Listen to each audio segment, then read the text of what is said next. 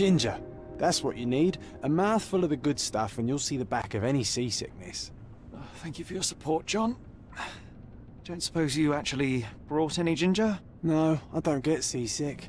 Terrific. Don't worry, Sherry. We've almost arrived at Cordona. I can see land through the porthole. So much for docking by tea time.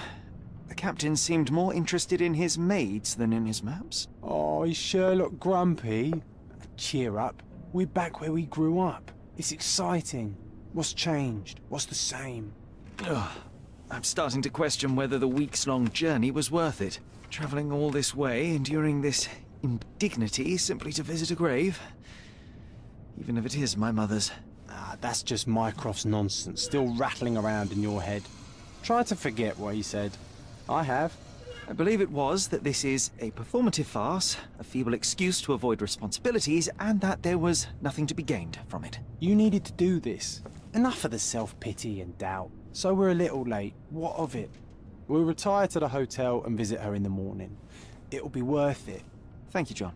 And if you want to notify the captain's wife of his indiscretions, I will not stand in your way. Oh, at last. I'm quite ready to get off this cursed boat. Come on. We'll go together.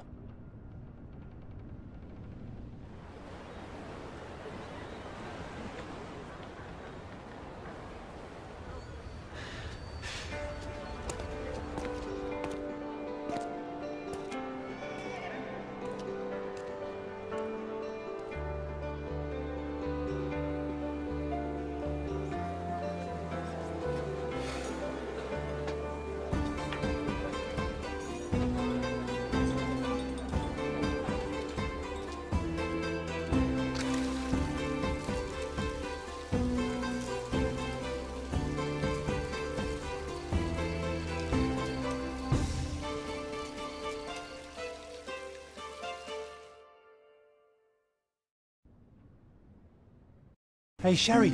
Come on, catch up. Yes, yes. Sherlock, don't get lost in this huge garden. Follow the sound of my voice. Welcome to Il Palazzo di Lusso, sir. If you need something, sir, please inquire at Welcome reception. to Il Palazzo di Lusso, sir. We just need your signature. There you are. Ah, Mr. Holmes. Yes, we have room 221 prepared for you. I see it was reserved for 2 people. Would you like a second key? Oh, no, I think we'll stick together. Very good. Rooms are upstairs, sir. Welcome to Cordona. Hurry up, Sherlock. I want to see our room. I hope there's a balcony with a view.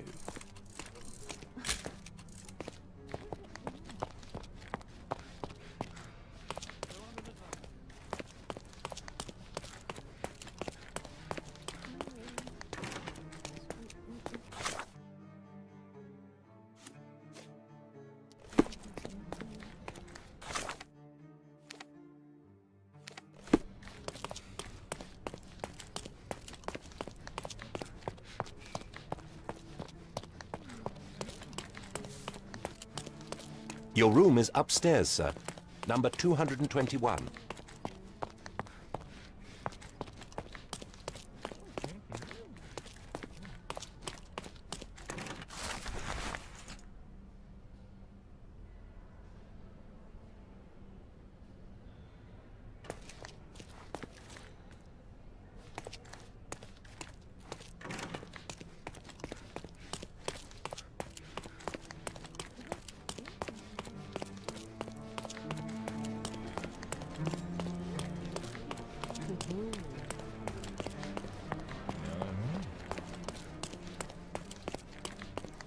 I apologize, sir, but your room is not yet ready.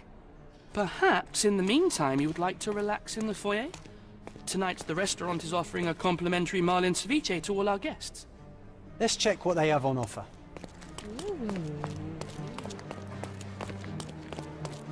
Hey, Sherry. Just our luck. If seafood's not to your taste, everyone loves Benedict's batch. Our poached eggs with hollandaise sauce.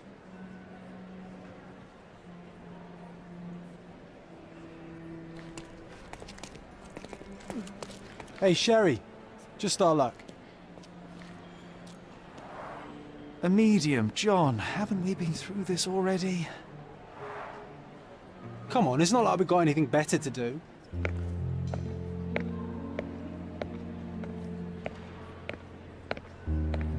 Excuse me, sir, but I believe Mr. Galich is conducting a séance at the moment. Perhaps you'd care to have your portrait drawn while you wait? Why? Pardon me? Why should I sit for a portrait? Sir, it's art. It doesn't need a why. It is its own justification. All things require justification, be they objects, systems, or beliefs. How about art as the lens through which we see the truth of the world? That's backward. Truth is not subjective and not complicated. It's just the truth. It either is or it isn't. You do not need a lens to see it, just an open mind. Ha! That seems rather close-minded. Truth, like beauty, is in the eye of the beholder. So tell me, what do you see? Mediocrity.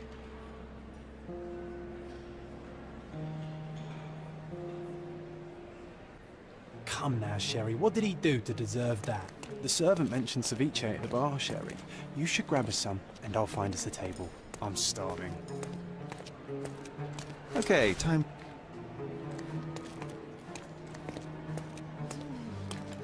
Sherry, I'm over here with my new Ursine companion. Cordona's even quieter than I remembered. It's going to be a long evening. Ah, come now, Sherry. What say we amuse ourselves with a little game? What were you thinking? Oh, promise me it isn't nonsense.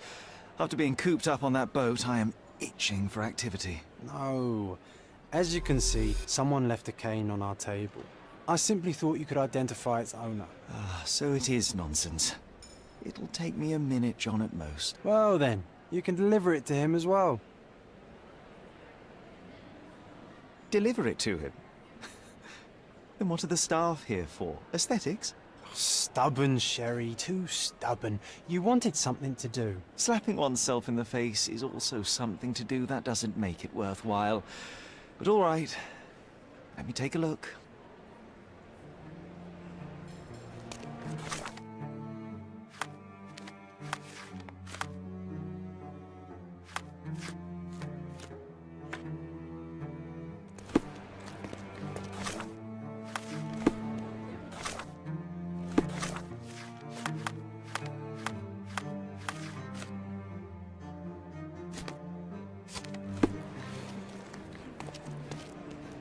No matter how long you stare at the stick, it's not going to walk itself to its owner.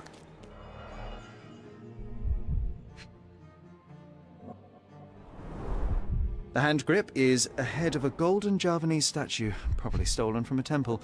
The dents suggest it has been used as a bludgeon. A crest depicting a bulb of garlic in a meadow, perhaps the Fielding family or Meadows, or Craven, from the Old English name meaning garlic place. The cane is made of ebony, it's worn uncared for, and bears the scars of numerous hits. This cane is an expensive and ostentatious weapon.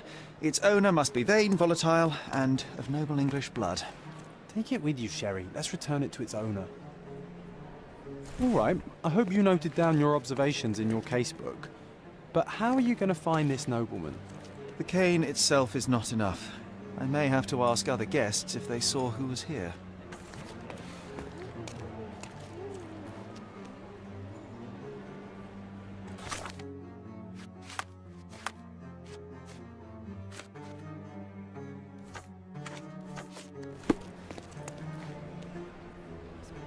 Is this familiar to you? My dear fellow, you're talking to the right man.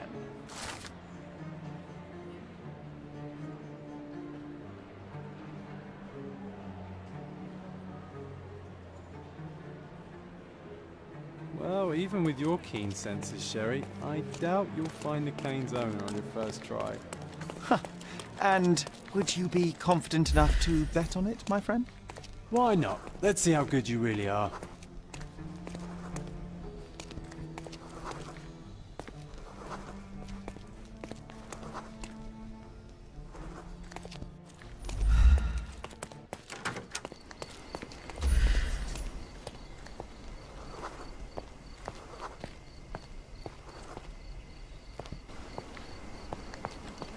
Can you satisfy my curiosity? My dear fellow, you're talking to the right man.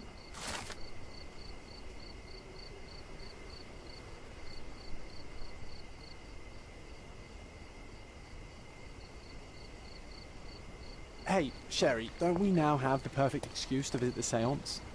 I'm just going to give the cane to its owner. You will not persuade me to take part in this show.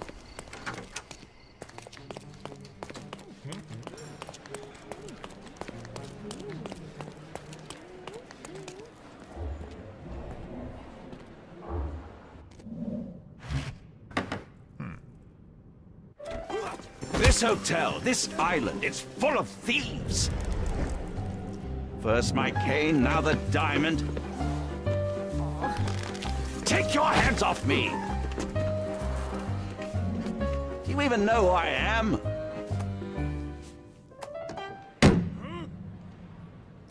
Hey, boy! That's my cane! I get that a lot. It's a very common design. What? No, that's a custom-made... A joke. A joke. It was left at my table in the restaurant. I thought it deserved to be returned. Well, I'll be... It is rare to encounter a straight-fingered true penny these days. What a gentleman. But I must ask, how did you know I was the rightful owner?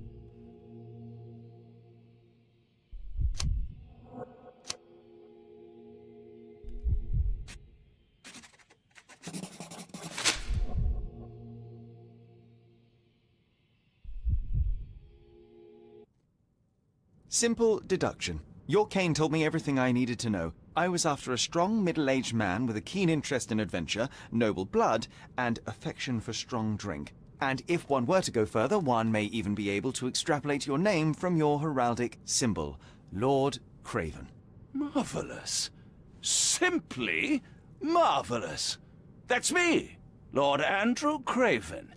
You are the real medium. You hear that, Emma?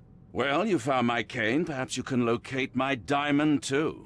Yes, you should do it. It will be child's play for you, Mr. Holmes. And if a child can do it, then I'm sure the local police can suffice. The police? Why bother? I know this harlequin stole it. The only question is, where is it hidden? Fine. Give me my stick and I'll resolve the matter myself. This thief almost confessed after a single punch. I suspect a beating may result in answers of questionable veracity. Fine. I shall spare you and he the trouble if you first answer me this. How does a priceless diamond become the subject of a séance? It is an unusual accoutrement. Emma wished to speak with its former owners. My grandfather told us it belonged to a Rajah, an Indian king. So you were summoning long-dead Indian royalty and, pray tell, you were expecting him to converse in English? To be frank, Mr. Holmes, I don't believe in ghosts. But Emma was fascinated by the idea of meeting a real king, even a dead one. Well, a crown is a crown. Can you describe the stone itself? A yellow diamond, not less than 100 carats, and perfectly egg-shaped. There is not another like it. You insist the medium robbed you during the séance. But what occurred exactly? Ah! It was a dirty trick. We were sitting here in the dark, chanting and holding hands, as expected. Then something began to appear from the medium, like a cloud or a bubble. The swindler called it ectoplasm. Ah, yes. Common in the spiritualist trade, and quite the spectacle. Indeed, perhaps too much. My beloved Emma screamed in horror, and I stood to defend her, attacking that cursed ghost. How brave. But my hand hit nothing. The medium jumped away from me, and Emma fainted. I lit the candle, and the diamond was gone. Stay here, and don't touch anything. I'm going to investigate further. Don't fret, I'll be keeping a close eye on this thief.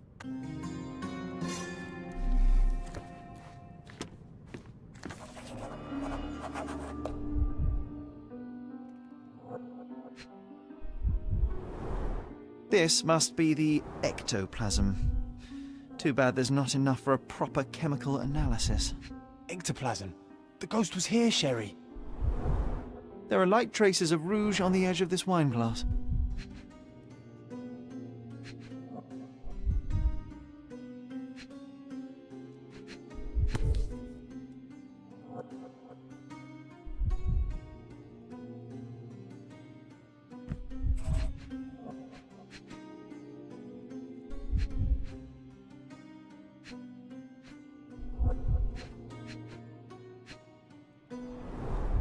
Half a glass of Balblair Scotch and the remains of a Paul Aranaga cigar.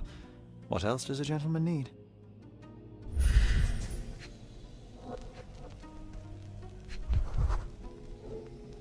The diamond was placed on the table so that all participants could reach it.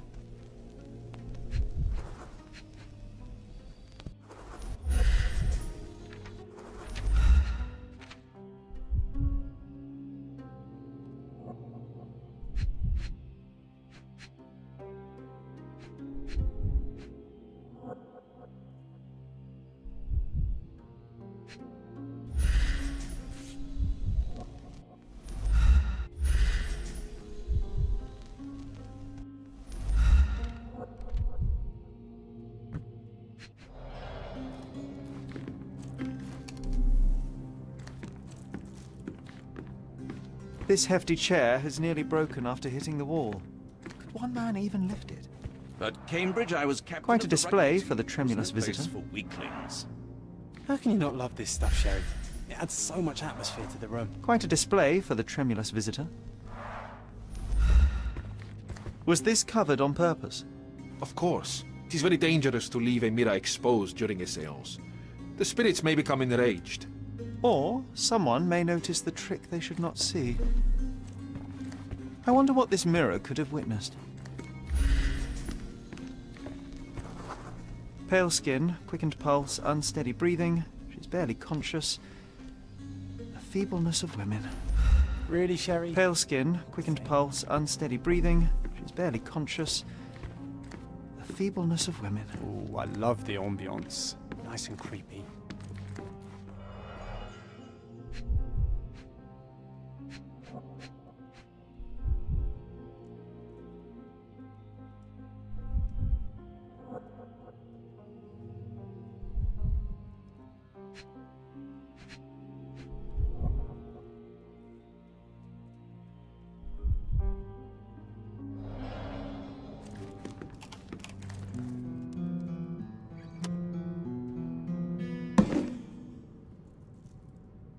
What happened here? I don't know. The ghost. I summoned it as usual, but then it all went wrong. The lady screamed and pointed at Lord Craven. And there was a shadow. Such a mystical force. It terrified the lady. And it must have taken the diamond. Who else could have? Do you feel the presence of any supernatural entities at the moment? Are you joking, sir? My nose is broken, this maniac wants to kill me, and you're asking about the spirits? I suppose this can wait. I will investigate, and the culprit will be identified. But the stubborn brute Lord Craven blames me right now. As if I could do something like that. Perhaps you can reason with him? Please?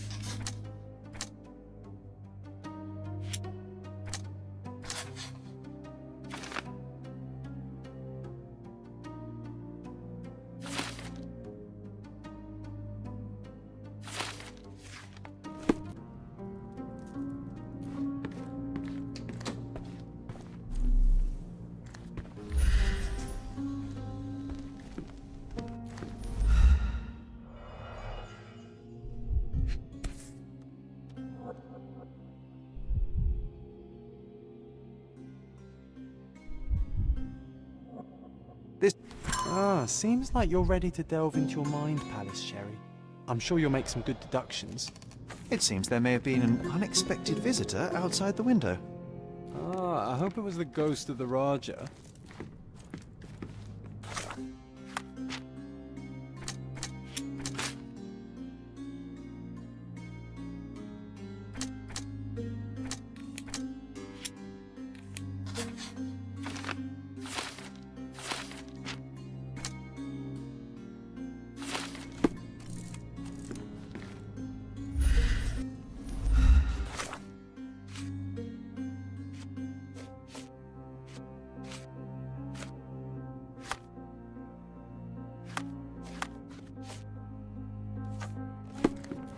I didn't take the diamond, I swear.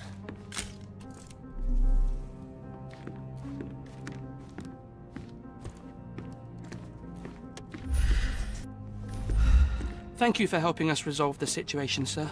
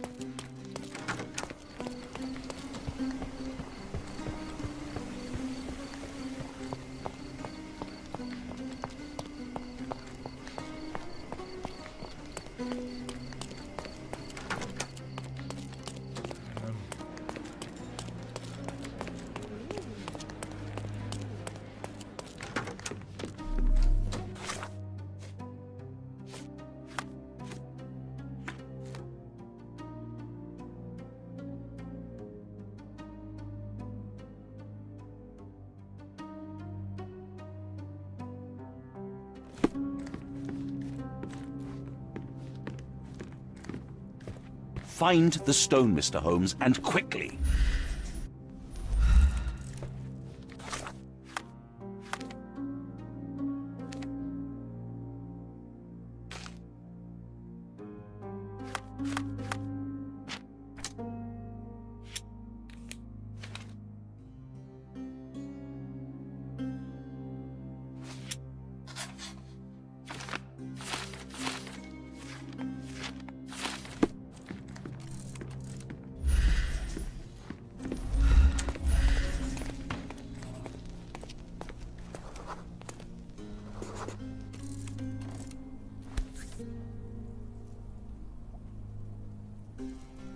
This looks recent. A shoe with a broken heel will surely leave scratches. All right, John. Do you think a ghost could leave this footprint? I'm reserving judgment. Use your keen eye to follow the trail.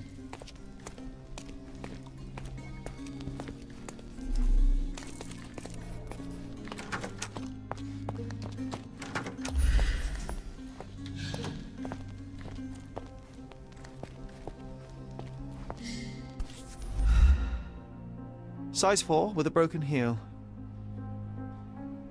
Size 4 with a broken heel.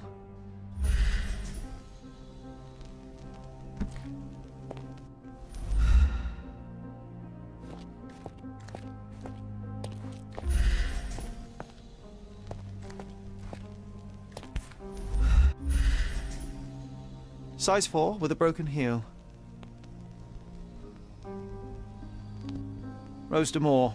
All the maids in the hotel wear this exact shoe. So, definitely not the ghost of a Raja? Unless... No, what a shame. Our witness was a nosy maid. Searching the entire hotel could be difficult. Perhaps the other maids can help us find her. May I ask for your assistance?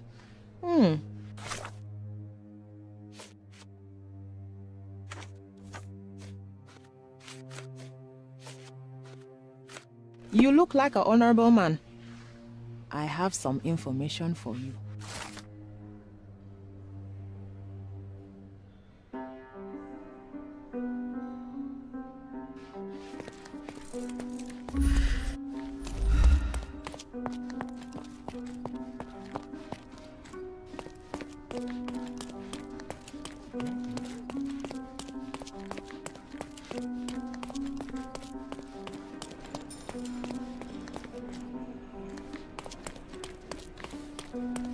Finally, there you are.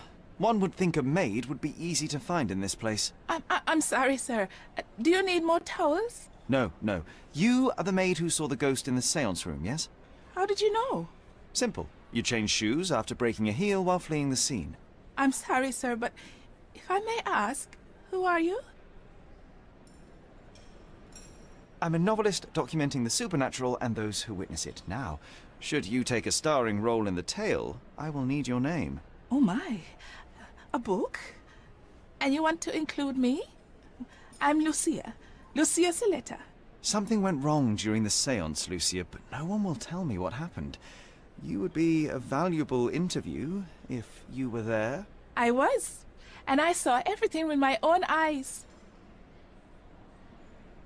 Describe what happened during the seance. A lady and two gentlemen were sitting at a table, touching their hands to something. The medium started to whisper and chant, and a ghost appeared. A ghost? You're confident? It was unearthly, sir. It grew from the medium's chest. A glowing cloud or a bubble. I pressed closer against the window to see better. And the lady saw you? How did you... Yes! She screamed and pointed, so I hurried to escape, and I broke my heel. But I did see the ghost. A sickly, evil thing. And that's all you can tell me? Did you see any of what happened next? The medium, Mr. Galici, he was doing something with the ghost. He grabbed at it like he was trying to catch it. And then I ran. I suppose I should be grateful you endured these horrors for such a long time. All right, I have your account memorized. Good day. You lied to the poor girl, Sherry. What a tease. She'll dream about being a character of that book. Surely a pleasant dream is better than no dream at all, John. Oh, let's get back to the crime scene.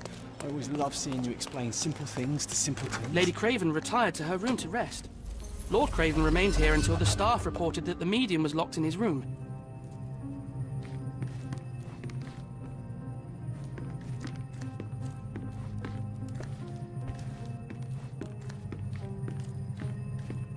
Oh, I love the ambience. Nice and creepy.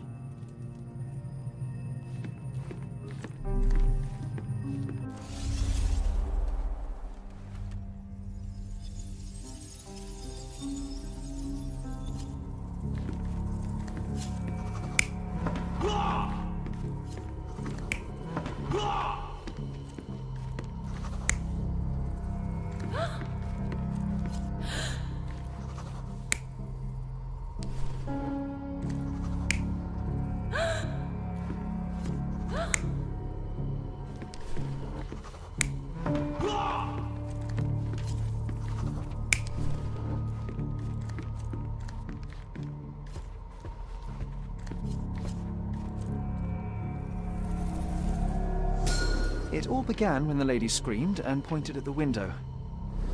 Lord Craven jumped up, ready to face anything, ghost or human. The medium shrank back in dismay. He was not expecting such a reaction and had to quickly hide the ghost. The lady was the only one left touching the diamond, at least until she fainted. Amazing. It's like you saw it with your own eyes, sir. Oh, I forgot that you were here. I guess I should discuss all of this with Lady Craven. The Cravens are upstairs in room 226. It is one of our finest suites. If the lady was touching a diamond, then she would have felt the ghost take it. What do you think it felt like, Sherry? A jellyfish?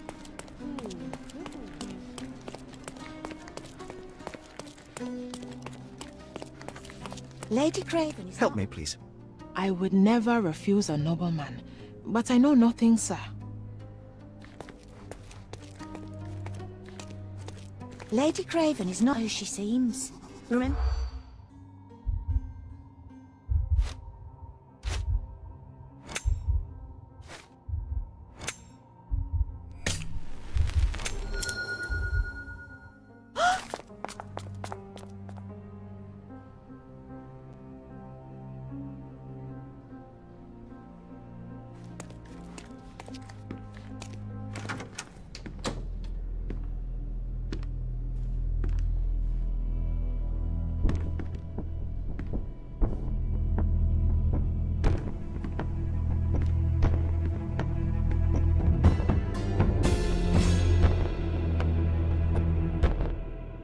You're here, at last. I didn't do that. I swear, I found her this way. Well, I did have some questions for her, but it seems I've arrived too late.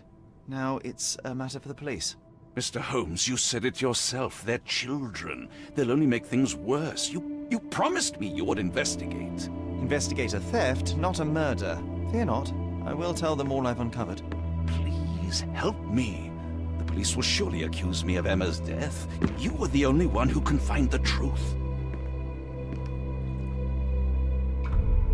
Fine, but only because it's slightly more interesting than the walls of my room. Tell me what happened. Look, after you left, I waited in the seance room until the servants locked up Mr. Gallici, the medium. And was your mistress there too? Oh, so you know? I suppose I shouldn't be surprised. Regardless, the staff took Emma to her room. She was still feeling dizzy. So you didn't follow her. Interesting. Where did you go instead? To the bar. It had been almost an hour. I see. And how long did you stay? I partook of a well-earned whiskey or two before retiring upstairs. Ask anyone there. Is Mr. Gallici still being held? And where did the servants secure him? He's in room 225. But that pigeon-livered man at the reception desk refused to give me the key. Well, I will have to visit reception myself then. Perhaps he will listen to reason. Now we arrive at the tragedy at hand. So what transpired after your detour to the bar? I headed up to my room to find Emma on the bed. I didn't pay her much attention at first. I was still preoccupied with that damned medium. But when I realized she was silent, I drew closer and discovered she was dead. What's more, the diamond lay right there beside her. Oh, well, that is splendid news. Splendid? The return of the diamond will be cold comfort if I live out my days in a jail cell. You must help me. Let me see what I can find. Barely an hour has passed and you already have yourself a murder mystery, Sherlock. Why am I not surprised?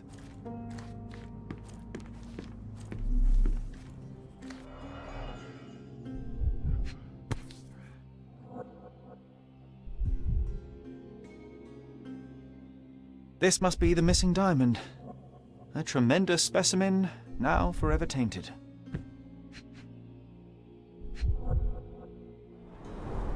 Everything was tipped out of the bed as if it was searched.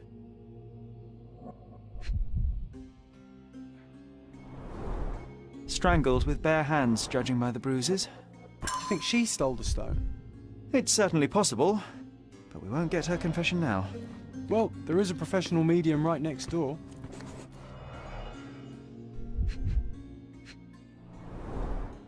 Fard Rouge Calomel Mascara, a real altar of beauty for the travelling temptress.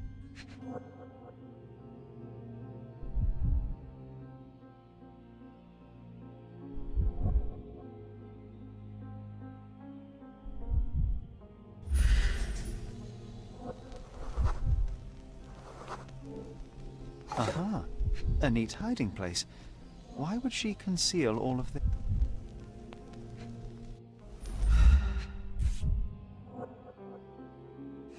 This ring looks out of place among the others, and the design is familiar.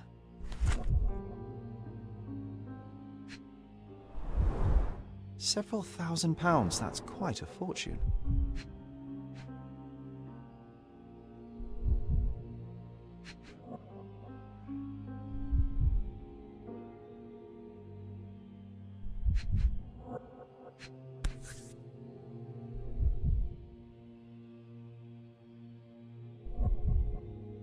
Virtus audacta sapit. Courage tastes bold. A unique family motto. The mystery deepens. A victim with a checkered past and poor taste.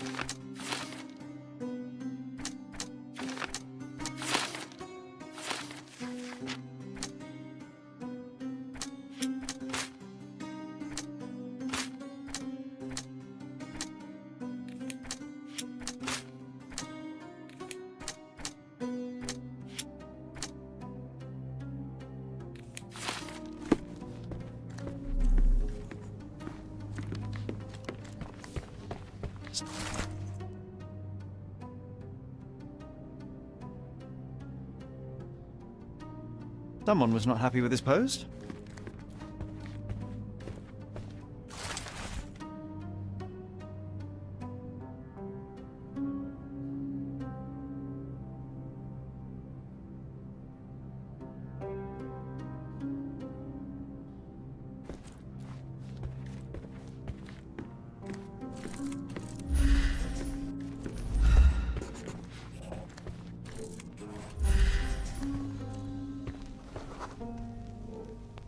A remarkably simple lock.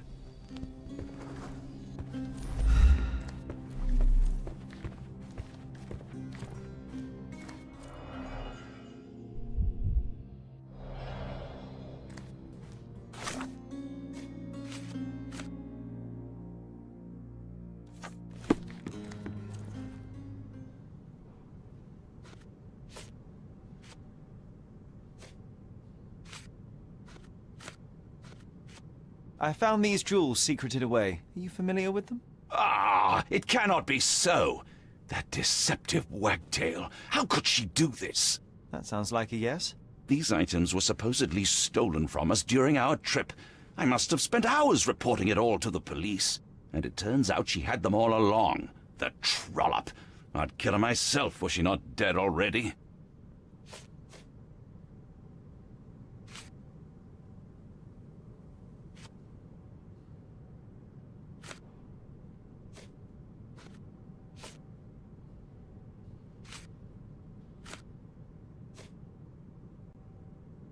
I doubt I can help with this. Do you recognize this ring? Should I? It's a third-rate piece if ever I've seen one. I'd never buy something like this. Did you ever see Miss Emma wearing it? No. And why should she? I gave her enough jewelry that she could wear a superior ring every day of the week.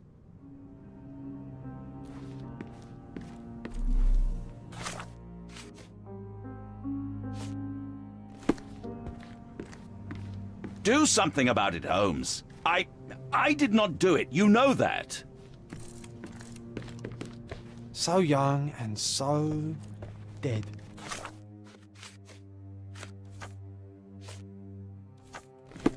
Another mystery to investigate, my friend. Do something about it, Holmes.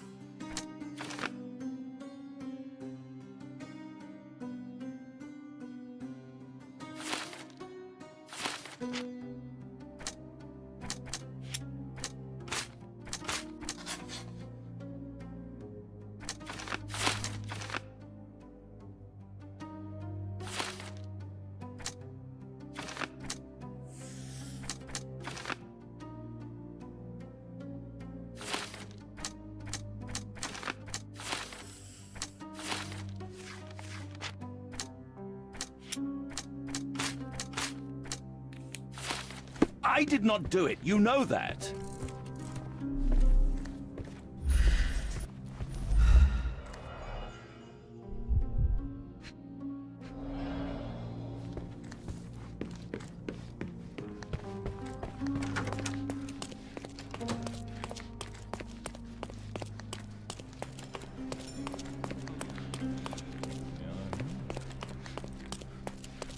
Are you able to help me?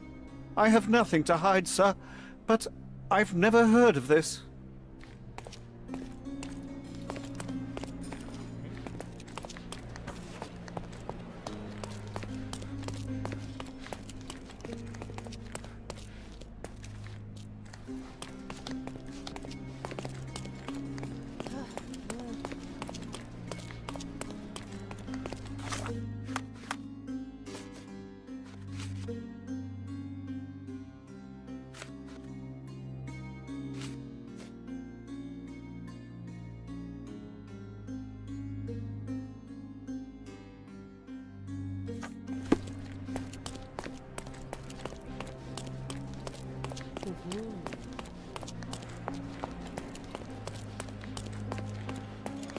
Sorry. Maybe a guest noticed it. May I ask for your assistance?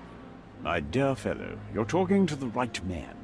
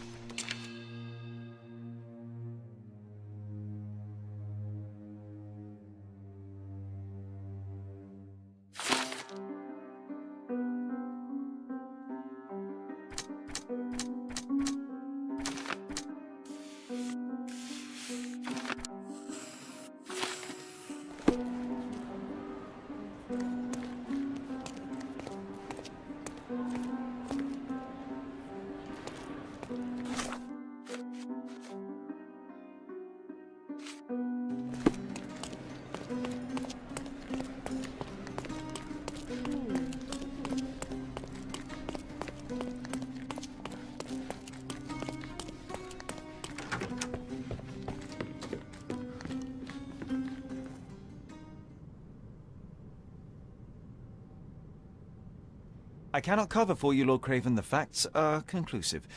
You murdered your mistress. It wasn't me. You have no proof, not a whit. A couple of whiskies go down fast for an alcoholic. That left you plenty of time for murder. That's ridiculous. I am no alcoholic, and there are witnesses who will attest I was there for at least a quarter of an hour. You have bruised knuckles, and you look a mess. The poor woman fought for her life, and you bear all the evidence. This whole evening was a mess. You know I got into a scuffle with the medium in the seance room. Nothing has changed since then. You entered the room just as Miss Emma was hiding the diamond. Discovering that she was the thief was the final straw. Preposterous! I didn't know a thing about it until you showed me her stash. There's plenty of proof, sir. The police would certainly arrest you. You scoundrel! You said you would help me. I had nothing to do with it, as you will soon see. There is a more charitable interpretation. Miss Emma was a thief of unsavory character. Perhaps she threatened you, forced you to fight for your life. Are you... You suggest I lied to the police? Escape blind justice? Your lover was a corrupting influence. She stole from you, lied to you, and drove you to violence. You deserve a second chance. If you apply yourself and some of your wealth, you could do a great deal of good outside of jail. I will tell the police what I learned about Miss Emma, and no more. Well, even if you don't believe I'm innocent, you've given me a chance to prove it. Thank you for staying on my side. Gentlemen, when this matter is resolved, I'll see to it you are sacked. This treatment is unbecoming for a man of my status. Mr. Holmes, you are my witness. Look at him, the murderer playing the indignant victim. He should be a politician. He certainly has the means. I hope he also possesses the character to do better and do good.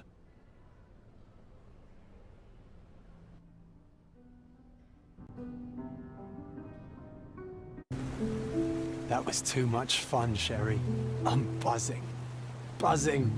Wasn't it fun? A woman died, John. I was too slow to the truth, too hesitant to intervene. How can you... Oh, lighten up. Those people made their choices. If you swan about with a diamond in your pocket, that's what happens. Wealth is a weakness. So we must blame those who covet it. With enough money on the line, Sherlock, a man will do just about anything. Even murder. And then we get to solve it. I suspect you perhaps cannot grasp the true horrors of mortality, John.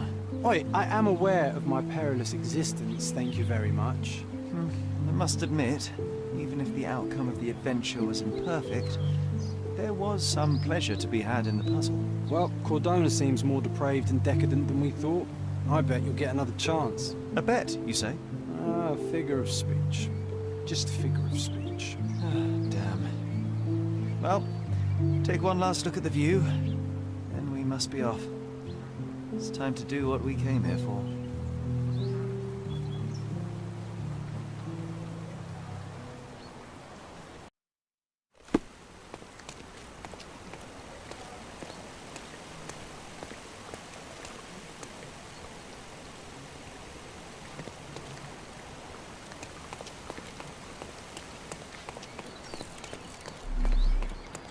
A free ride for every hotel visitor. Just tell me where to go.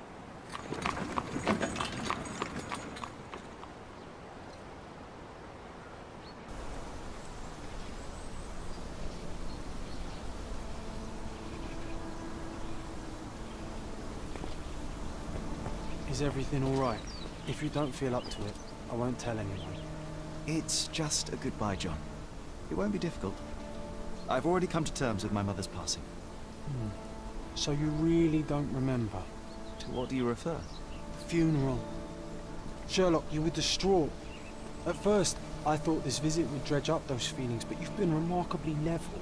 John, I think I was too young to understand. I couldn't fathom why she would leave me. Perhaps that pain is best left forgotten. On the contrary, it's why I'm visiting her grave. To remember her.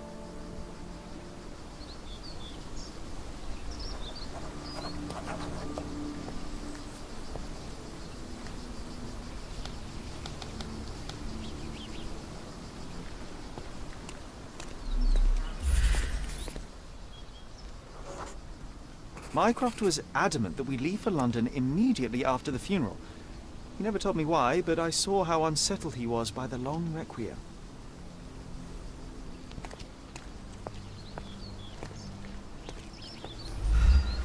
I thought you wanted to remember, Sherry.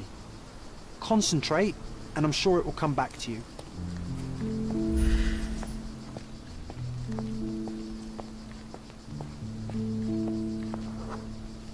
The service was sparsely attended. Though my parents were buried separately, the pastor said they're united in heaven. I didn't believe him even then. I wanted to see her one last time before the coffin was interred and say how I loved her. The chance never came. I feel rather faint. You're fine, you're fine. It's over now. You remembered everything. It will get easier soon.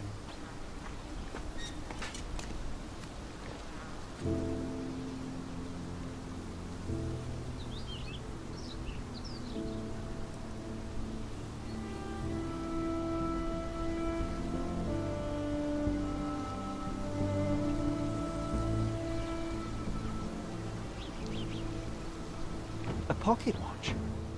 It seems familiar, John. Why is it here?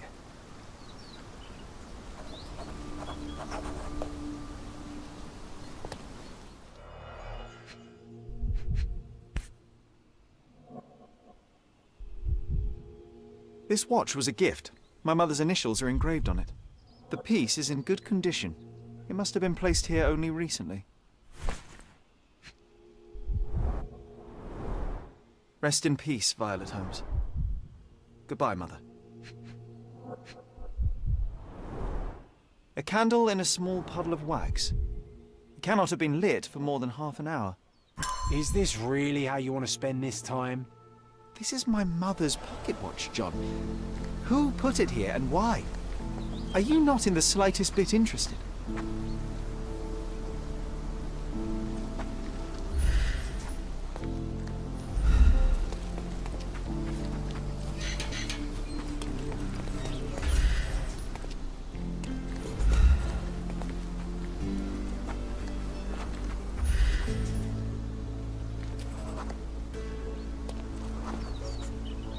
A man in fashionable shoes stood near the tomb.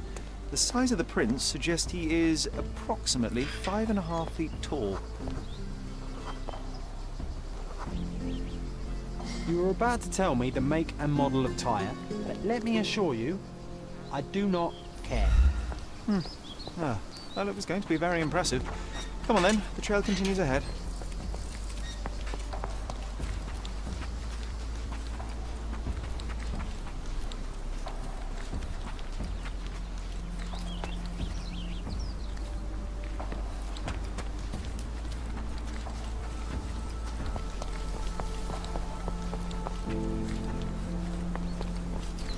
Oh, it's that ridiculous artist from the hotel. Be nice, Sherry. Mr. Make Holmes, friends. did you come for another portrait? No, I jest.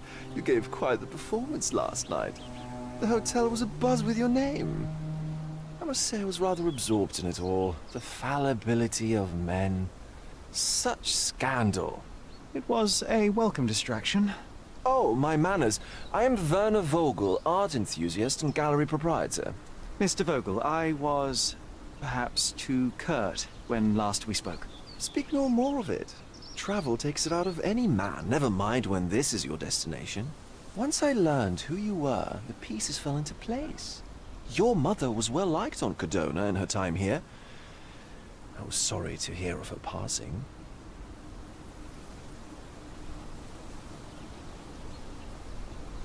How did you come to possess my mother's pocket watch? Oh my!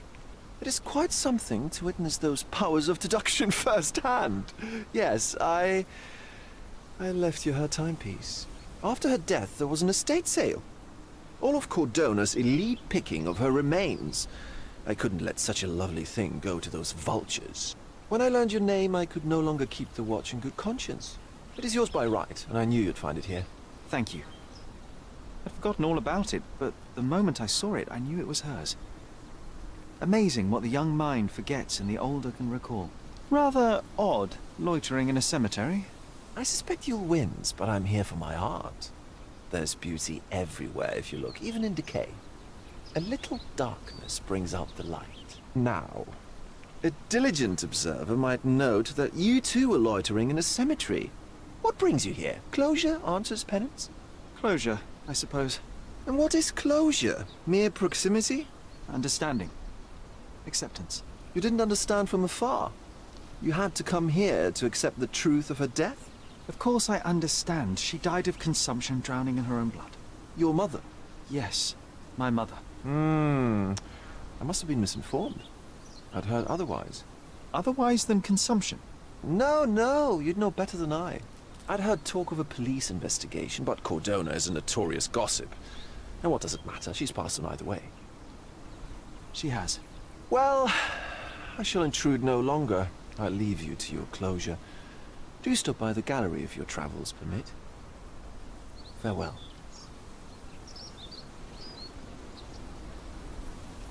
Are you all right, Sherry? Take as long as you need. Whatever I need, it isn't here. We should explore Cordona. Perhaps there are archives that may shed further light.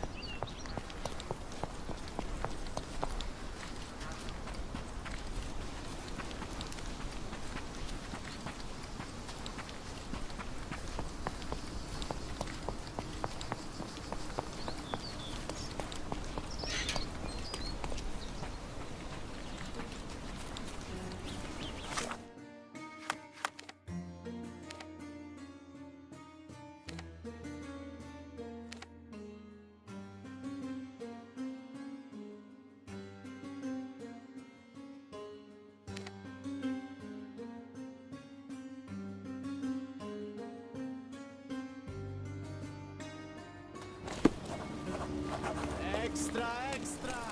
Dilemma in deluso!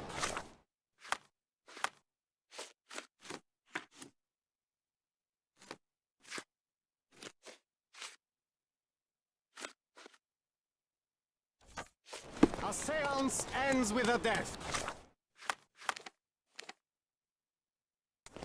A lord arrested.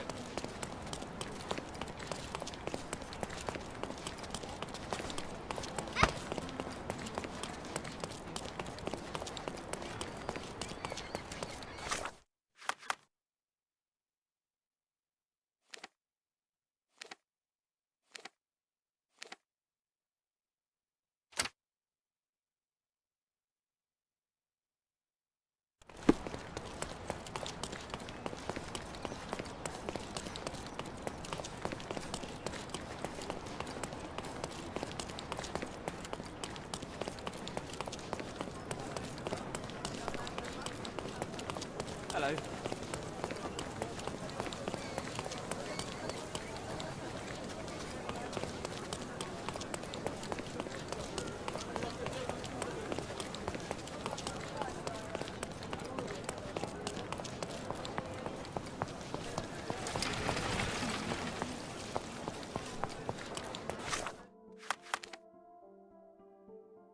Look, the cutest thing you'll see all day. Hamlet staged by children.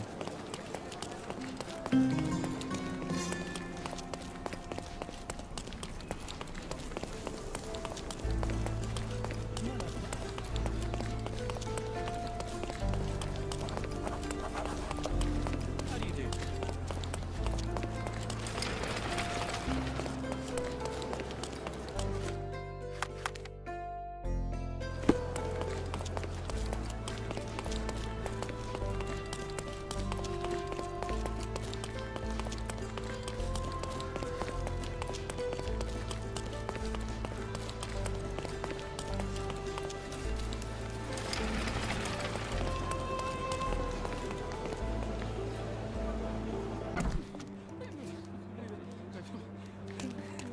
Stark do this, Stark do that. I'm not a clerk, damn it. How am I supposed to get those records now? Yes? What is it? Would you like to report a crime? No, I wouldn't. My name is Sherlock Holmes. I want to use the police archives. Wouldn't we all? I'm serious. So am I. Officer Logan locked himself inside and he's not letting anyone in. What happened exactly? A tailoress from Scaladio's been robbed. Logan spent 2 whole days at the shop sketching the thief and she still insists that it's all wrong. That shrew drove him up the wall, she did. Would you mind if I talk to this tailoress? I could get you the sketch in no time. Get off your high horse, mister. You think you're better than our sketch artist? Actually, I'm quite certain I am. Let me prove it. Well, I see no harm in it, as long as it gets Logan out of there. In fact, I need to look up some records too. Here's the address. Good luck.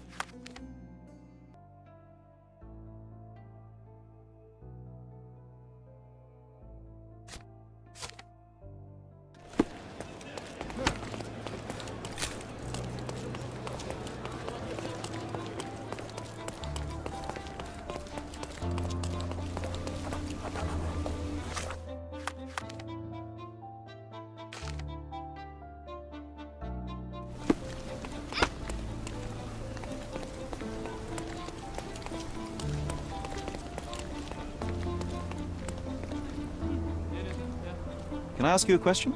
A solid question, sir, but I don't have the answer.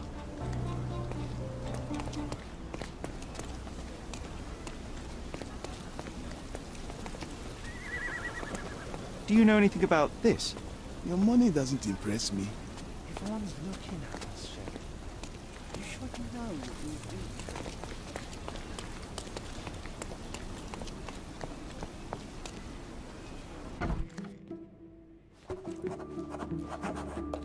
I'm pleased to meet you, ma'am. My name is Sherlock Holmes. I'm here to sketch the thief for the police investigation. Oh, another one. I hope you'll be more patient than the previous sketches, Signore. I suggest we do it differently. You have a great many clothes here, haven't you? Why, of course, but they're not for sale. I only do tailoring and mending. No matter. I'll attempt to disguise myself as the thief, and you'll tell me if I get it right. As you wish, Signor Holmes. Can you describe the thief for me? He was all ugly and beat-up looking. An utter rascal, if ever I'd seen one. He gave me a nasty look from behind his glasses and then made himself scarce. And that's it? Could you be more specific? He was a total villain, I told you. How much more specific do you want me to be? All right, never mind. Where can I find the clothes? They're in my workshop at the back. Be careful, won't you?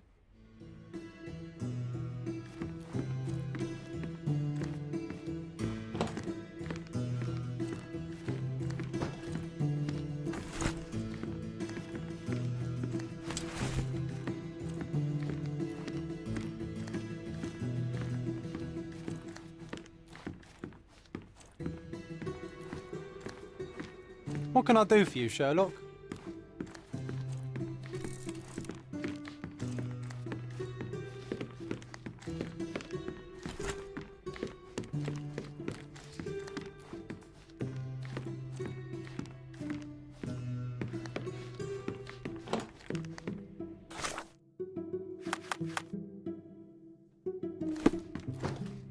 Oh, no. He's all wrong. What is wrong, exactly? Why, everything. He had glasses and bruises and... Oh, look at this old chap putting on airs like some Italian doge.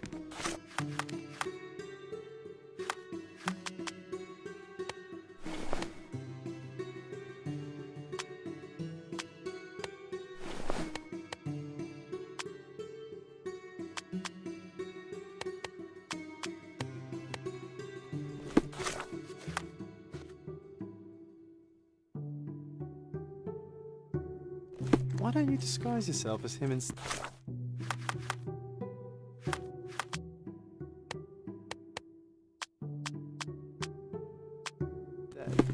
We have a job to do, John. Come on, at least do him first. He did wear glasses, but not like those. His were angular and... All right, I'll try.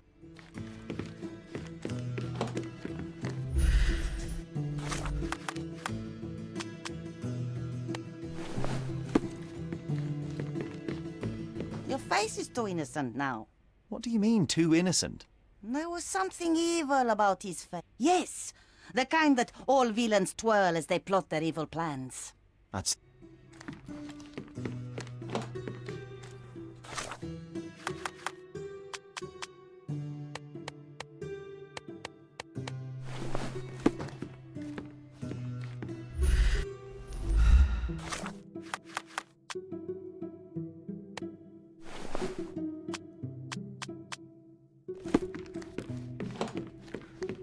No, those clothes are wrong. He was dressed in a very fancy beige suit. Must have stolen it from someone. No doubt about it. All right, I've got...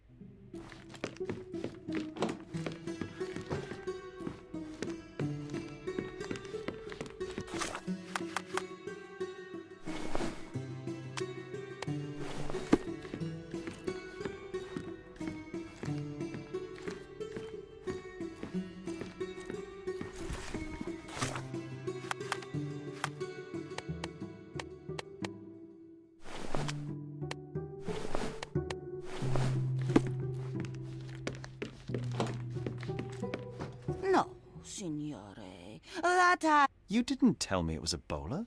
But I did.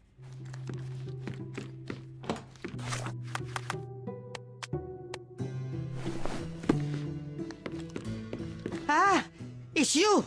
I mean, it's him! It's him! Excellent. Now I can make a sketch and take it to the police. Yes, please do. That rascal is still on the loose. I hope they are better at catching than sketching. Before I go, Mum, are you quite certain that you don't have any clothes to sell? Well, I suppose you can take the police uniform. An officer forgot it here years ago, and I don't have any use for it. If you want to buy clothes, visit the outfitters. You can find them all over Cordona. I hear they even do free rentals now. Let me show you where the nearest one is. Thank you very much.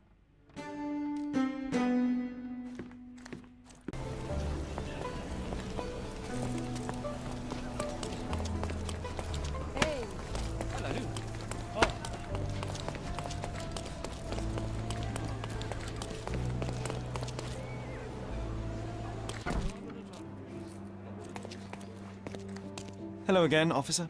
I've spoken to the tailoress and made a sketch of the thief. It was child's play. No, really? And she didn't give you any trouble? No, no trouble at all. She was quite tolerable. Huh. Who would have thought? Hey, Logan, we've got the sketch. Come on out. Can I use the archives now? Well, they're generally not accessible to the public. But you really helped us out, so I'll just turn a blind eye. I appreciate it, officer. What did you say your name was? Holmes? Come and see me after you're done. I may have a proposition for you, Mr. Holmes.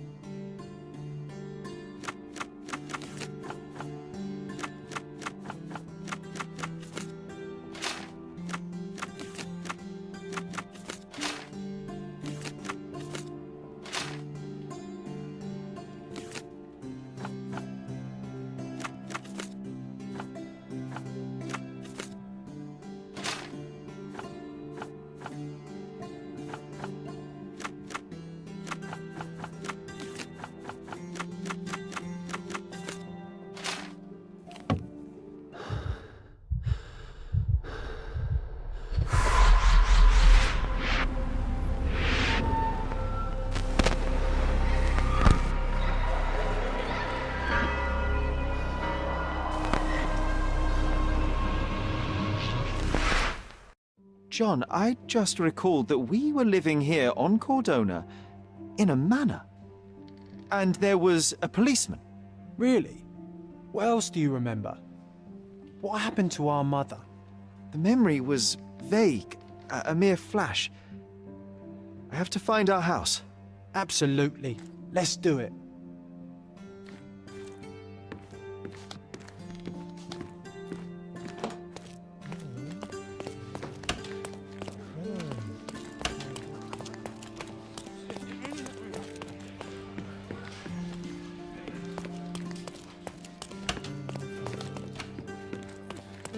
I'm done with the archives for now. Can I help you with anything else? As a matter of fact, you can. The thing is, our chief inspector has vanished, as if we weren't undermanned enough as it is.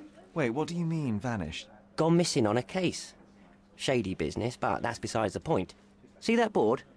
Pending cases are posted there for any available officers to investigate. I would take them myself, except that I've been told to work the reception desk, like some clerk. Yes, we're that short-handed. I understand your predicament, but what does any of it have to do with me? I may be available, but I'm certainly not an officer. Oh, don't worry about it. Consider yourself a temporary one-man independent police force. That's a bit of a mouthful. There's just one small, minor, basic formality. You'll need to complete our physical training course. Easy. Well, I'm not one to balk at a spot of exercise. What must I do? That's the spirit. Sergeant Ermy will show you the ropes. Follow me. So, you're a newcomer. We must be desperate to ask untrained civilians for help. You're lucky to have a well-trained civilian with a brand new auto pistol in his arsenal. An automatic? A bit of a braggart, aren't you? Are you trying to test me already? That is why you're here, boy. I need to verify your skills before I can allow you to catch criminals. The first targets are in the next room. You know what to do with them. I'll join you in a while to see the results. Concentrate, Sherry. You need to hit every target to show the sergeant how we do it.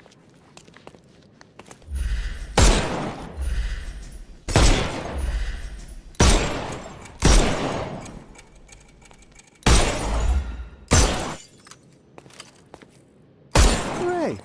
See to the next room. Meanwhile, I'll fill out the paperwork. Come on, Sherry. It's just like in childhood. Steady, Sherry. Steady. And go. My favourite mannequins for attack. Let's strike them ninja style. Aim for where you might take advantage and don't forget the environment. I could do this all day. Please don't, Sherry. Our enemies might be stronger than us, but we rely on our wits. Shoot off their armour.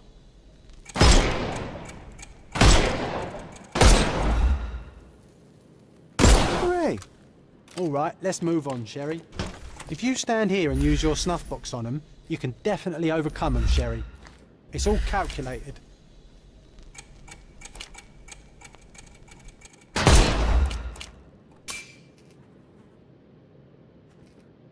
Ah, Sherry, you've guessed that you can't use the powder when he has a helmet. I've been sending you brain signals. Helpful advice, John. I would never have guessed. Good job, new boy. Well, I'm almost finished with the paperwork. Let's talk about your results. Well, I must say your results aren't as bad as I feared. Perhaps you're not completely hopeless, but true combat is quite different from shooting stationary targets. I'll handle it just as easily. Well, that's what we're going to find out. Now, we'll test you against our men. Your task is to detain them, not to kill them. So don't go shooting anyone in the eye. That goes for in the field as well. Even though you'll be working with the police department, that doesn't mean you have a license to kill. Here, take these. They are blank rounds. So, are you ready? Always ready. Then let's get cracking. Worried?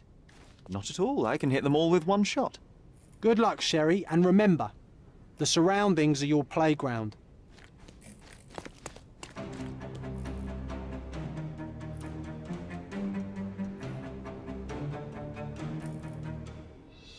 I'm coming.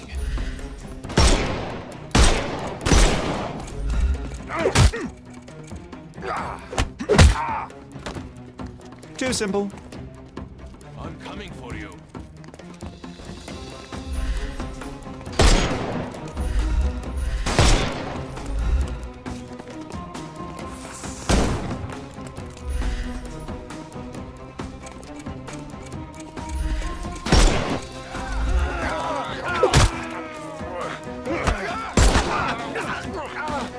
Don't cry, you'll live.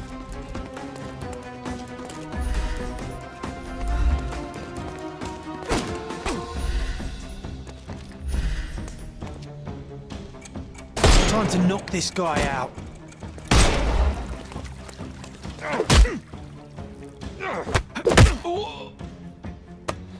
Take a rest, my friend. The snuff's ready. That's enough. You've proved yourself. Congratulations on the arrests. I can't believe you did so well with the close combat. I did tell you that I'm well trained. Well, do the same on the street, and you'll be well rewarded for every arrest you make. Here is your certificate. You are now an authorized crime scene consultant. Well, it's now your duty to make this city a safer place. Cordona won't ever forget it, but at the same time, It will never remember. I'll tell Stark all the necessary details about your successful certification. Congratulations. Now you're a certified crime scene consultant. Congratulations. Thank you, my friend. Now, shall we head for Stonewood Manor? Don't know. You have the whole island to investigate. It's all up to you.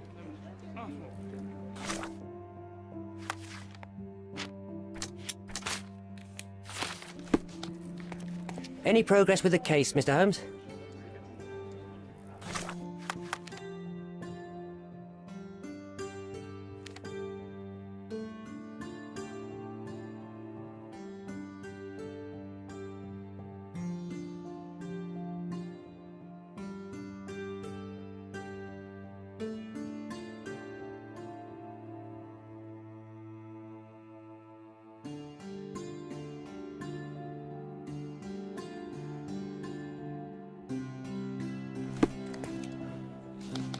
Any progress with the case, Mr. Holmes?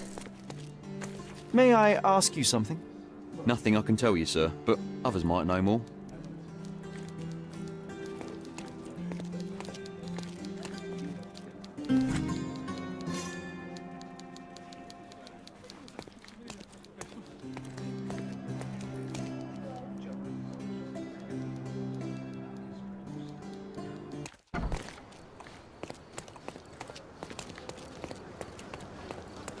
May I ask for your assistance? A solid question, sir, but I don't have the answer.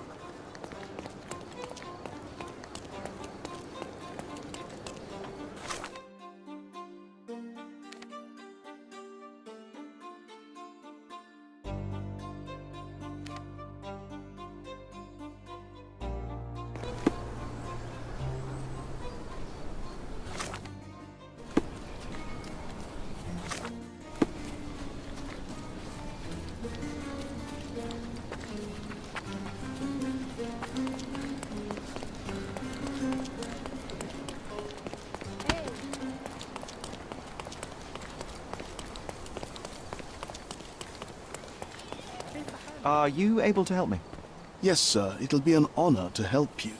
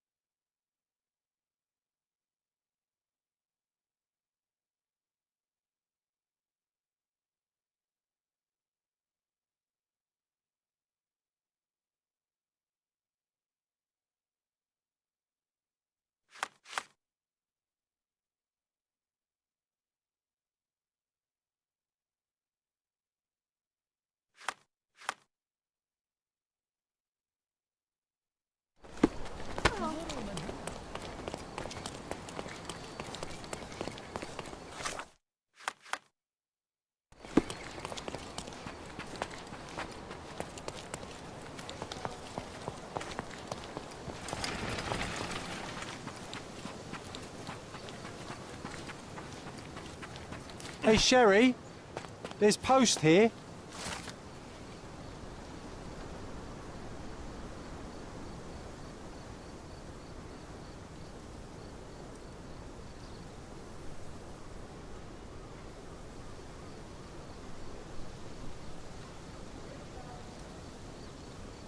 After reading that, I am even less eager to return home than before. Let's investigate our manor. That's the Mycroft I know.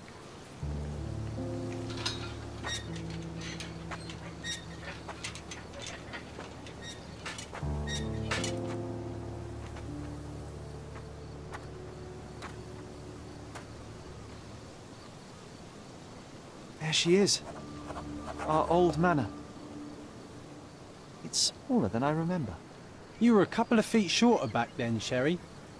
Or maybe it's bigger on the inside. Look at the ash all over the door. I don't recall hearing of a fire. We don't have to stay here. You can afford another night or two at the hotel. It's stuck. Oh well, let's just head back. They probably haven't even stripped our room yet. Come on. Must be locked. Move aside. Let me have a go. Seems fine to me, Sherry. This barrier, perhaps it's mental, not physical. Or perhaps the rest of us are simply constrained by reality, John. I wonder if there's a key secreted somewhere in the garden. Take a look around, Sherlock. I'm sure you'll discover something.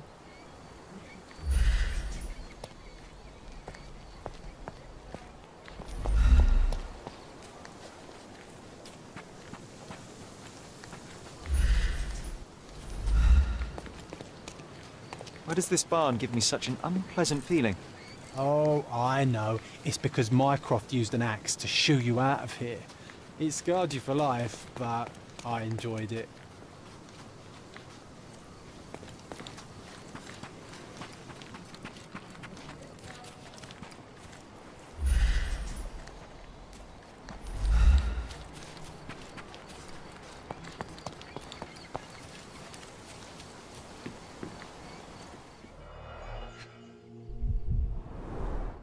I did not expect these to still be here. It was enjoyable to practice using real handcuffs to make an arrest. An irreplaceable tool for catching a thief. Hey, that's Wooden Joe. He was always the best at playing criminals. And this must be the reason our suspect was apprehended. Wood and glass, oh, very precious. Funny. Wooden Joe reminds me of the trouble we once got in with the police. Do you remember, John? Somewhat. Maybe we can recall more details.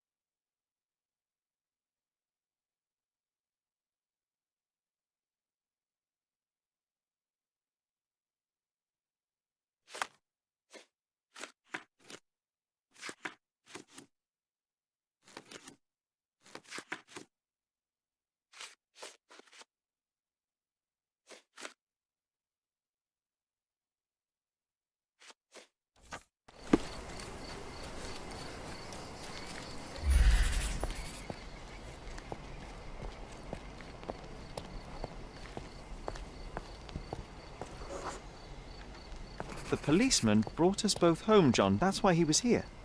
I'm pretty sure he brought something else with him too. Do you remember what it was?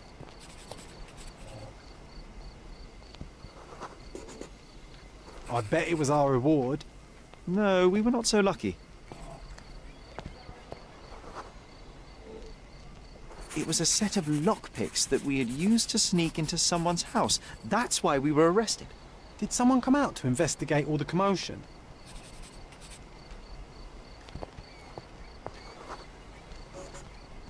It was Mycroft. He smoothed things over and convinced the policeman not to press charges. The officer left and never returned. But we had to endure a serious talking to from my brother.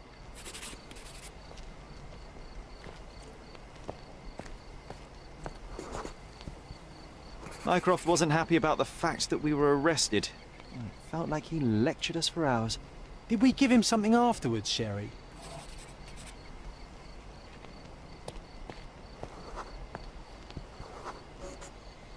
Oh, yes. Yes, now I remember. It was a letter. That's why we snuck into the house. Mycroft asked us to. He wasn't angry we stole, but that we got caught. Oh, that's right. It must have been only a couple of months after we moved to Cordona. Ugh, the good old days. Whoa. How very odd. It appears that memory stood between me and the manor. It's as if my mind palace had seeped into the real world. This deserves further investigation. Perhaps there's more to discover inside. As long as there is a comfortable place to put my feet up, I'll be happy. Maybe a chaise longue. Aha! In we go. Home sweet home, Sherry. One of the first things I saw when entering this house as a child. It's like...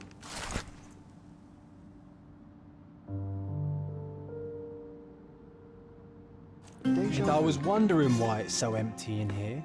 There may be a small chance that some of our property could be found among local traders' wares. Hey, this is the luggage we brought from London, isn't it?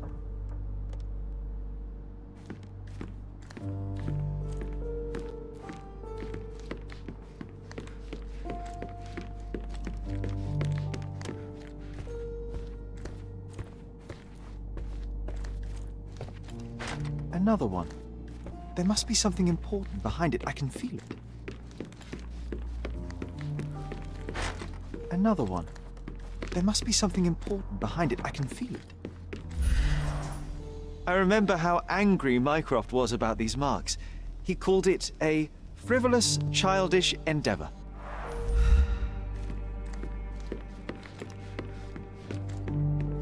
I think our family portrait used to hang here.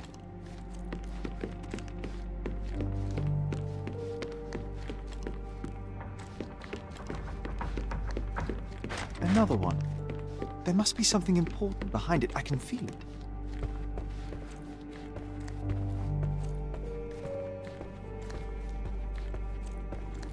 I heard footsteps upstairs a second ago. Wait, do we have an attic here?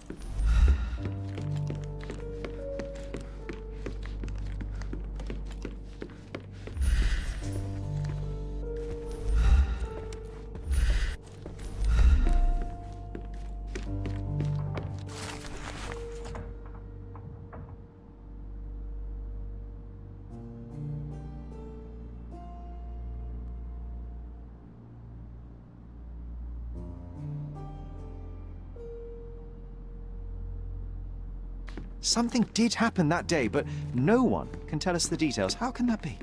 Agreed. It's rather suspicious.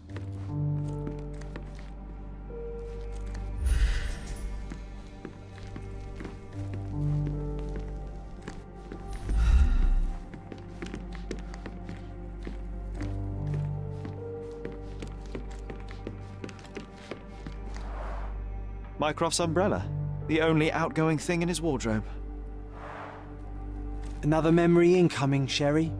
Strange. I struggle to recall anything about the day we moved in.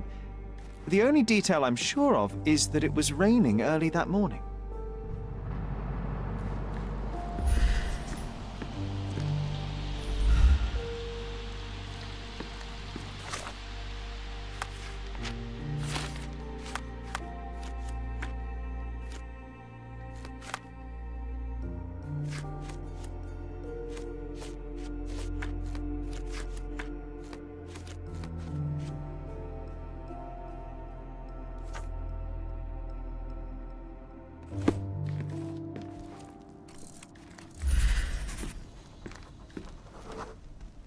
There was always a hat on our stand, but I'm sure it did not belong to Mycroft.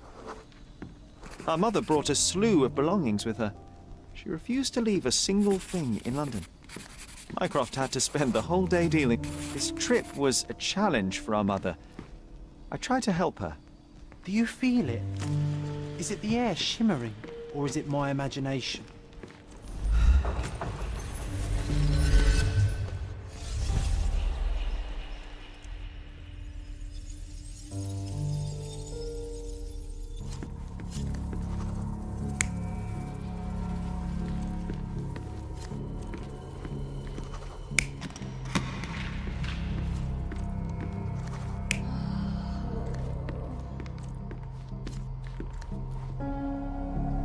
You're not even trying, Sherry.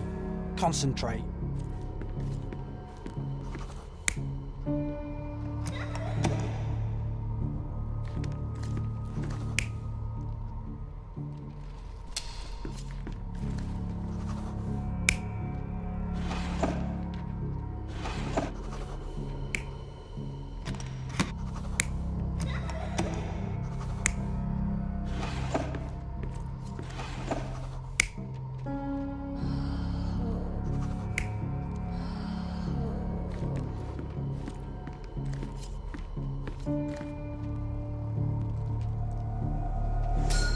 Your neighbors will be told that Mrs. Holmes is suffering from tuberculosis. It is common to move closer to the sea in such cases. Thank you, Dr. Richter. No, Sherlock, step away from her. Upstairs, go to your room. Lean on me, Mother. Take your time. Actually, I never heard her coughing. I remember now.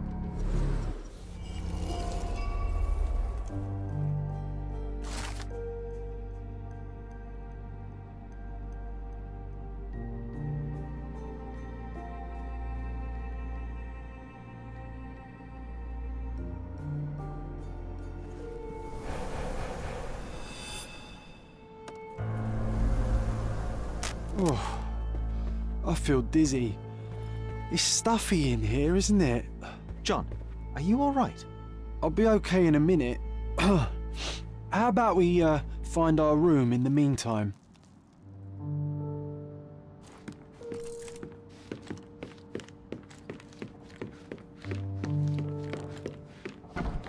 Look at this. It's like traveling 10 years into the past with a single step.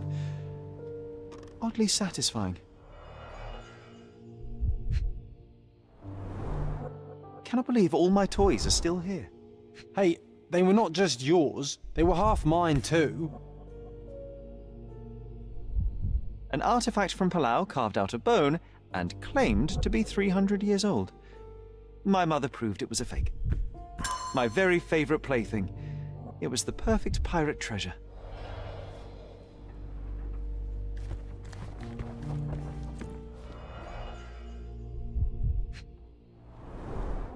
The only fiction book on my table.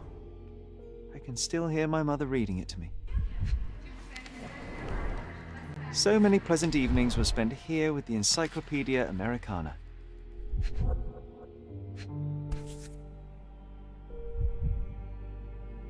This doorknob has a cross-shaped end. Too intricate to be merely a handle.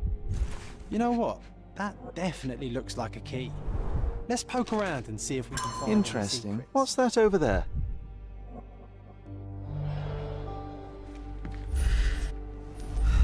A magnificent tool made for a spurious purpose, staring into the sky. I've definitely found a better use for it. You mean the first chemical laboratory I ever made. I almost miss its elegant simplicity.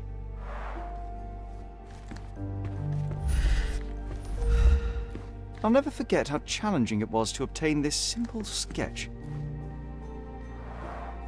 Oh, these must be the notes of my earliest observations. We wanted to locate a particular dog we'd spotted, and we met it, didn't we?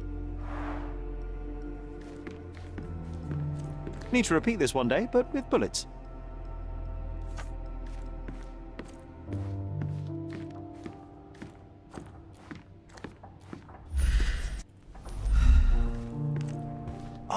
Oh, it reminds me of our neighbour. He had the same balloon in his yard, only bigger. Do you remember? Yes. We visited him several times while living here.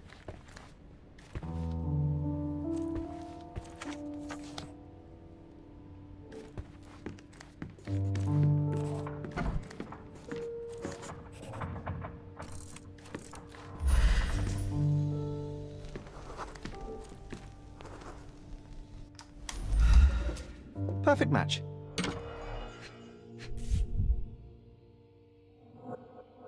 Still has a faint odor of tobacco, one of the few things on this island that smell like home.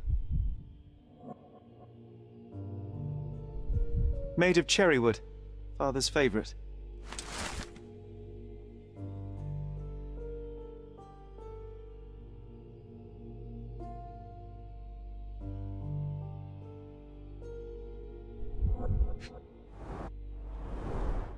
my small archive of crime clippings. Maybe I should pick up this habit again. I knew you'd find it in no time.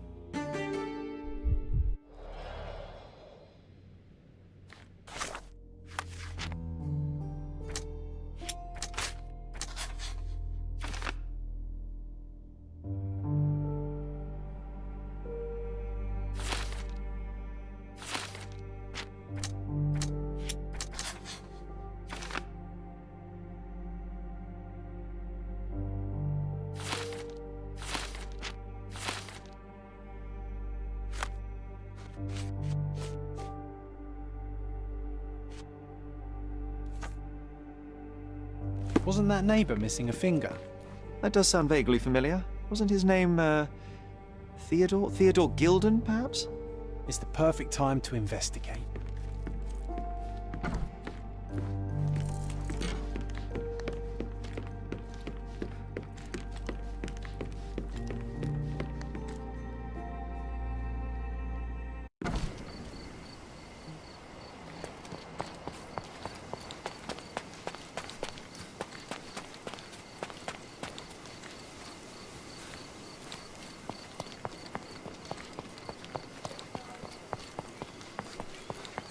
Excuse me, just one question. So you think if you have money, we should bow to your whims? No, sir.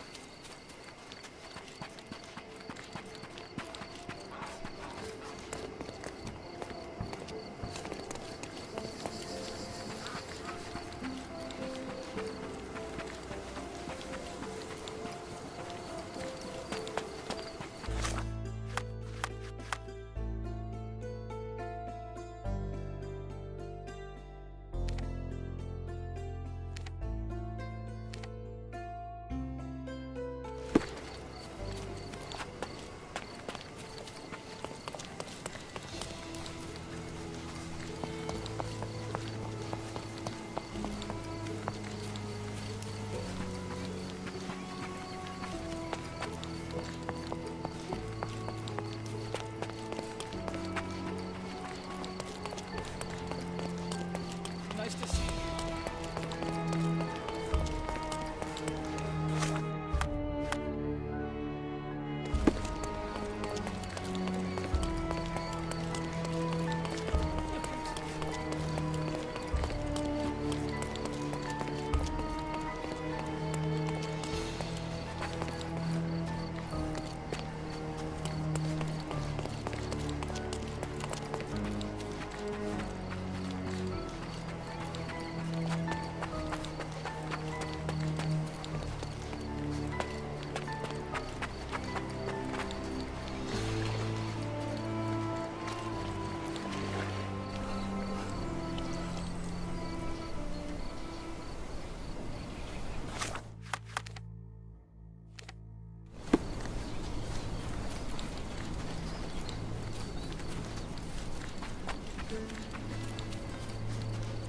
Could you help me?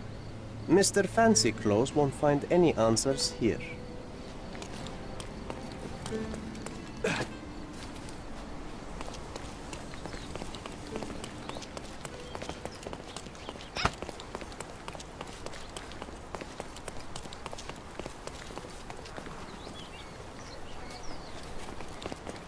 What's up? Are you able to help me? I have nothing to hide, sir, but I've never heard of this. How do you do?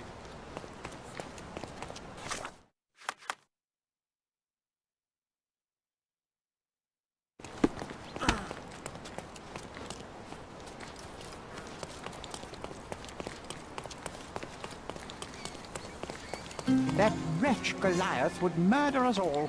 Mark my words.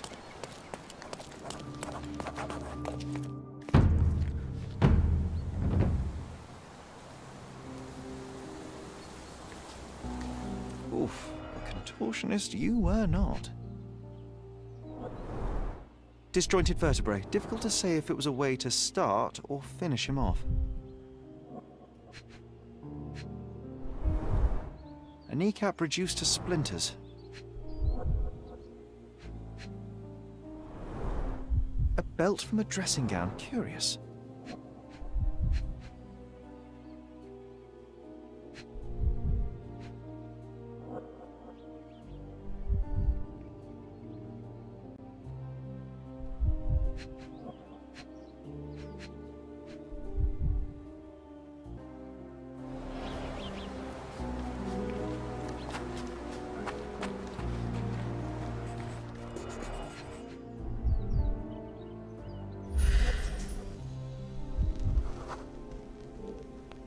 Poke the elephant with this?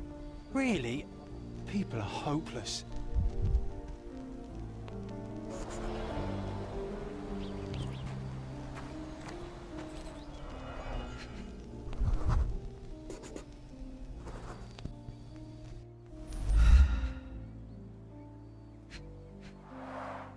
A strong pull broke this leash.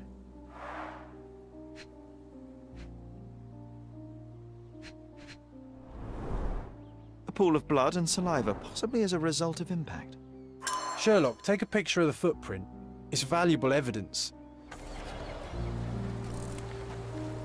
This photograph can help us find the old article about the elephants. The front page was fascinating. It was hard to believe as a child. True. We may need it in our investigation.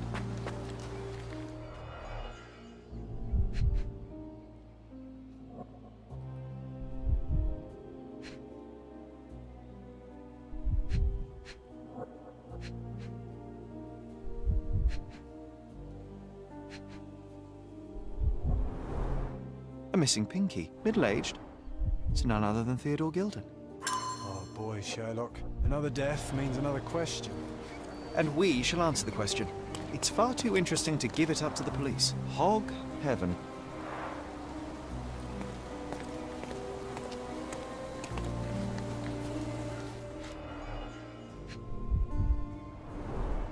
A coal gas tank. Enough to pump up an airship. It's seen a lot of use. The blade is worn from grinding.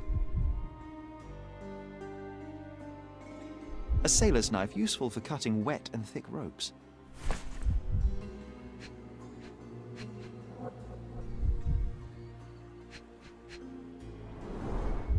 Fresh signs of impact. A rough landing led to an altercation with this shed.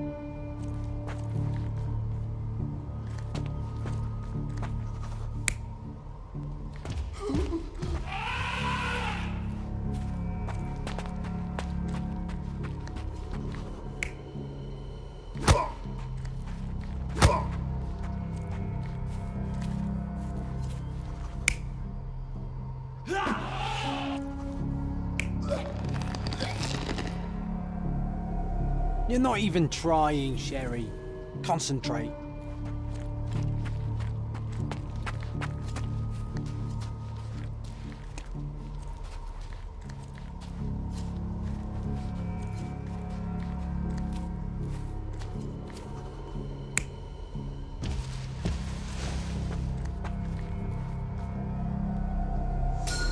In a fit of rage, the elephant broke the chain and threw its victim on the ground with a fierce power. Escaping the scene, it pulled the body with it, but dropped it at the gate. At least some of this was witnessed by a third party who was hurled against the shed. The elephant can't have gone too far. I can still track it. Well, suppose you find it. Then what? Push it all the way back to the manor?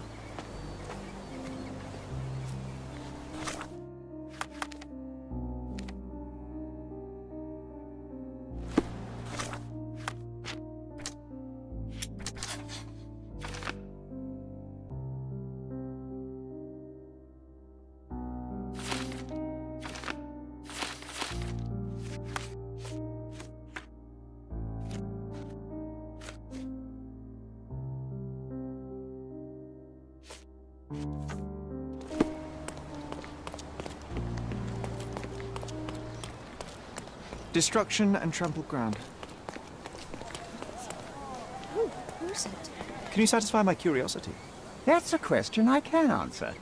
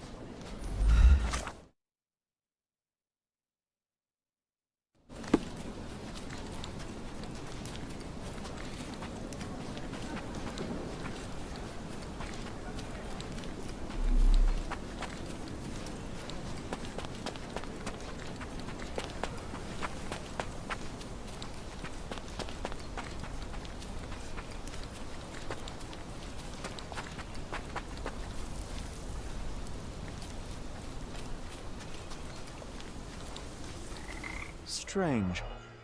It was hung with care.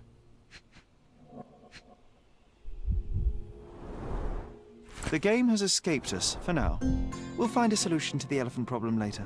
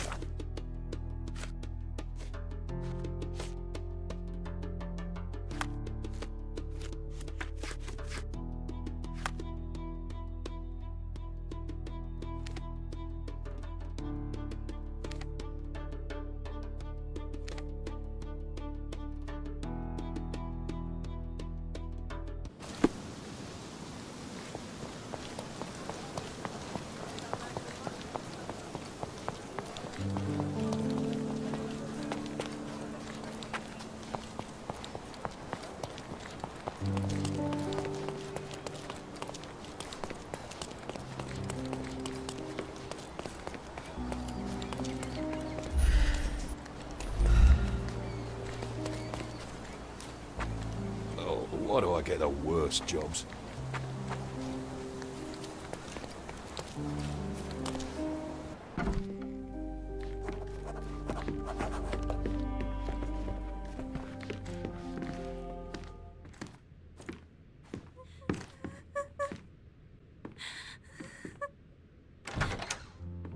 You. Who are you? My name is Sherlock Holmes. Theodore Gilden was... Did you kill him? Did you kill the elephant? It's not in the yard anymore. It escaped into the forest. You can't let it go. What if it returns? I highly doubt that, Miss. Imogen Gilden. Please, I beg of you, find that dreadful beast that killed my father. I suppose we do need to learn what happened. Can you tell me what happened? From the very start. I was here, so I didn't see how it began. My father visits the enclosure every morning to wake up Goliath. Today, I heard the elephant scream. I've never heard such a horrifying sound. My heart stopped. I knew something was wrong. I looked through my window and saw how it lifted my father up by his neck. I rushed downstairs. I saw it dragging my father as if he were a doll. I threw stones at it. It dropped my father's body and charged outside, screaming. Its roar was almost human. I was frightened, so I ran inside and hid here.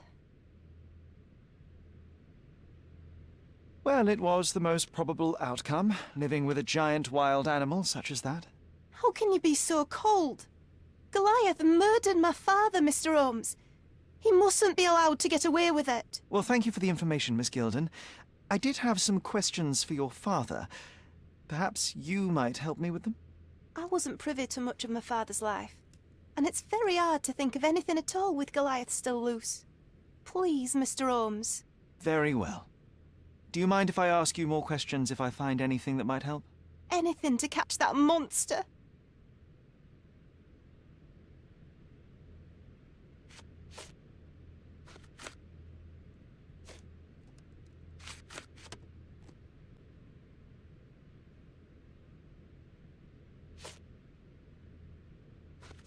Had Goliath been aggressive before?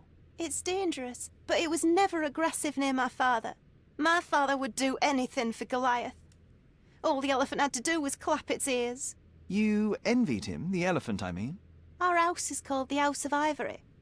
I've heard some people refer to me as the Ivory Girl, and my room stinks of the animal, as if it's me who lives in a pen and not Goliath. It's not envy, Mr. Holmes.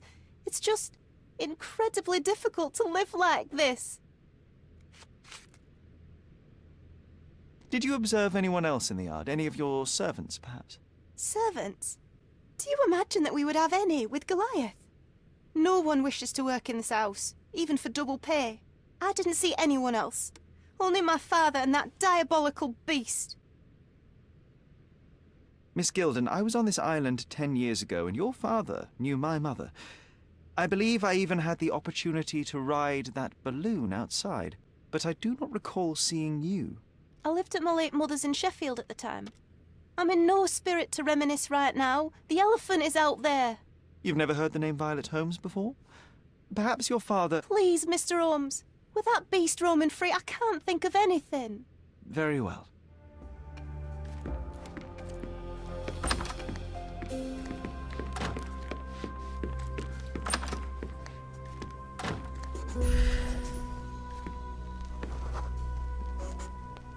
The nicest spot in the room. Mr. Gilden spent hours of his life right here. Staring at an elephant's backside. What a wonderful life. Quite the spectrum. From the history of the Roman Empire to conspiracy theories of the French Revolution. From before Mycroft was born. Our family loves to prod at the past. Mother.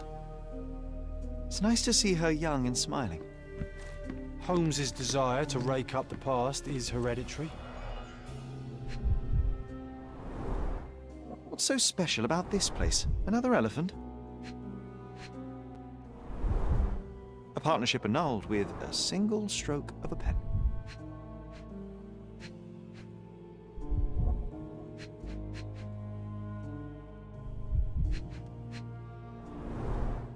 A catchy title. I should take a photograph of the plans. I don't want to carry them around.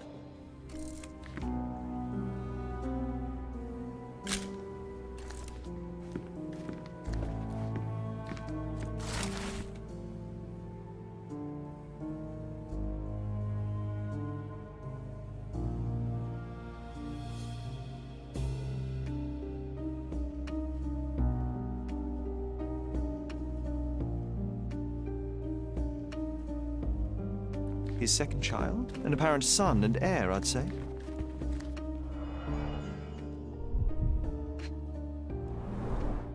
A relatively functional choice to replace the finger. Oh, the pungent stench of an animal. Did Theodore seek some pink elephants with this?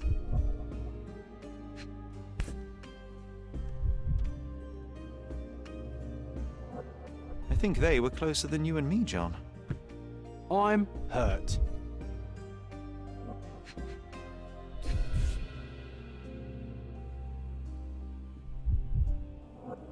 I think Miss Gilden has barely matured.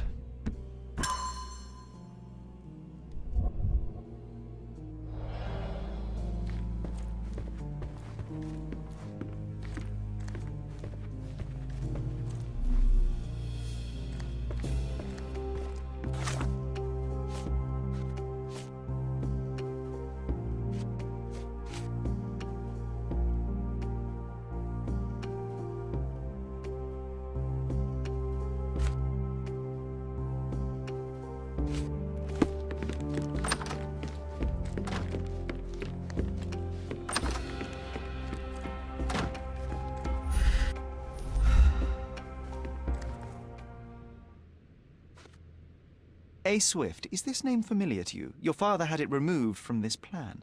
Oh, that's Arthur Swift. I've seen him a couple of times here. He works with my father in the old city, digging up something ancient. He is an archaeologist? That's the word, yes. But to be truthful, I really don't think Mr. Swift is fit to be one. I've just learnt a lot about archaeology from my favourite book series. Oh, they are page-turners. Inspirational, I'm sure, but would you happen to know where this Mr. Swift might be found? I don't, but perhaps you can find out somewhere. My father's work with him is all official. Lots of boring legal papers with signatures and stuff.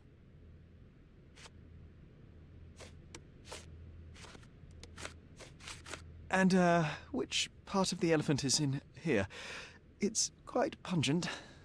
Oh, that. It's elephant sweat. Father believed that it might replace traditional ambergris. Well, that's true entrepreneur spirit.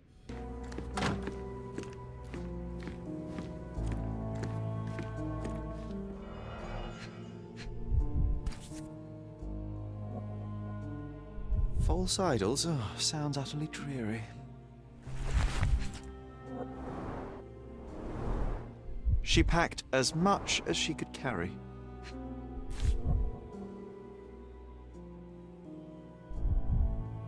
The same dull poses on all romantic photographs. So idyllic. Enjoy your happily ever after before it stales. Hey, Sherry, we need to talk. You found false idols. We need to find the remaining two. What does bazooka even mean? Would this paper be good for anything but blowing one's nose on? They're not rubbish, Sherry. There's something more. I'm serious. Very well. I doubt it'll be worth it, but I will find them for you, John. You'll thank me later. They're some of the most imaginative books I've ever read. What did you say? Speaking aloud helps me think.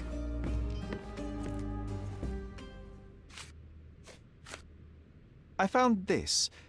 Who's this young lad next to you, your faithful knight? Paul. He's my pirate. He's not really a pirate. I just call him that. It probably sounds very silly. Your secret is safe in my hands. Does Paul work somewhere? What is his surname? His name is Paul Perks. He and his yacht Whirlpool are the champions of the Salacia Yacht Club. He sails there. I'll show you where it is on the map if you need to meet him. A yachting champion? Well, that will be a first. I prefer dry land. And so does my suit. These bags of yours, it looks as if you've packed your entire room. Were you planning on going somewhere? My partner and I, we wanted a change, a fresh start abroad. But now I have to stay here. Here, an orphan.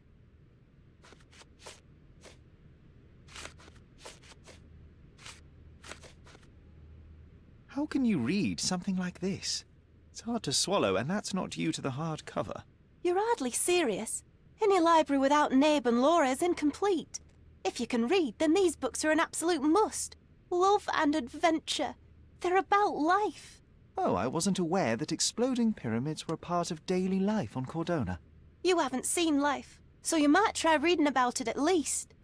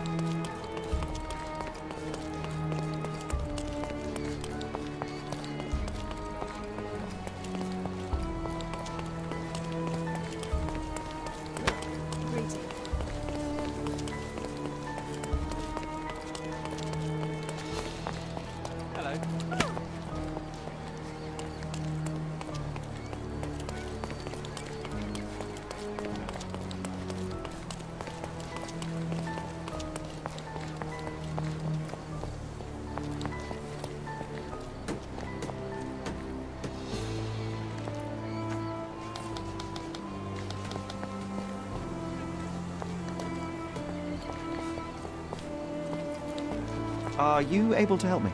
That's a question I can answer.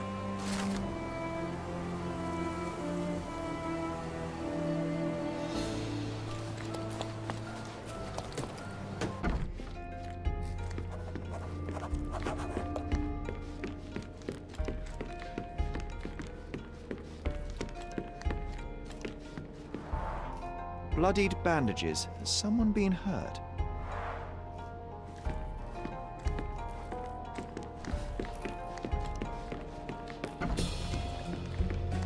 A foghorn to navigate and warn others at sea. You should have a warning to cover your ears.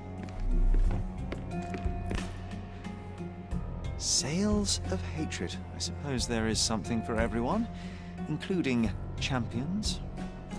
Who knew archaeology could be so exciting? Exciting is certainly a word.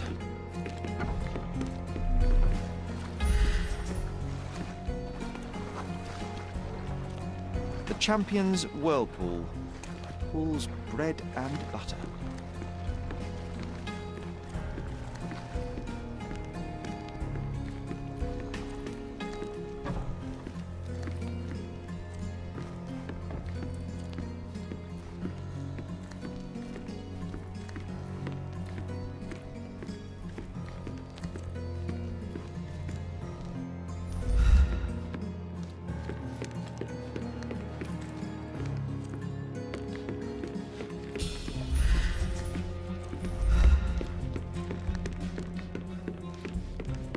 Where would a champion hide a key?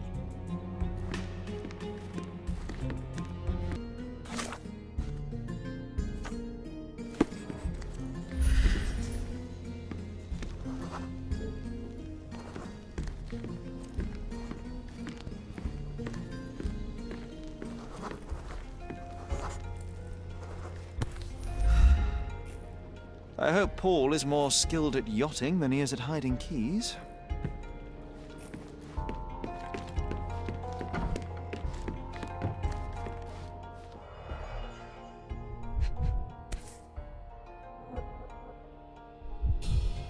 A box full of darts. Each has a needle and can be loaded with drugs.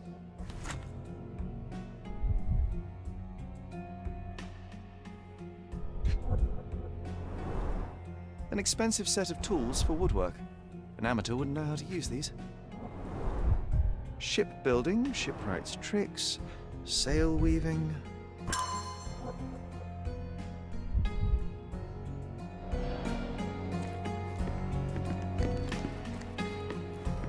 Bloodied bandages. To earn big, you have to spend big.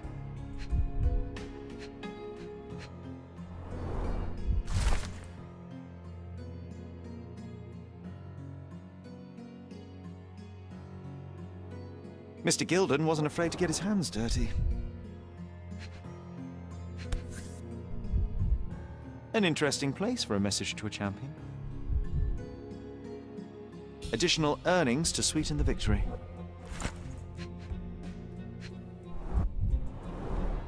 Old betting slips. Paul always bets on Whirlpool. One victory after another.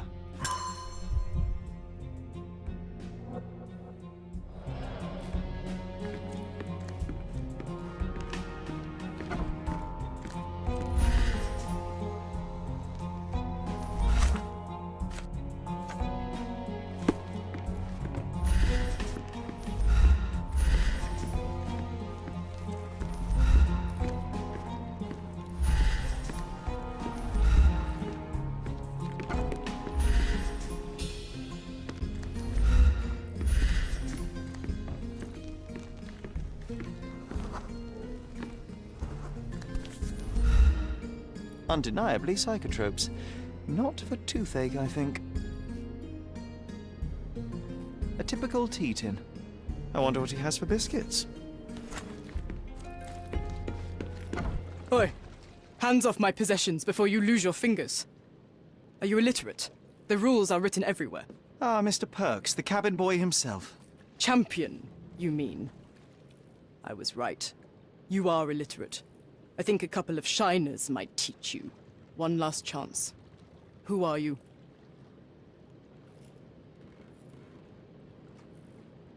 I am a friend of Theodore Gilden. My name is Sherlock Holmes. I need a few words from you about... Get out of here. I'm not joking. Leave this place before you have cause to regret it. I will use force. Do the police still throw people in prison for smuggling? Oh yes, with you helpless and handcuffed, I'd learn a few more secrets. We don't need to compete with our egos now, surely. Oh no. I'd rather you tell me something more, so that I might have more reasons to punch you out.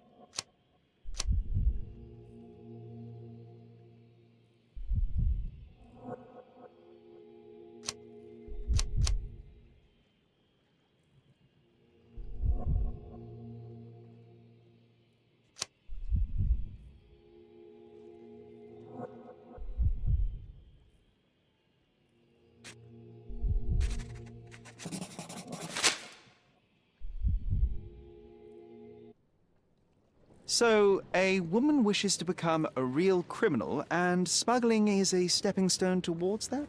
Is there not enough prestige in yachting? Or is it easier to compete with other fools like yourself? Everyone has a starting pistol, just shoot and run. Don't say a word. I don't know where you're getting half of this nonsense, but you're on some thin ice here that I'm willing to crack. Damn you, Paul. I'm sick of... Who's this peacock? Does he know who I am? I definitely know who you are not. You're not a dictionary reader, at least. I wanted to see how you... pals interact with each other in your natural habitat.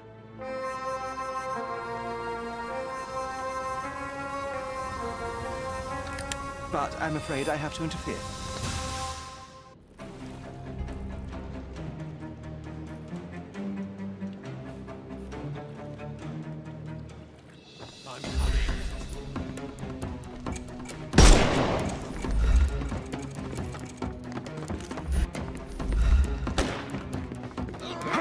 cunt! I couldn't miss the party. I'm coming for you. Take a rest, my friend.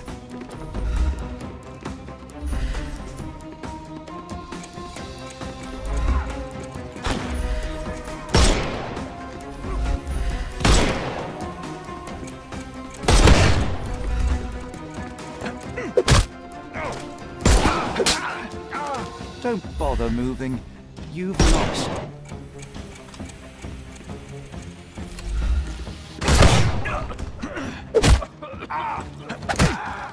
Take a rest, my friend. The snuff's ready. We can overcome the brute now.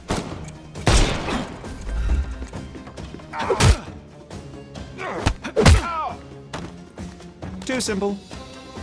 Give him the pepper snuff. Time to knock.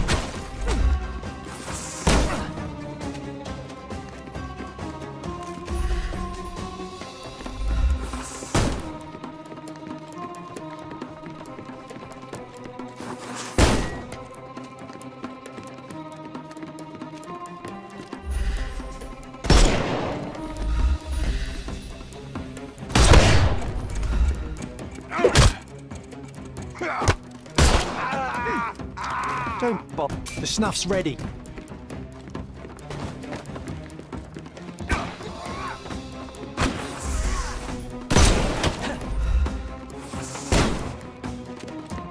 I couldn't miss the party. Oh! Just die. Give him the pepper snuff.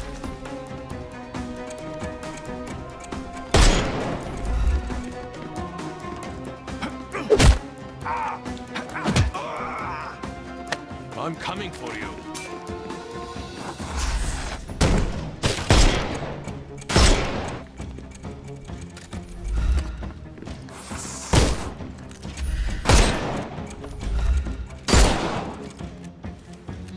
We can overcome the brute now.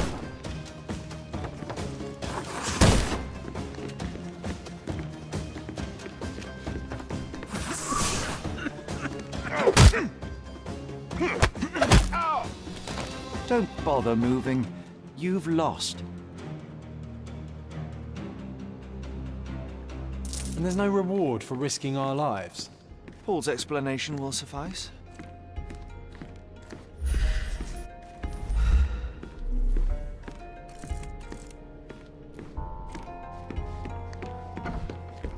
Your fellow mariners have a strange way of showing hospitality. They were not my friends. Are you sure? I would rather risk my neck for someone who's at least honest and thankful. Perhaps then don't enter someone's life and be so judgmental, pretending you're better than they are. Then give me your perspective and allow me to see through your eyes. What were you doing this morning, Miss Perks? Don't call me that. I'm a champion. I was sailing. The other club members told me that you missed the race this morning. Do champions not need to practice? Ugh, you've talked with them already. No, I wasn't racing. I visited the doctor after that attack on me. And then I had to honor the deal with the bandits you just took care of. I tried to tell you before, but your partners interrupted. Have you heard the news? Theodore Gilden is dead. Do you have anything to say? Well, what a shock. To me, he was an angry old ogre. Good riddance. Was it Goliath that killed him? Did it crush him? Break his bones? Come on, tell me. I want all the details. You have an unusual way of showing grief. Imogen wouldn't appreciate that. But yes, the animal could have been involved. It's poetic in a way, isn't it? It takes a beast to kill a monster. I wish I could have been that elephant. This business of yours, you should be more careful. Ruining your life at such a young age is ridiculous. I am careful. Except for you, no one has noticed where I store the smuggled goods. If the police arrive, there's no link to me. It's common storage, not exclusively mine.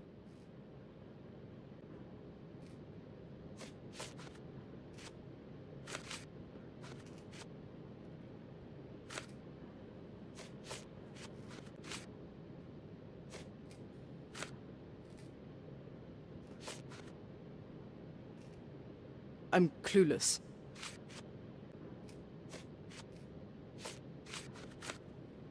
You smuggle illicit psychotropes on your yacht. Not a delivery for the hospital, I'm sure. Of course not. I've had to cut corners to earn some money. How might a person afford to pay for a yacht in an honest way? I don't know, although I'm smart. The buyers are my customers. Adults who are willing to pay for their pleasure, or weapons for jewels. Whatever they want me to deliver. Nothing criminal. Well, it's your lucky day. I'm not here because of smuggling. Have you tasted this tea yourself? I wouldn't have been a champion if I had used it.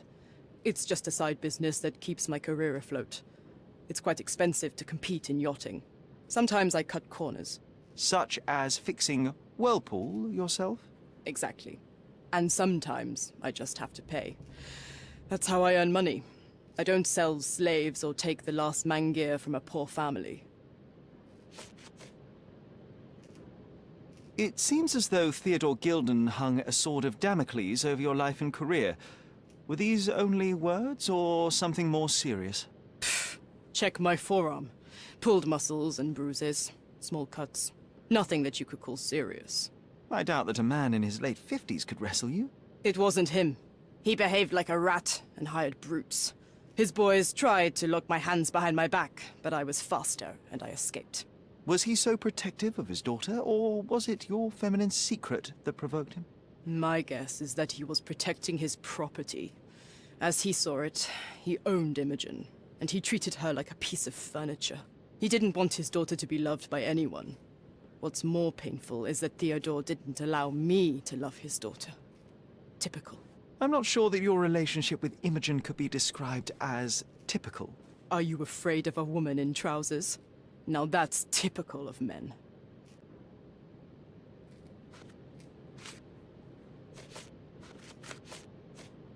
Look what I found. A box full of darts. Hey, that's mine. I confiscated it. These darts appear to be filled with something. Poison? How powerful is it? It's strychnine. Enough to instantly kill a small rodent. I haven't tried it on a human. Yet. I hope you know what you're doing.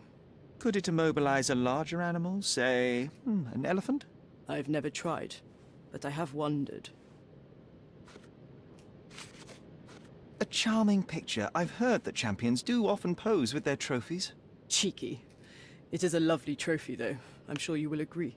What is it that you like most about her? Her naivety? Her father's money? A somewhat difficult choice. Especially now that her father is out of the equation.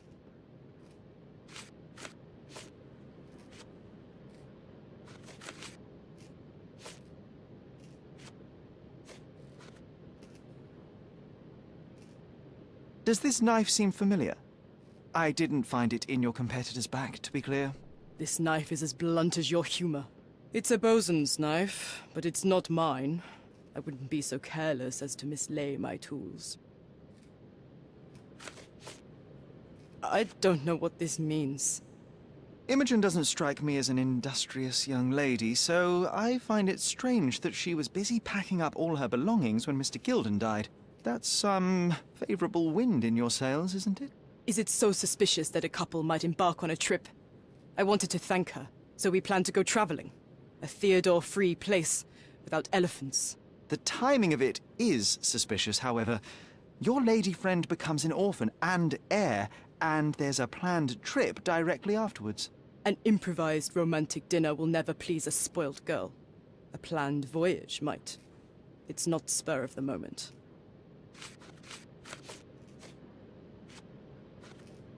A. Swift. Are you familiar with this name? The gentleman had business with Mr. Gilden. Likely just another strange and wrinkled fellow like old Gilden was. Perhaps this Swift person has a rhino, and they wanted to see which pet was stronger. In other words, I don't know who he is, but I bet he's crazy like Theodore. I doubt that Cordona has ever boasted a battle arena for that size of mammal. You have an interesting imagination. Between yachts, darts, and notes from bandits, I've discovered many fascinating facts about you. But this, an installment of Nabe and Laura's adventures. Why did you sully your library with this? It's a gift from Imogen. I didn't buy it. I might have turned a couple of pages, but nothing more. I swear. I will give you the benefit of the doubt, but your literary taste has put you on my blacklist. I don't know what this means. What can you tell me about the elephant? He's smarter than some people here, including his owner. Although I feel he could be dangerous, no matter how much he's fed. Why is that? Have you ever seen Goliath attack anyone? Well, not exactly. But I saw it, abusing some poor tree during one of its walks with Theodore. The expression on that old ninny's face was priceless. But it wasn't funny to look at. Believe me, it was frightening.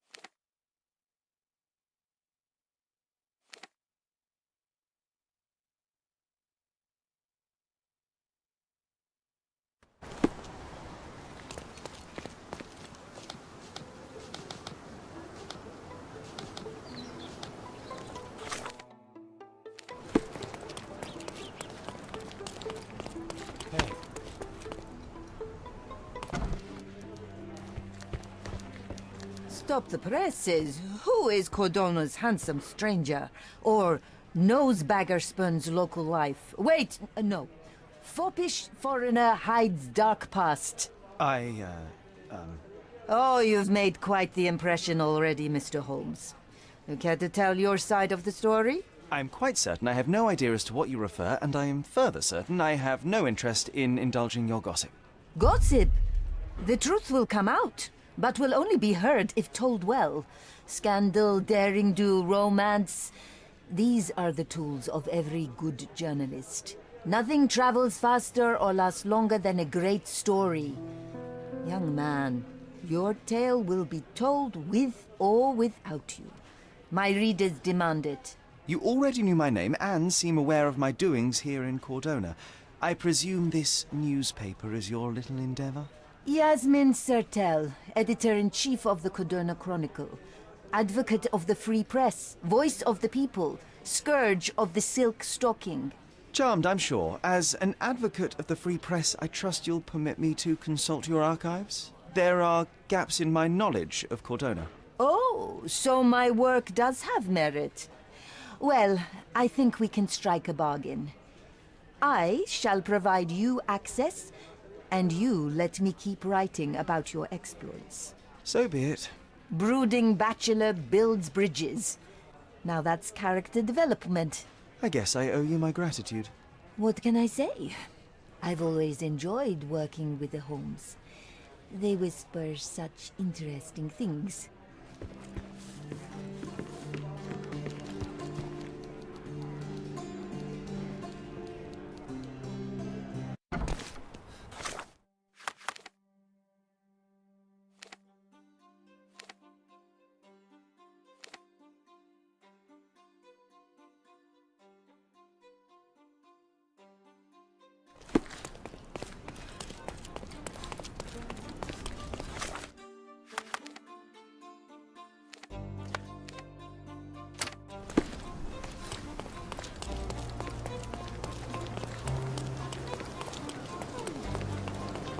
Extra, extra!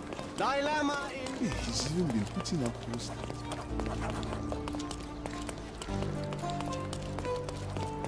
Refresh your interior. He's even been putting up posters.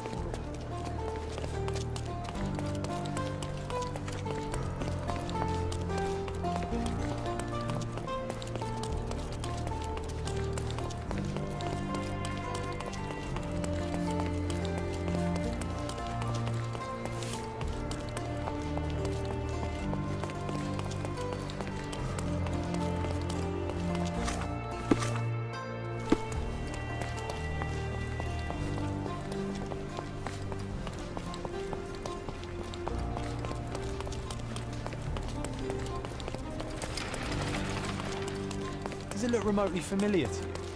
Should it?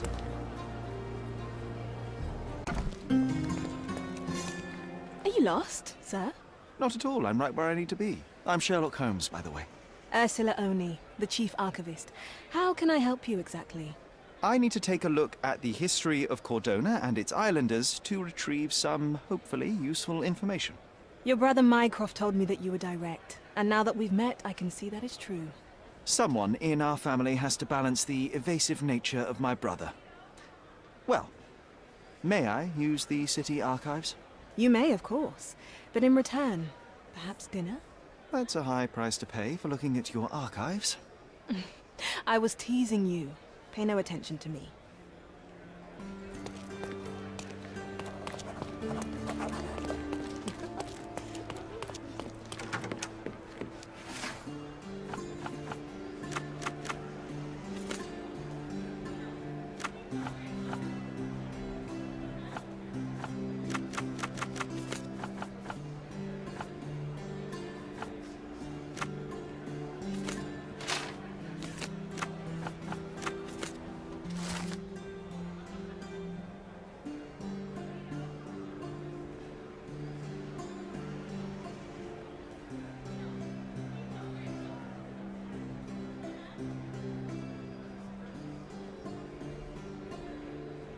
With your love for archives, you would have made the perfect bureaucrat.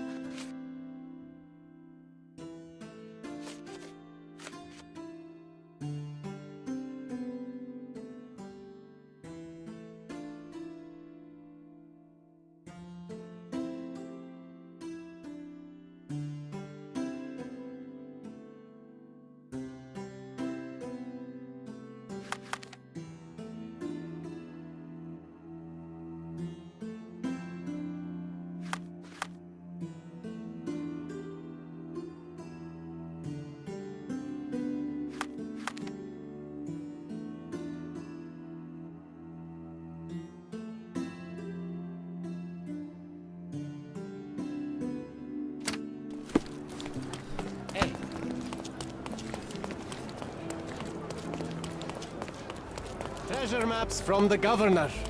Find 8.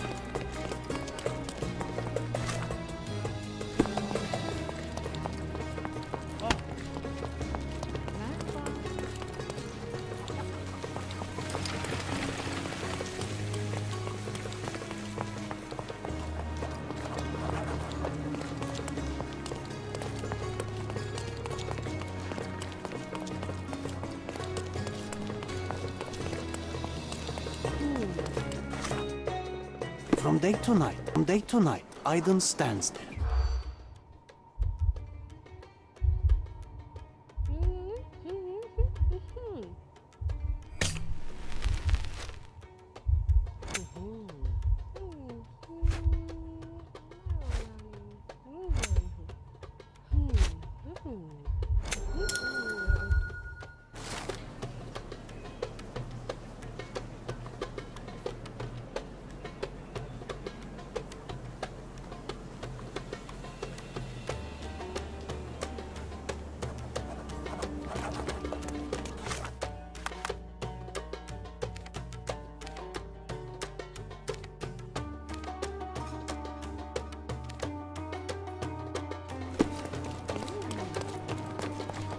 I remember the monument. Cordona's legendary pirate, the Robin Hood of the place. Don't pass by. Do you recall it, John? Let's pick.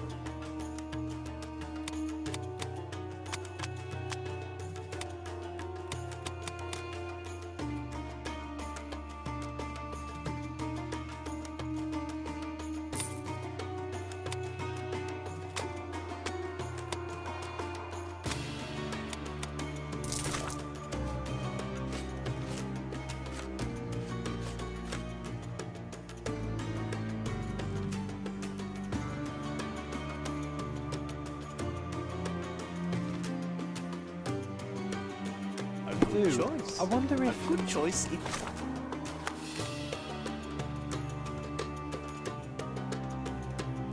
What is that? Merhaba.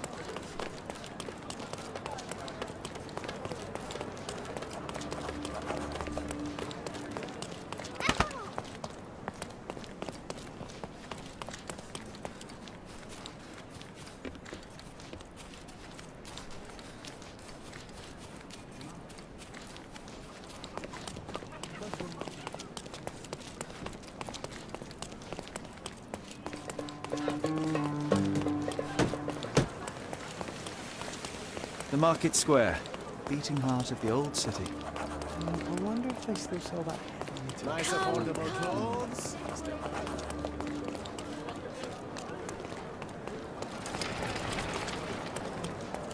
Stop blocking the view.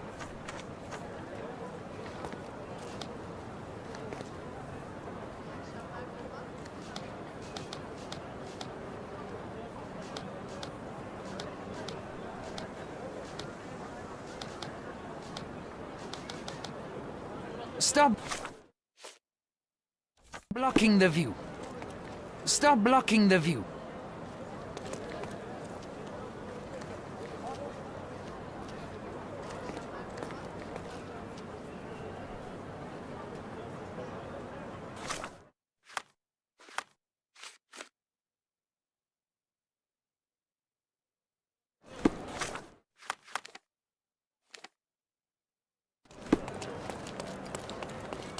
Don't miss out on the best. Nice. Let's pick something that's...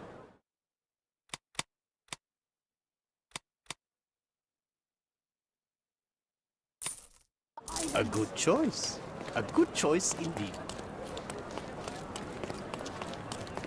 Sir, kind sir, might I steal your attention? I'm not buying. Ah, that is the thing. You won't waste a single mangir. I am a digger, you see, and I have heard of a dig site so deep it clogs your ears. I want to be there.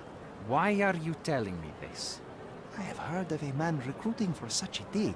A man with a scar, such as the one that you're hiding. And your boots are dirty with the deep clay I am so familiar with.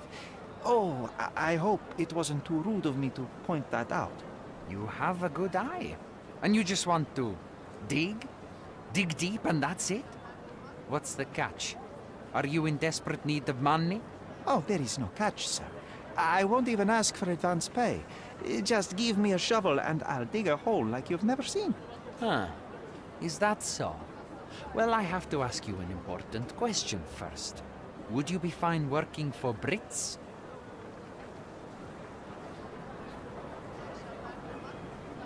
I am all for them. Well, you say that, but can you prove it?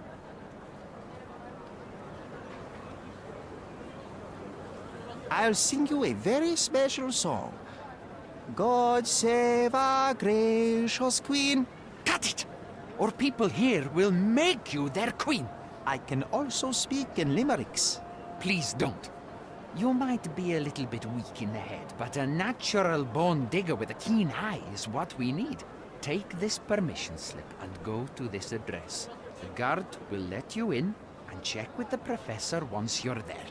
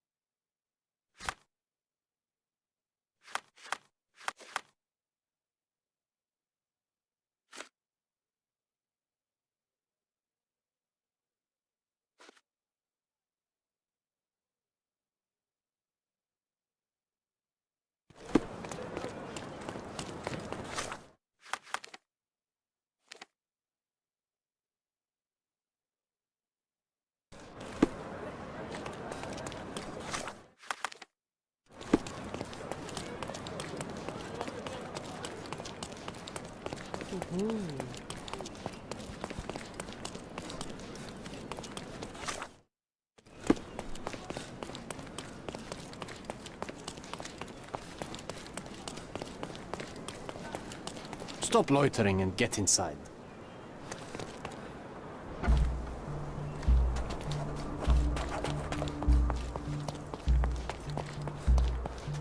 Newcomer, talk to the professor first. He's the old fellow with the...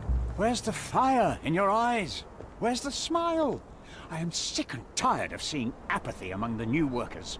Sir, believe me, I do have the spark. I want to start work straight away.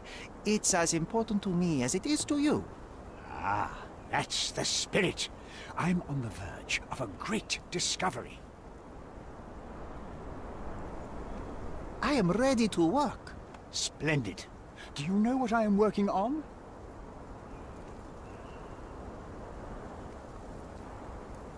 Archaeological treasure. You're hoping to find something priceless, something that will change our history. Bravo, young man. I couldn't have said it better myself. It's true. We're looking for Vitus Lemonius's tomb. I'll help you. That is my goal as a worker. Good. Listen to me carefully, then. I hate repeating myself. I am Professor Swift. We have 3 rules here.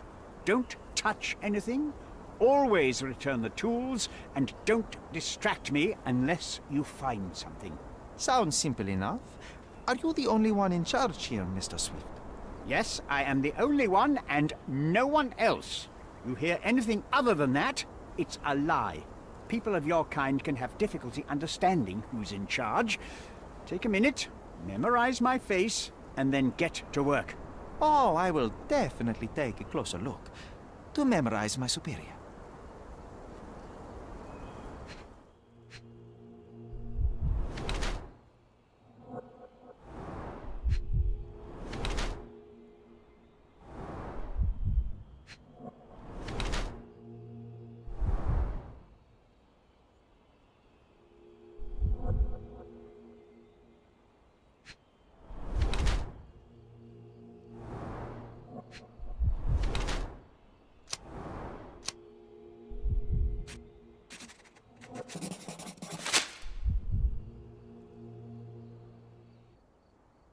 I wish I could be as passionate about something as you are, Mr. Swift.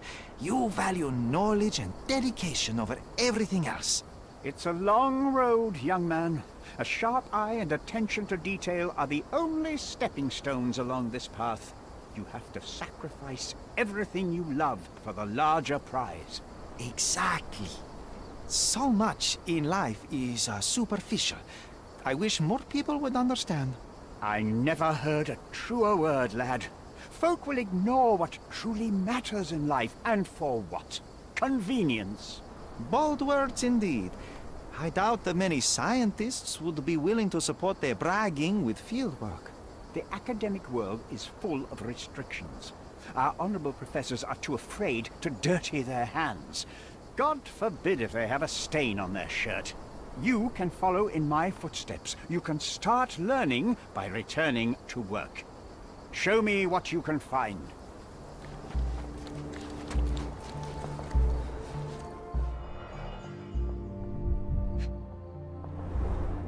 This reminds me of my father's room. A plan for this whole operation.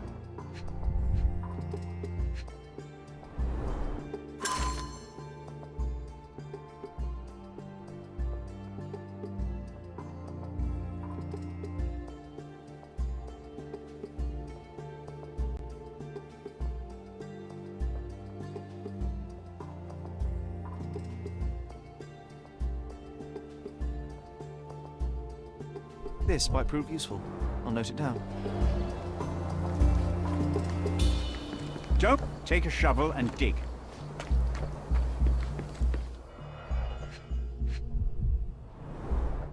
Oilcloth. Won't fade and waterproof. Enough here to make 10 sails and more. Straw dolls. Eerie, but effective for a scene recreation. Oh.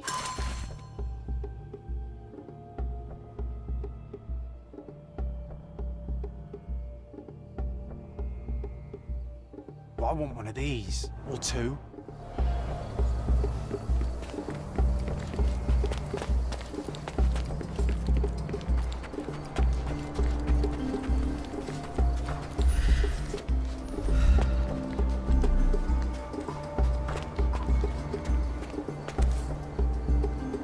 Sharpest pickaxe. A guilty pleasure of the real archaeologist. Missing your Laura, Mr. Swift? Hey, a word about the trilogy. Right then, you literary expert, you, what was so important about these books? Or did you simply need some kindling? It's inspirational. I have a plan. Are you listening? I wish I wasn't, but I am. So, we catch a monkey, a langur, for example, then we extract some blood from it. What? Why? It will make us forever young, Sherry. Page 127, the second book. Oh, I am so done with this.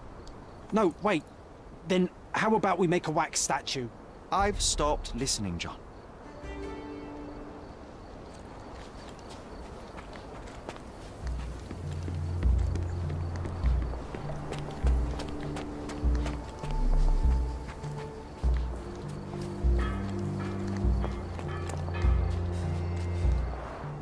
Somehow the text remains legible. Let's see if I remember my Latin.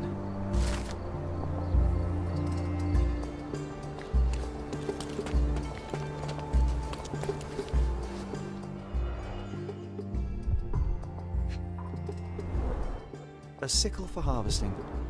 The ancient Romans honored the seasons. A goddess? A mother? Someone's wife? There were 4 statues here originally.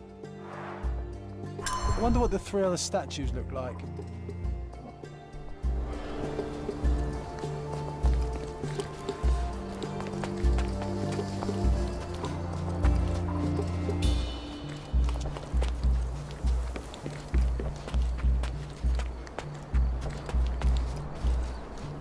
Did the Romans live in amphoras? I see nothing else here. Swift lost his temper.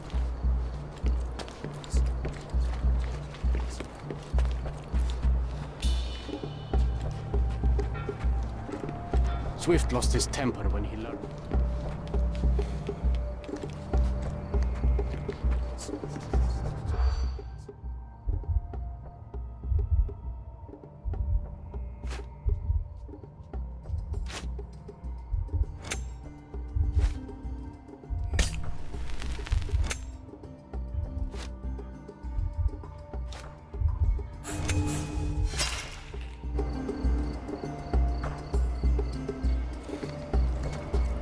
Swift lost his temper.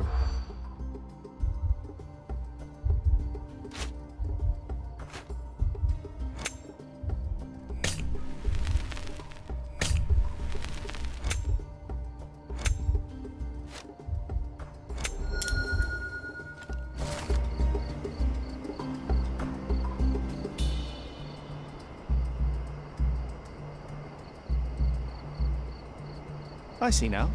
Mr. Swift didn't realize the significance of the statues.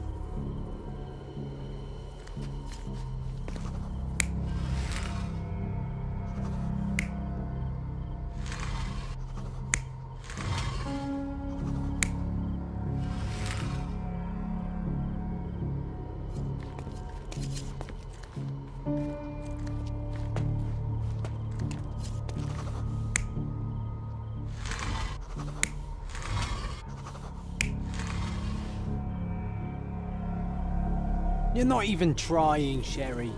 Concentrate.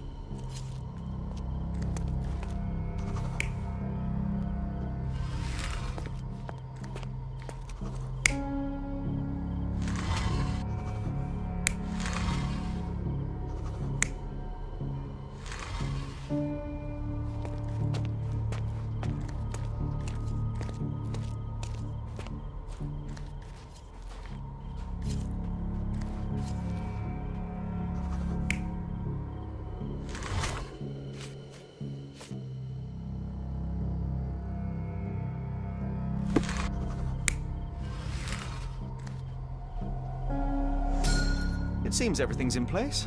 Now, let's see what this has to tell us.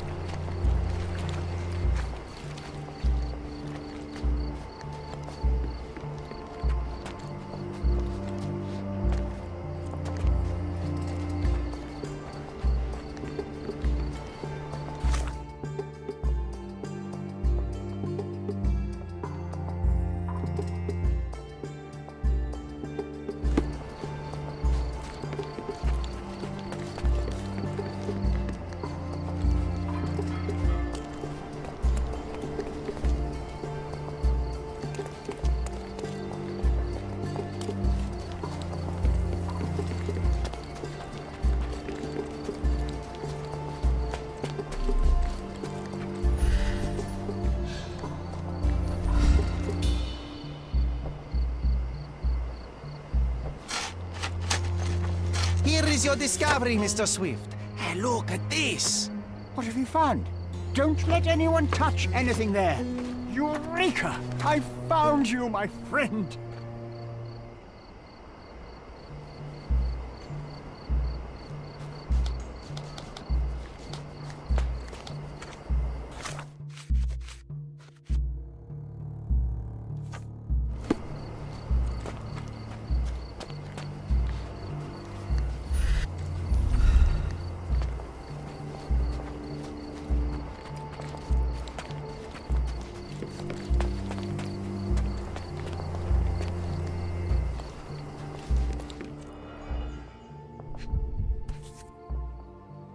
box of darts. Handy against rodents of all kinds.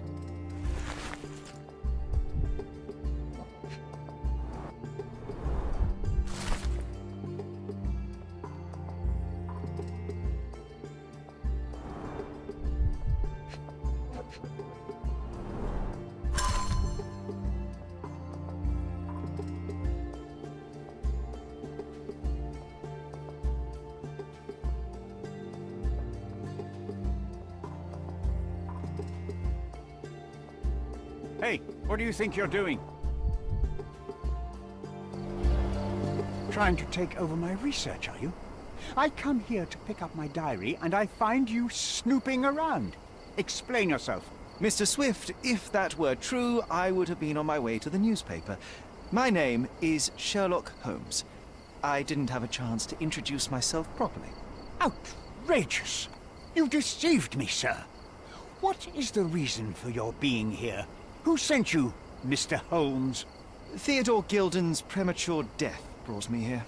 Theodore is dead? How can that be possible? I'm thinking of all the possibilities, and I'm not crossing out anyone who might have been involved. Even his elephant. The land you're excavating belongs to Mr. Gilden, does it not? Did I hear an accusation? I have nothing to hide. You can ask me whatever nonsense you've prepared as a token of my diminishing respect towards you. Very well, Mr. Swift. I appreciate your cooperation. When was the last time you saw Mr. Gilden? A couple of days ago. We discussed the site. I believe in the tomb and its secrets. Theodore's patience was stretched, however. He was already inventing new projects. It wasn't a long conversation. I suppose that his daughter will inherit everything now, along with all of the eccentricities and problems. And not forgetting Goliath. Eccentricities and problems, Mr. Holmes. One of many. Were you at the site this morning? Affirmative. This project is taking a lot of my time, as you see. I spend more time underground than on the surface. When did you learn about Theodore's death? Just now. You just told me. And you aren't surprised, shocked? I won't tell anyone if you shed a tear or two. Weren't you partners, after all? We were. And it is a real shame.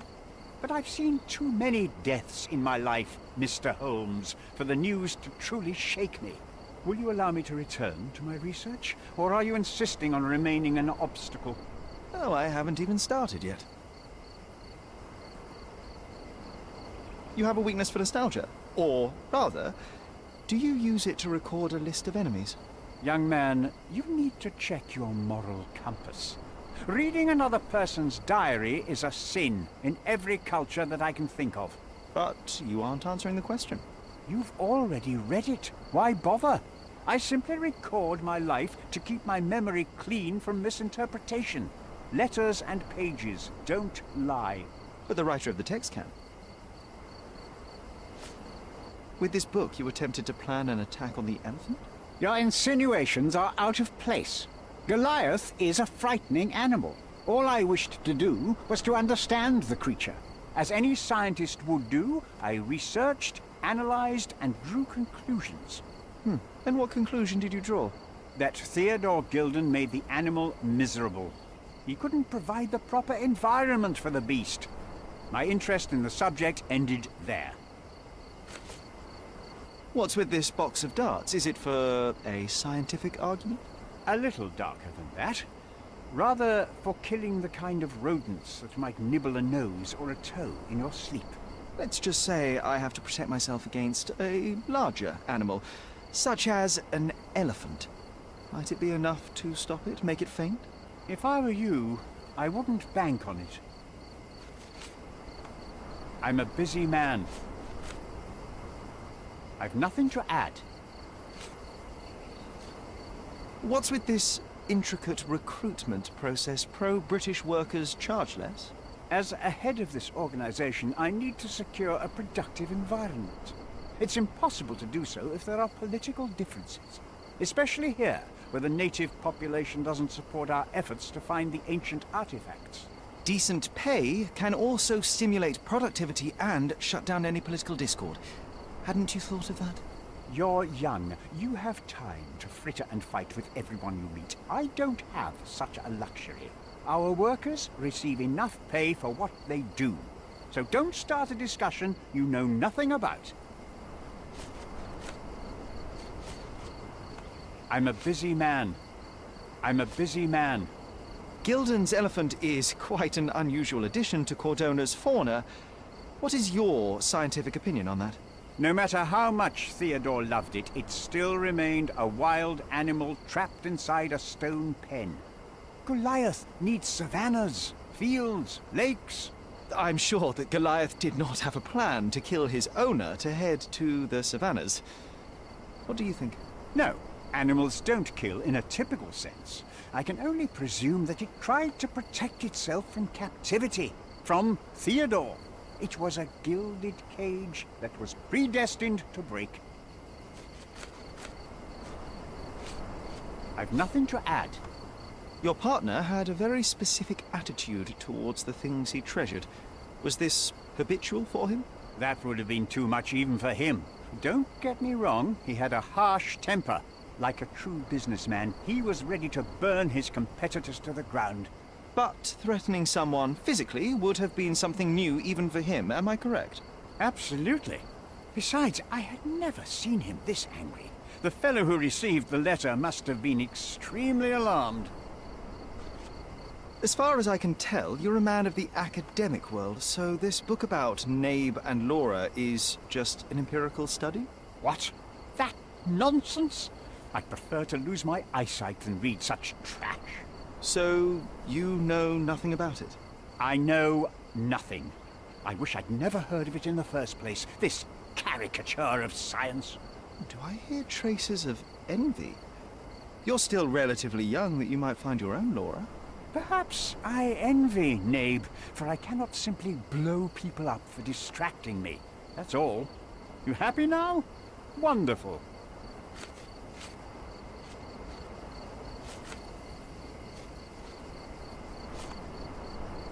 Have you seen this person before? The one beside Imogen Gilden? No, but he's with Imogen, so I suppose that he's a friend of hers. That girl always has her head in the clouds. I could have said Theodore was different, but that wouldn't have been entirely true. Away with the fairies, was he? That's one way of putting it. Either way, I don't know much about Imogen's life or her friends. The type of elite that pretends to be educated. Did this plan cause a rift in your business relationship with Theodore Gilden? Nothing like that. Admittedly, we didn't share a common vision of what is more important, the past or the future. In my opinion, we can't build a future without knowing the past. So you wanted to save the tomb of Vitus here, or perhaps your control over the research? Only the knowledge that rightly belongs to humankind, nothing less and nothing more. Remember one of the rules? It seems that you didn't return a tool. Is this knife yours? Do I look like a fellow who carries a knife? I don't need it. There are plenty of uses for it on the site, and outside of it. I have other people to cut ropes for me, Mr. Holmes.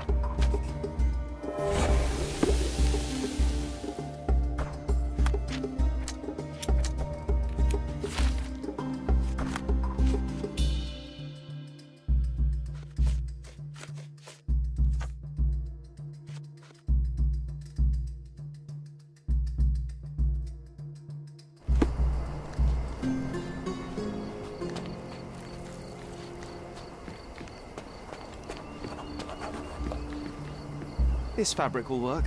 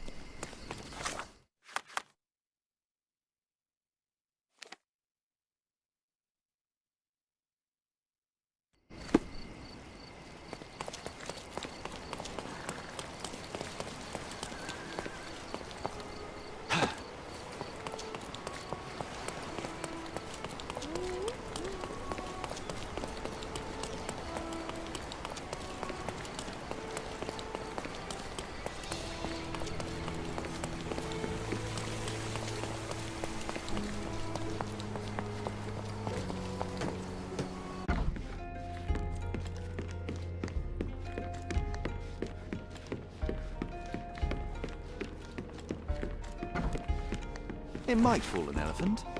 Mrs. Nini seemed to know her sewing in...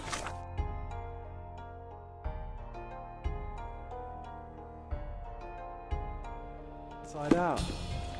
I bet she missed it.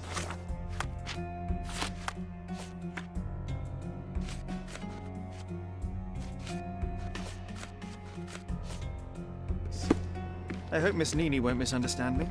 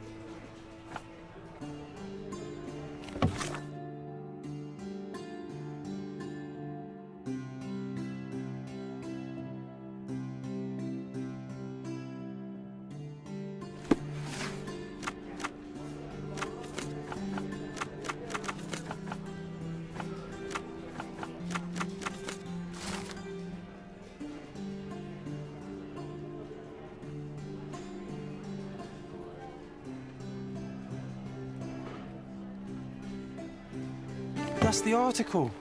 Feeling old already?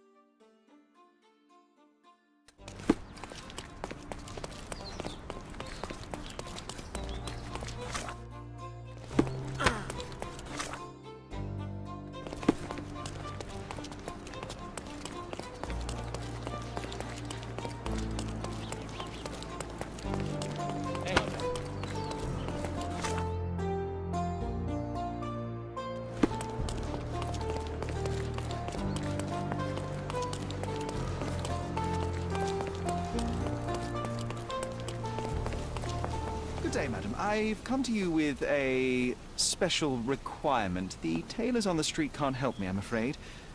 Could you make a doll for me? Oh, Senor Holmes. You taught the police how to do their job, and they found the thief. Of course I will help you. But what sort of doll? A child's doll, such as my great niece might play with? A little larger than your typical doll. Signore, I don't understand. Boy, girl, animal, and what color? Animal, a passionate, perhaps amorous animal.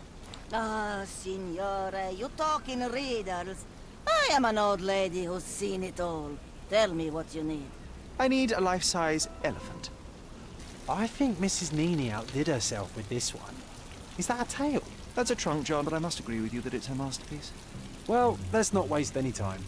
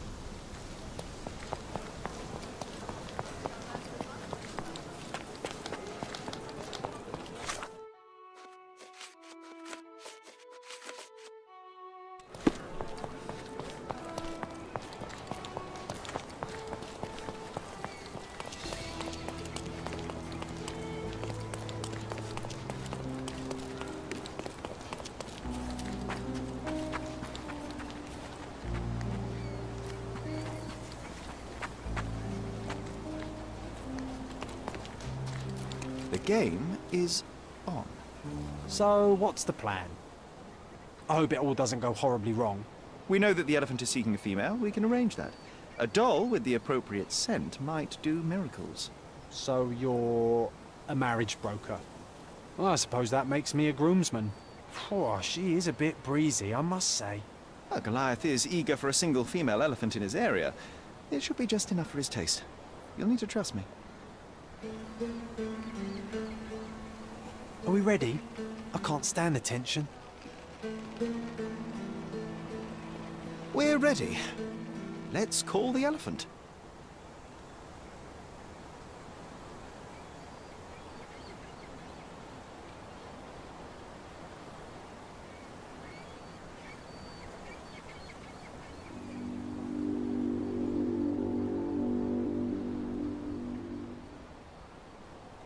How could anyone resist?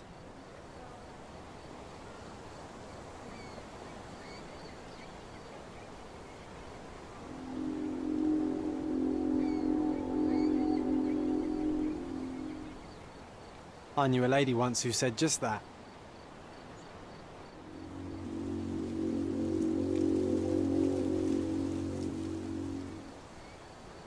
Too bad I'm not an elephant.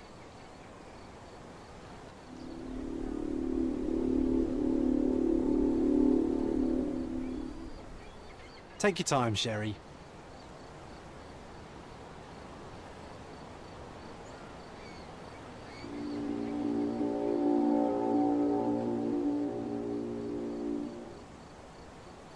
That deserves a slap. And then a kiss. And here's our lovesick friend.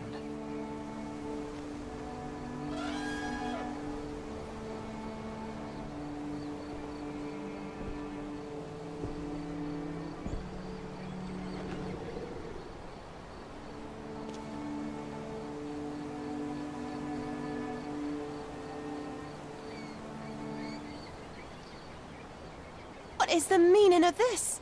Why are you bringing it here? I won't allow you to leave it. I assure you that it is only a temporary measure. It won't be long until the elephant is gone, I promise you.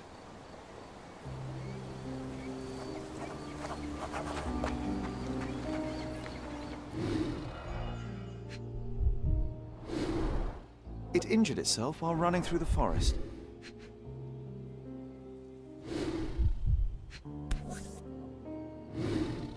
There's something in the needle.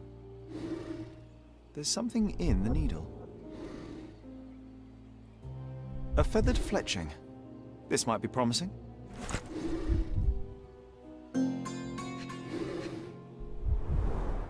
The left tusk is larger and more worn. You're a left-tusked elephant.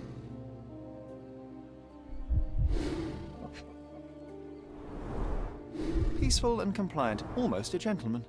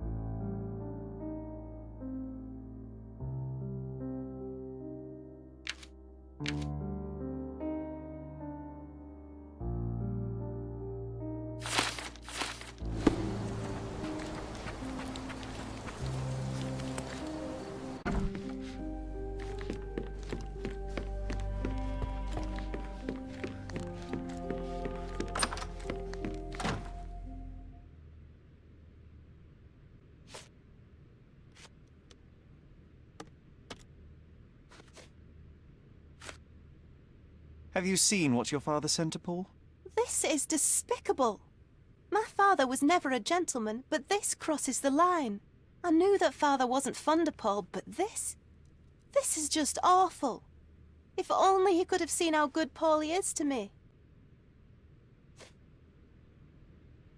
I don't have any thoughts on this.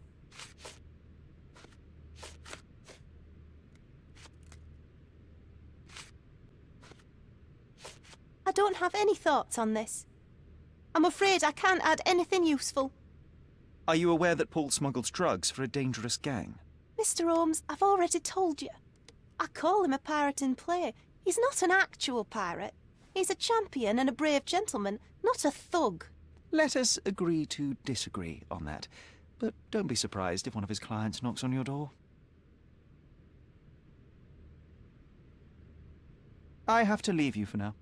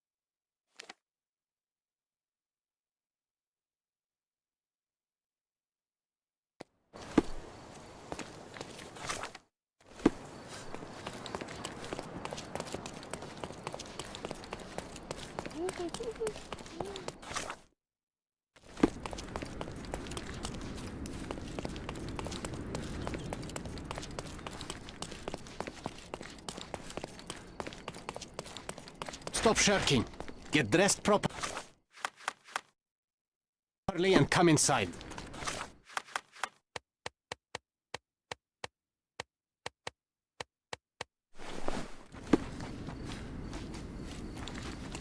Stop loitering.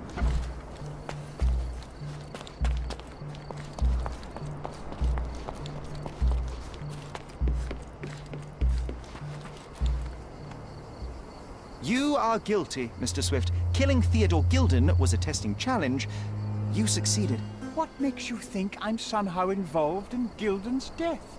My partner's death, I might remind you.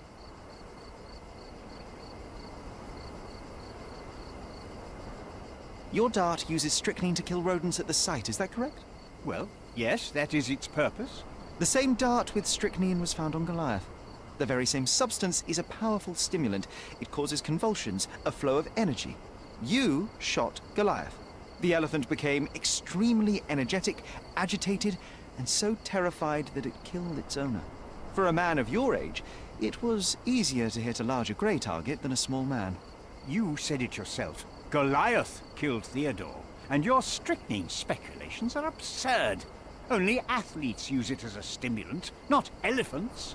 True, but one dart of strychnine would not be enough to kill the elephant, and you knew it. You were there when Theodore Gilden died. Nonsense. I visited him many times, but I wasn't there when the elephant killed him.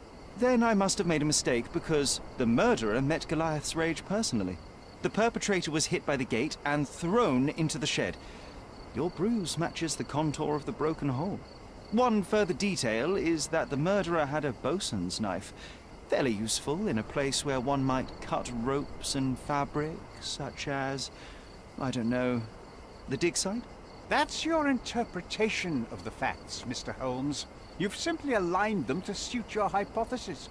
It's not a hypothesis once proven, it's theory, Mr. Swift. Let me tell you a story. A man spends almost 5 years of his life locating an artifact. He puts every ounce of energy and money into his research. The same man even goes so far as to sign a contract with a ruthless man, a businessman. It was a risk, but the reward would be worth it. Years go by and there's still no result, so the businessman decides to end the man's research. He spits on the research, he promises to bury the site under an eccentric project. All of this is just his whim. Theodore Gilden could do anything he wanted with this place, and you were anxious about the fate of your research. You wished to protect it. You tried to tame Gilden's eccentricity, but you killed him instead. Theodore wasn't trying to sabotage my career. We had a disagreement, but it wasn't as dire as you describe it. He wasn't a pleasure to talk to, but killing him? Nonsense.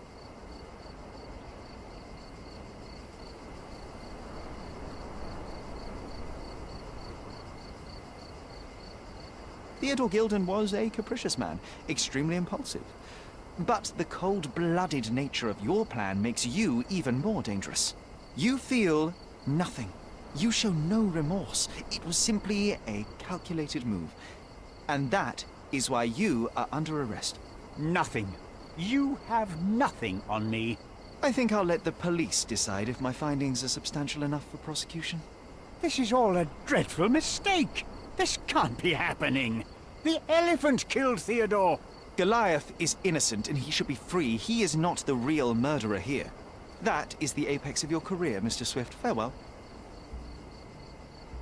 I told you Mr. Swift was not a real archaeologist. He was a murderer. I knew there was something wrong with him. Fortunately for us, being a murderer was not his profession. And about the elephant? While you were busy, I've dealt with it. No thanks to you. I asked you to solve this wretched problem, but you didn't. I couldn't be in two places at once, Miss Gilden. I was catching your father's murderer. But how have you dealt with it? A man agreed to take the elephant away. He came to me asking for permission to relocate it to his property, and I accepted. Well, congratulations, I suppose. That is one less problem. Actually, two, Mr. Holmes. I found my father's possessions that you can take with you and disappear. I appreciate it, truly. Well, someone has to do something. Take everything if you need to, and leave me be. Take care of yourself, Miss Gilden.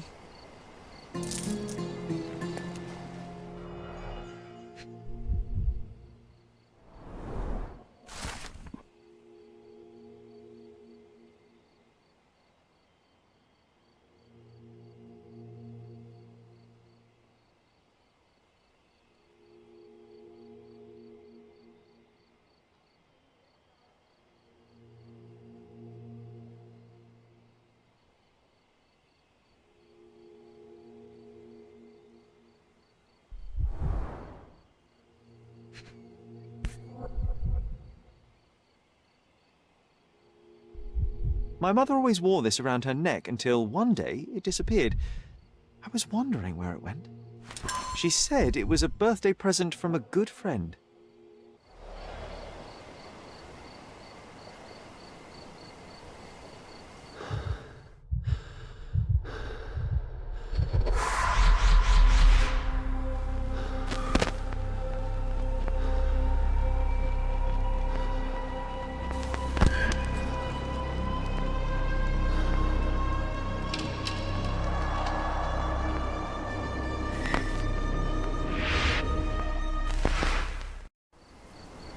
I just had another glimpse of a memory, John. It's fuzzy, but I'm sure it happens somewhere in the manor. Finally moving forward. Shall we go?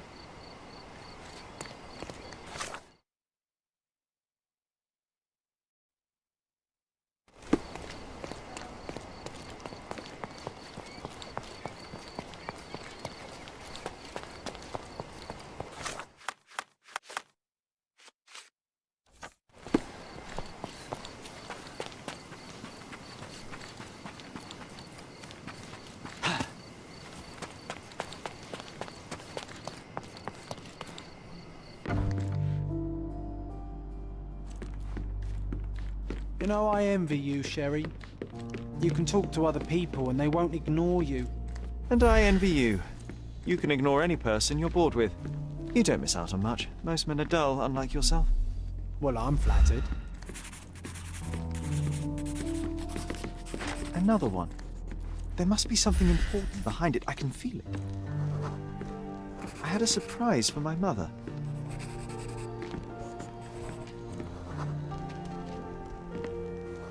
You had a shovel with you, John. I was holding an ancient Greek vase, or rather, quite a big piece of it. I remember now, we dug up the vase from Greek ruins here on Cordona, and were eager to show my mother right away. Another one. There must be something But nobody answered. behind it. I can feel. We thought that she was busy. So we left the vase and ran downstairs.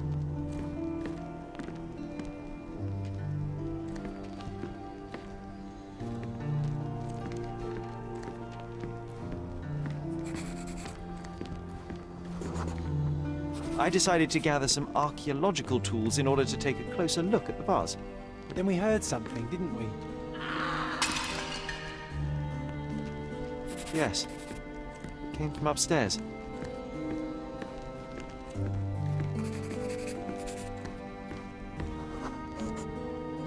The vase was broken, shards scattered all over the floor. And your mother was standing at the door. Indeed, John. I doubt it was her. Let me concentrate.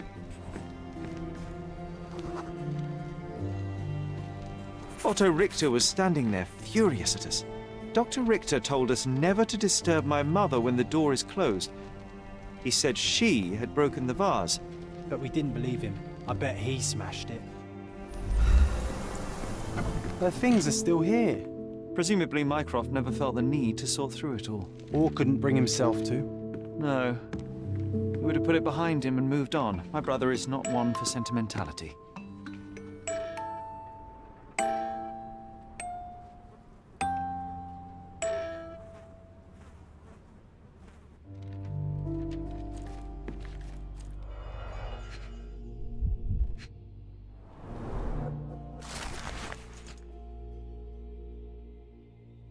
It's a strange feeling to read about my father's death in the newspaper. I can't recall anything except the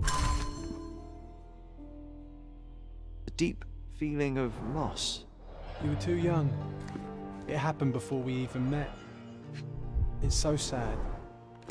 I'm sorry.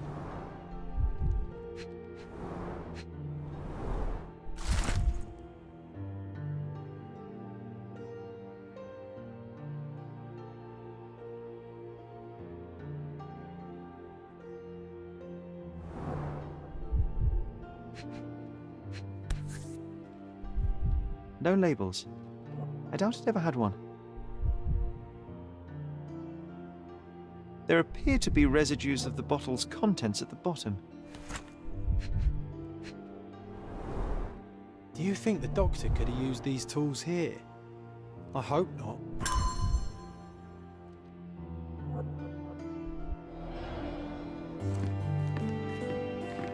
This room always reeked with an acrid medicinal stench. And here is the reason.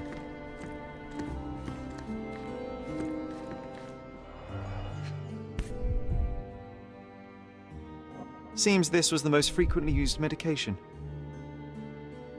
1 dram dissolved in a glass of water administered daily, not to exceed 1 dose in 24 hours, not to be given to children.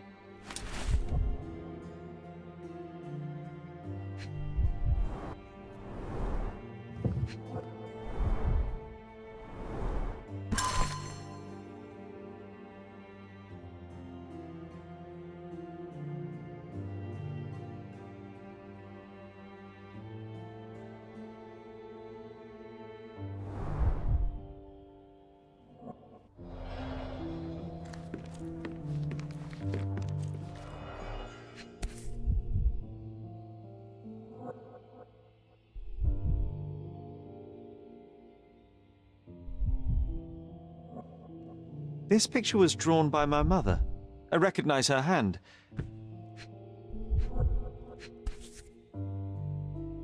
This seems a bit odd. I can recognize my mother's style, but it's far too sloppy. Dated 12th of February, 1869.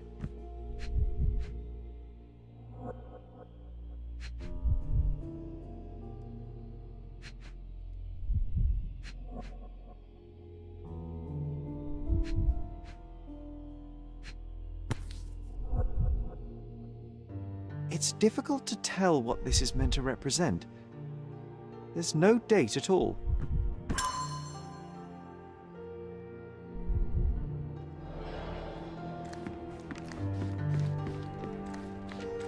My mother loved flowers. They made her smile. I remember. Look what I bringing a new found. bouquet The every White week King to is make under her a bit attack. happier. Sheriff, that's why we collected all the violet flowers we could find on the island.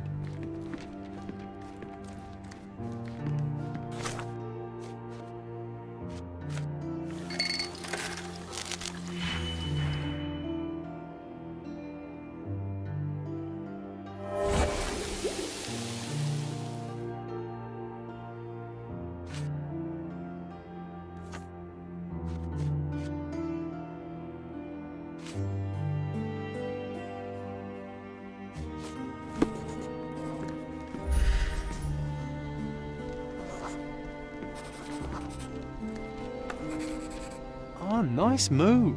You saved the king and checkmated the Black King with the rook.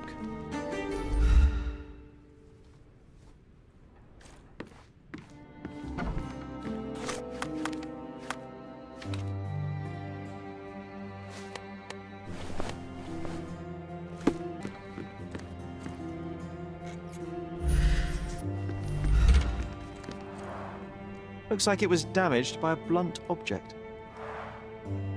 Oh, it brings back some memories.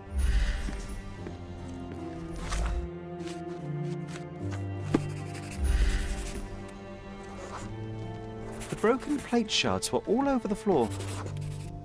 Mother was troubled that morning. Something we did upset her. We had to put the tray with Mother's morning tea down, but why? It's starting to ring a bell. I think it happened in the morning.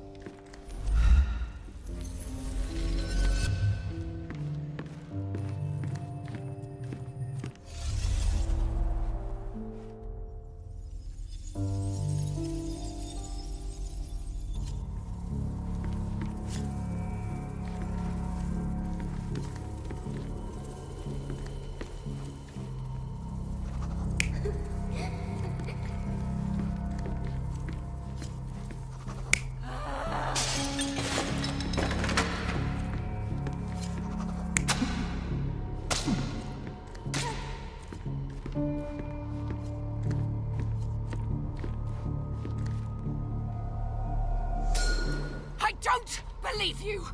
Liars! Get away from me! It's not true! It's not real! What? Oh. Everything will be okay, Sherry. I promise. It was the morning of the 9th of April, the day my mother died.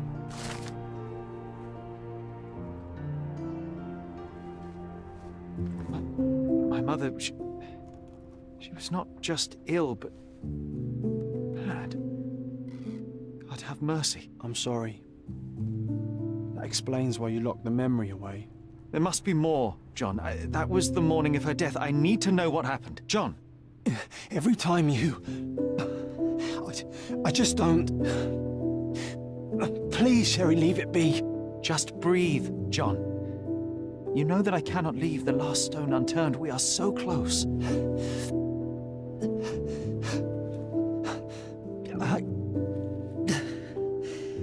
I know. But can we at least leave it for another day?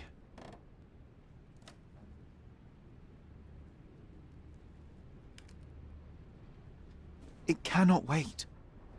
Let us find another door and finally learn the truth. That's pointless, Sherry. To date, you have had no control over the return of these memories. It is all triggered by your work elsewhere on Cordona. You must accept that this will have to wait. Are you all right? In the end, little has changed. My mother was still unwell, just not with tuberculosis. What I do not yet understand is why Mycroft lied about it. There are precious few pieces of this puzzle remaining, John. Let us dawdle here no longer. Indeed. Wait, did you hear that? Yes. Metallic souls.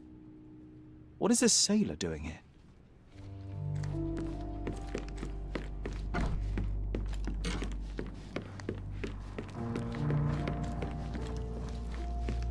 Sherlock Holmes, isn't it? I was looking for you. With whom do I have the pleasure of speaking? You can call me your new game. The rules are simple. I have something for you, but you alone must work out what that is. And that something is my prize, I suppose? You're a fast learner, sir.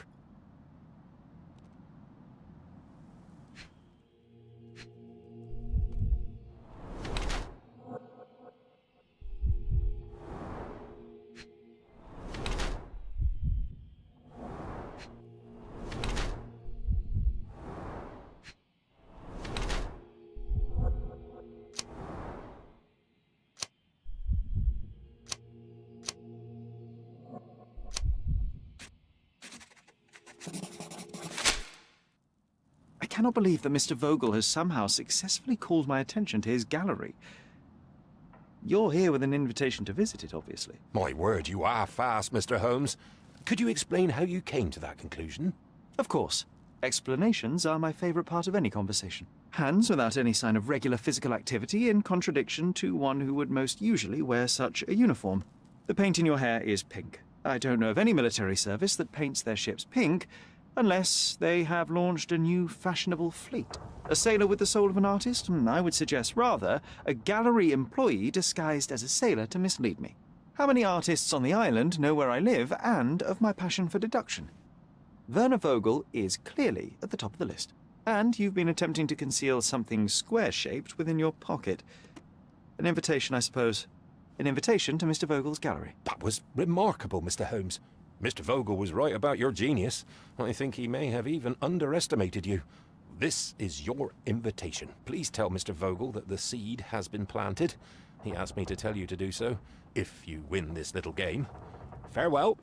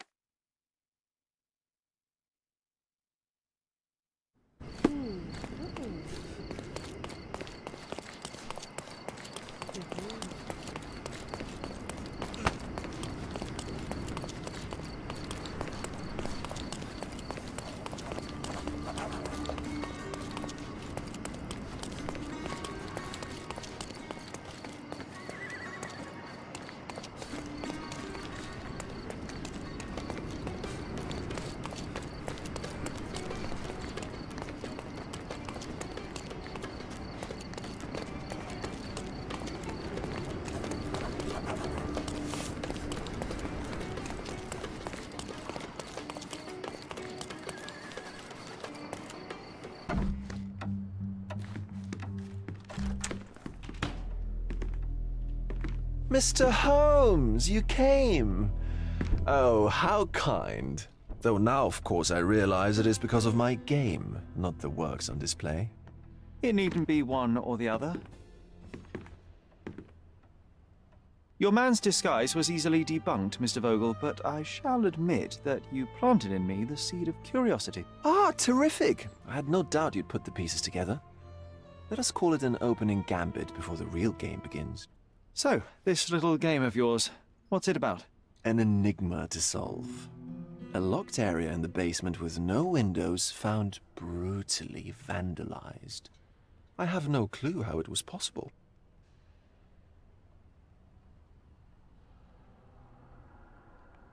And this locked area downstairs, what exactly was it? The under gallery. It's always shut, and I'm the only one with the key. Ah, so this is your private collection, not part of the gallery. Oh, no. It's an exclusive exhibition of eccentric pieces. Only a select cadre of artists, investors, and collectors are admitted. Not everyone deserves to have their eyes opened. What about this intrusion? What happened? Last night, I was about to leave the gallery when I heard a noise downstairs. I went to the basement, but I didn't see anything out of the ordinary. It was admittedly a rudimentary inspection. It is not uncommon to get rats down there, so seeing nothing of note, I left and locked up the building. When I returned this morning, alas, I discovered that part of the exhibition had been torched, and there was no sign of the intruder. The mystery being, of course, that all the doors to the gallery were locked exactly as I left them. And the door to the basement is the only entrance? Correct. Tell me you're not intrigued. Well, this matter is certainly within my wheelhouse. This intrusion troubles me. Please take a look around if you're willing. The under gallery is through the door at the end. I will see what I see.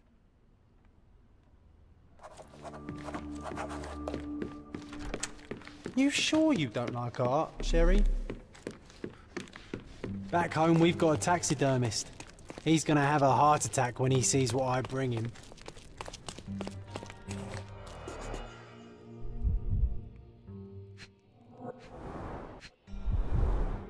Old, and hasn't been used for a long time.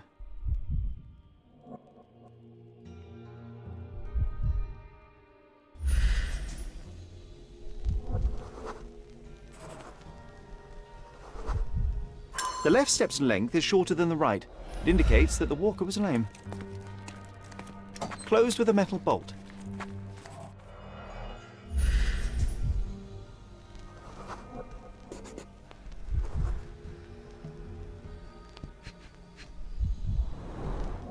Footprints. Size 9.5.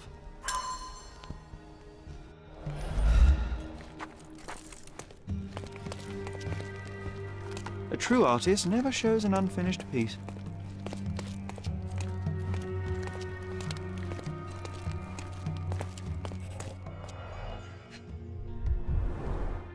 Sherry, how about some company in that dreary chamber of yours? Leave my loneliness unbroken, John.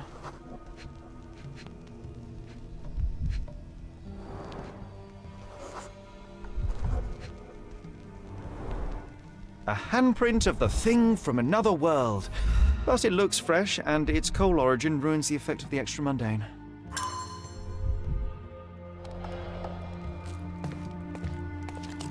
Sodden and mold-ridden. One presumes deliberately.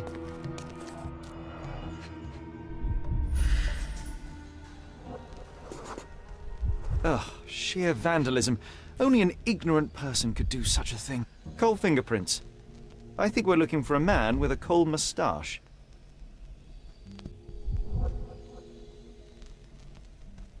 Coal fingerprints. I think we're looking for a man with a coal moustache.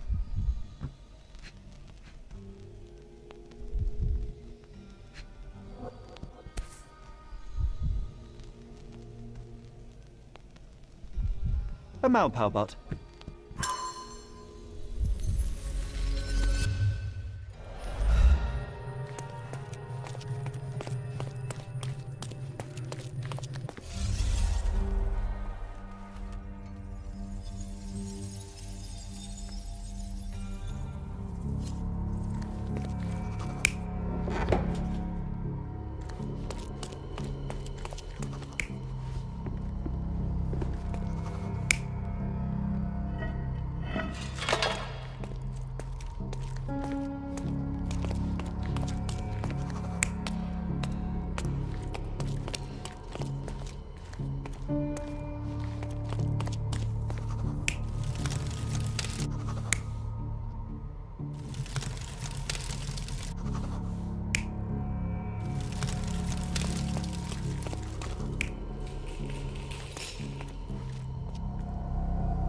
You're not even trying, Sherry. Concentrate.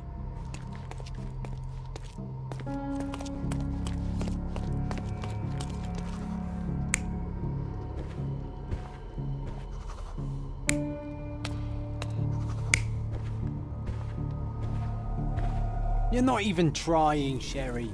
Concentrate.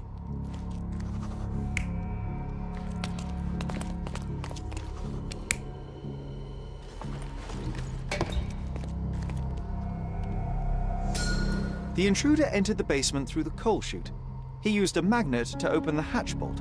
He accidentally pushed a shovel to the floor. Vogel heard the noise. At the sound of his approaching footsteps, the intruder hid inside the coffin. When Vogel entered the basement, he failed to notice anything strange and left without properly checking. The intruder waited until Vogel had left the caravanserai before burning the paintings in Wilde's room, but the vandalism was a cover for the theft.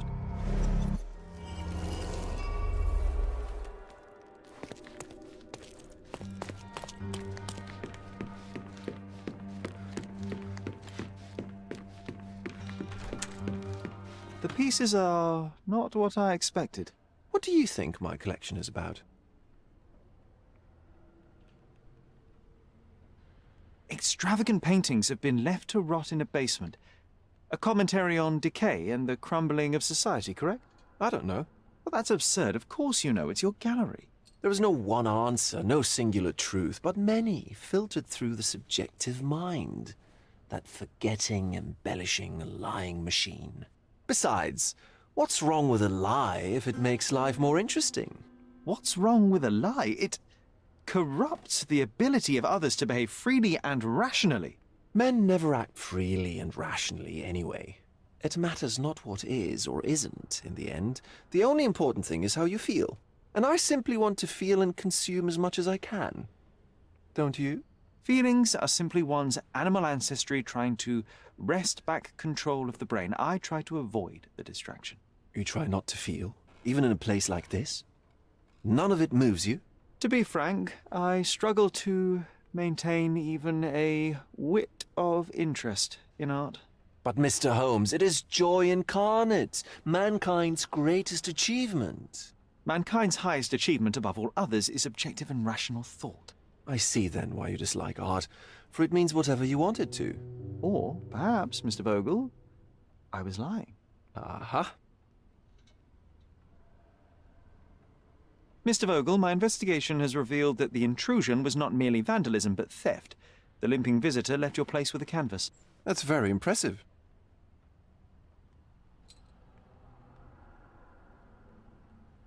The intruder entered the basement through the coal chute. He used a magnet to open the latch and dislodged the shovel while doing so.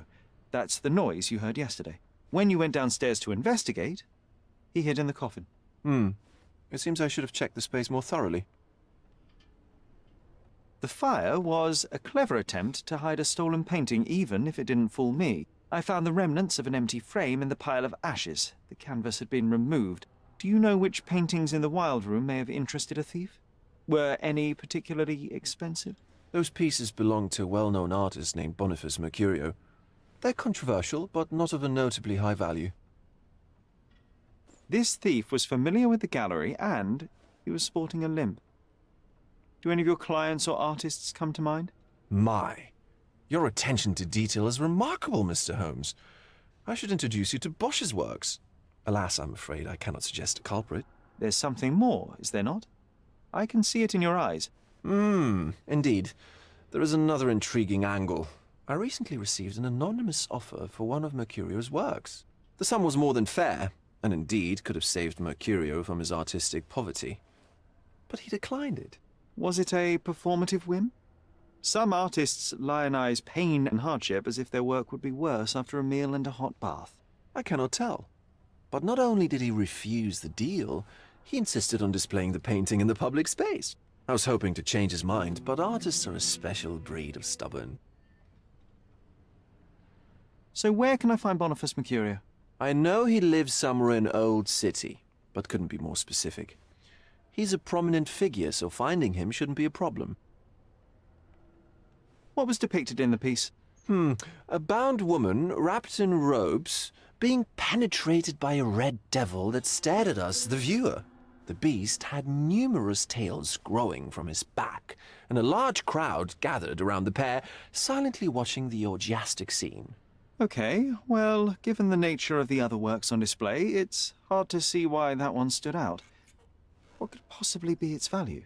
The evaluation of art is very subjective, Mr. Holmes. After all, art is everything. A poem, a bruise, the beads of sweat on your beloved skin. Even a masterfully solved crime. I'm not sure I see the connection. Regardless, the painting was one of a series called The Sabbath Night in Cordona. The works depict sex, violence, and other controversial acts that life, for better or worse, contains. Ah, I see. I'm not sure that you do, but that can wait for another time. Well, I believe I have enough to begin. Thank you, Mr. Vogel. Your gallery certainly has unexpected depths. I'm delighted to have been able to please a friend. In return, I expect you to come back with good news. Or at least with a good story.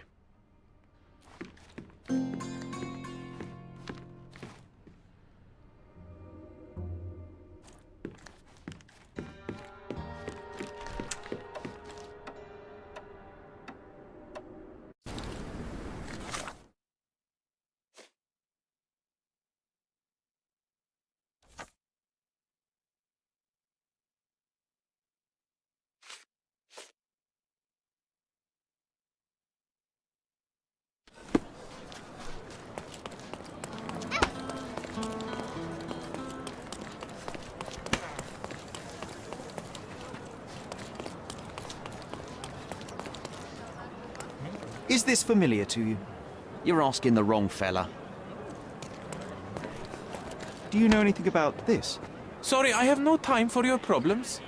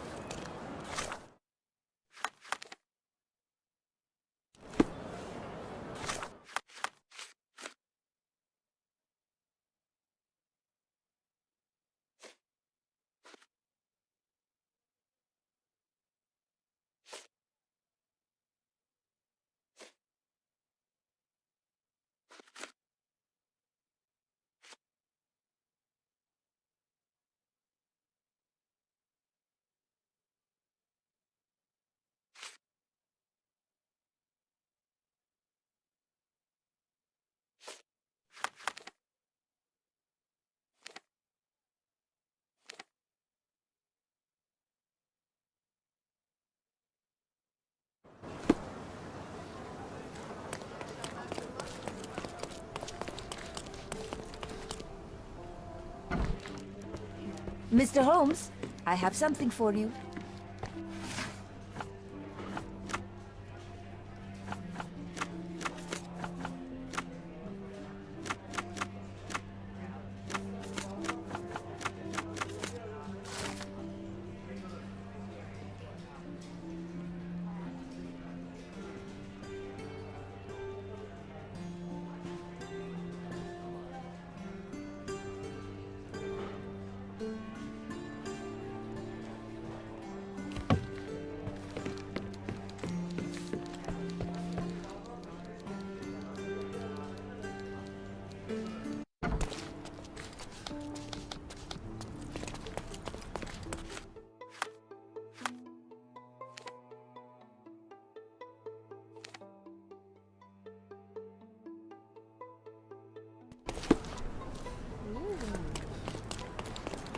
Are you able to help me? So you think if we have money, we should bow to your whims? No, sir.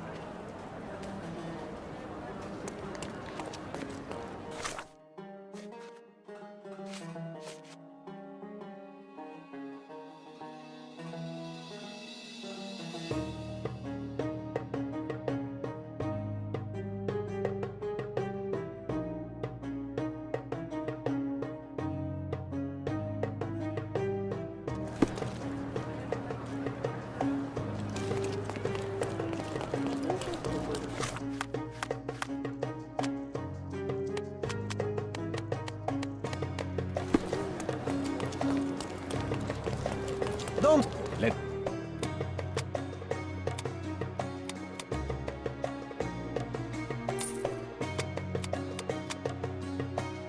good choice.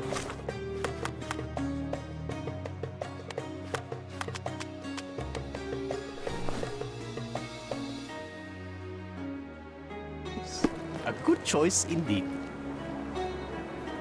Let's pick something that suits you.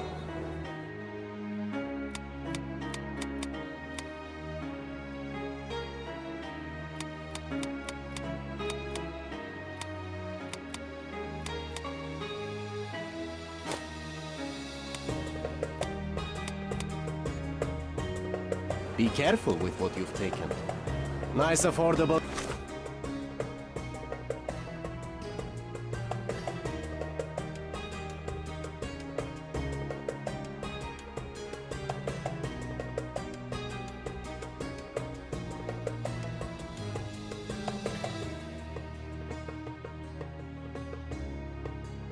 Clothes.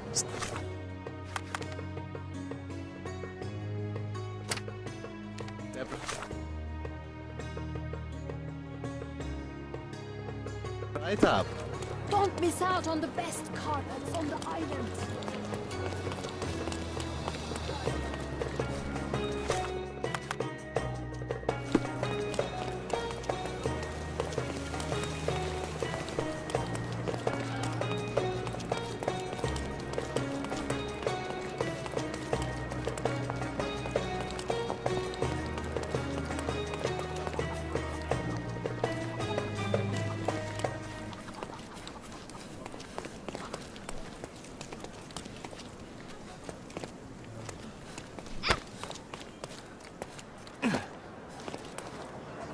Boniface, sweetie. Is that you?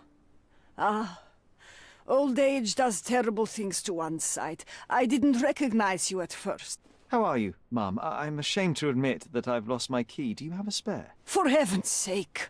How many times will you lose that key of yours? Of course I have a spare. You artists all live in your own little world. Please, accept my thanks. I would rather accept your rent. You promised to pay me several weeks ago, and I'm still waiting. I will pay you, I promise, very soon. You'd better do, my dear. Or else I'll just change the lock. And I won't fall for those cow eyes.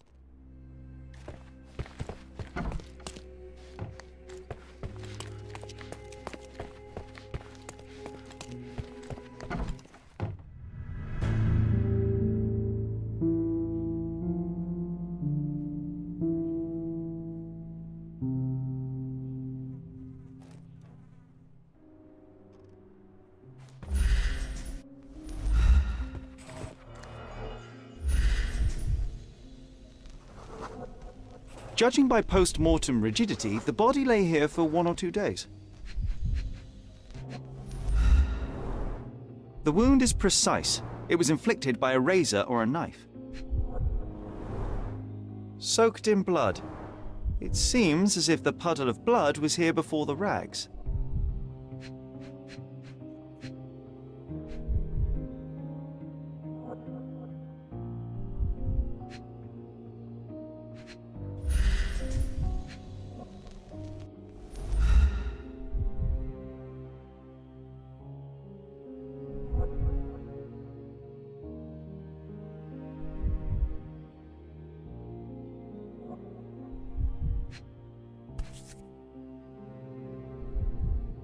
Could be the murder weapon. A normal kitchen knife.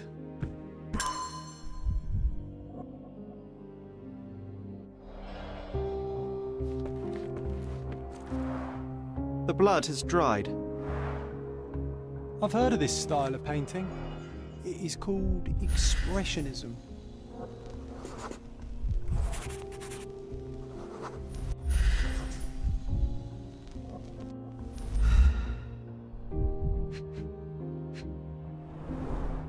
It appears the wine was truly awful.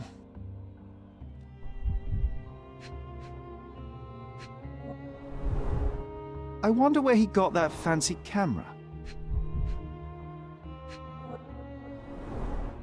Despite the overall tendency towards mess, you cannot sit with the drawer pulled out like this. Someone left it after searching.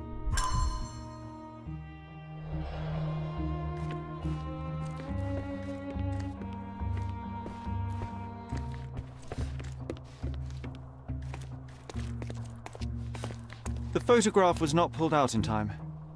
Such a waste of material. The photograph was not pulled out in time. Such a waste of material. Look at this, John. Isn't it our stolen demon? The photograph was not pulled out in time. Such a waste of material. Red skin, tails on the back, reminds me of Werder's description of the stolen painting.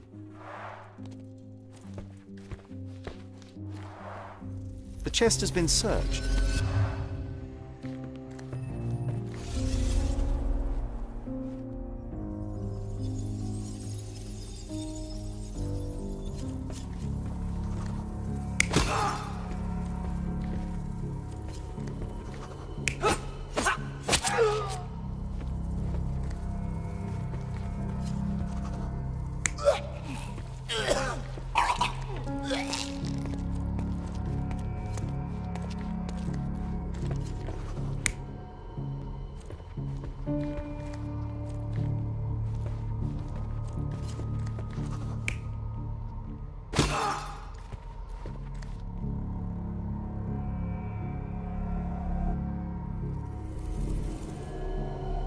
You're not even trying, Sherry. Concentrate.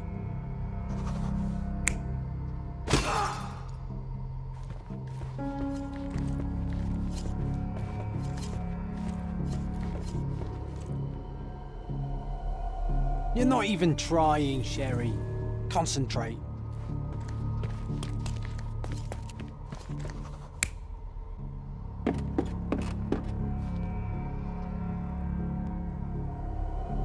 Mercurio was developing photographs when the intruder snuck in.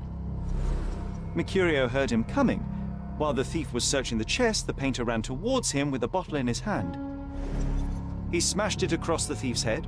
The intruder had no choice but to defend himself, and the weapon of opportunity happened to be a kitchen knife. Mercurio stepped aside to grab the painting, but the wine-blinded thief attacked Mercurio's throat. When the thief came to his senses, he saw Mercurio bleeding on the floor. He grabbed the rags and tried to bandage him, but it was too late. Why did Mercurio attempt to snatch the painting in the middle of a fight? To strike the intruder? Not with his painting, it was too important to him.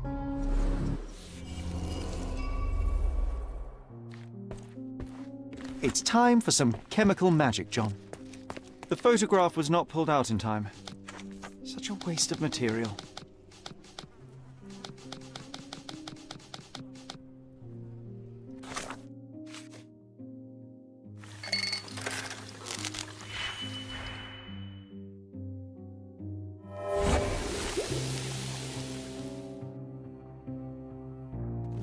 That doesn't look like the painting. I guess this is his most ordinary painting. Spot the two differences, John?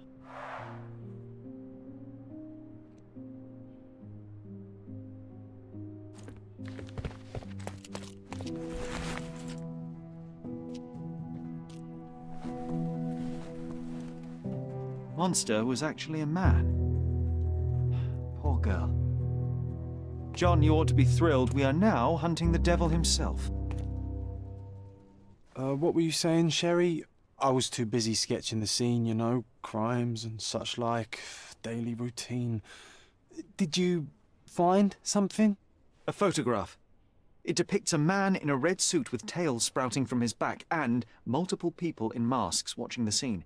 It all adds up, but the act of love, it wasn't given willingly, John. It was a violation. And the girl, she was with child. Give that to me now. Did you recognize someone? No. Although the victim is not from Cordona, she is African. Look at the ritual scars on her face. Get that image out of your brain. You have to continue the investigation. I must speak to the landlady. Perhaps she saw or heard something. Sherry, you cannot tell her the truth about Mercurio. It will hurt her. John, that's illogical. Sooner or later, she will come here and discover a corpse, and I still need to talk to her. Just avoid mentioning corpse, all right? Stick to the character, tell her to call the police. I'll take that into account. And wait here.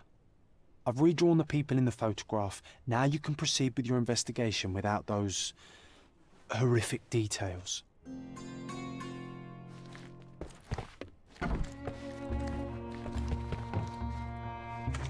What's wrong, dear? You look like you've seen a ghost.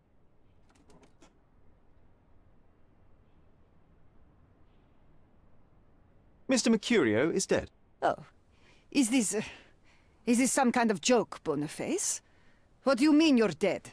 I mean that Boniface won't ever pay his rent again. Oh, my dear. If you need to delay your payment for another week, that is all right. There is no need for these games. But this is the last time you hear me. It's not about payment, Mum. If you open Mercurio's flat, you can see the dead body for yourself. Dearie, you will not trick me into entering your flat again, do you hear?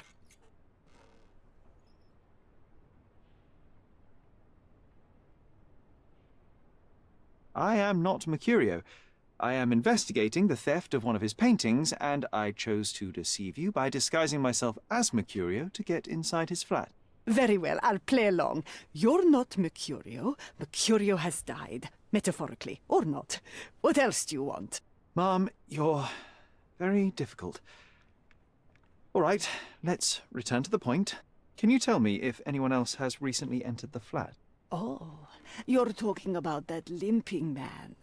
I'm sorry I let him in. I was scared.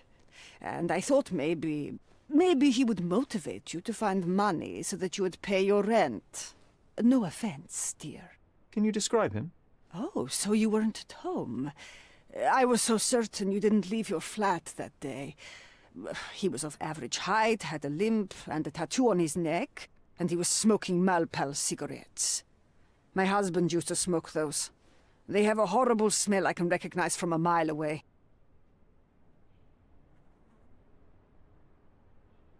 Can I ask a favor? Of course, dearie. Please call the police and ask them to enter the flat, and don't look inside until they come up. What? What trouble have you stepped in this time? It really doesn't matter. Thank you, Mum.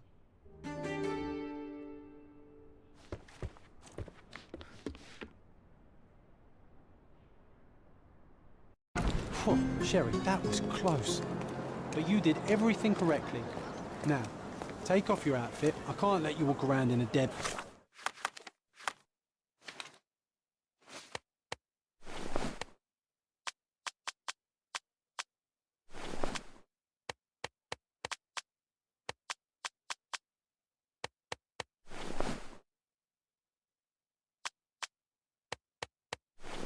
man's clothes.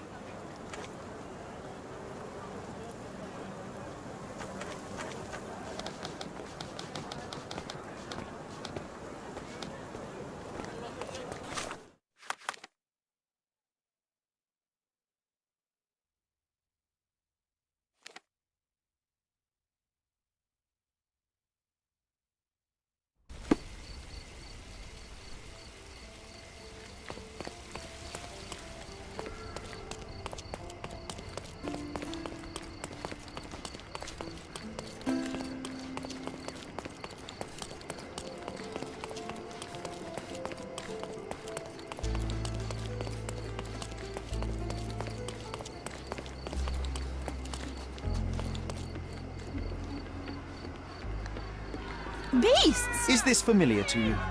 Oh, sir, I'm afraid I don't know about that.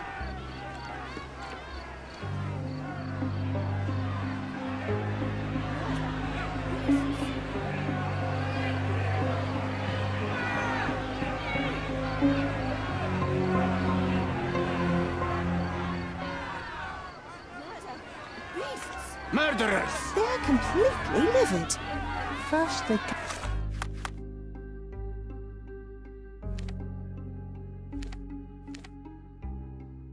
Our land, then they murder... Sir, this place is off limits to the public. Please state your business or leave, or I shall request that the police escort you out. My name is Sherlock Holmes. I'm from City Hall. They sent me to oversee the situation. No, you're not.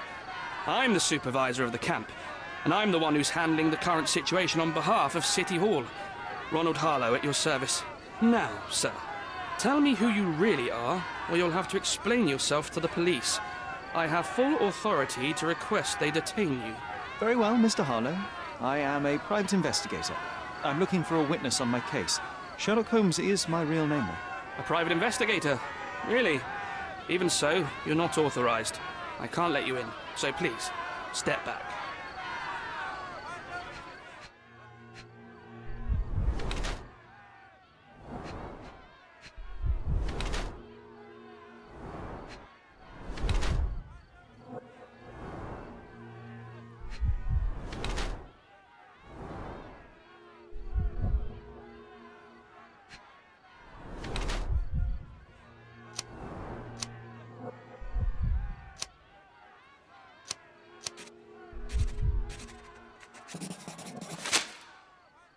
The people in the crowd are shouting about a murder in the camp. Are you trying to hide it?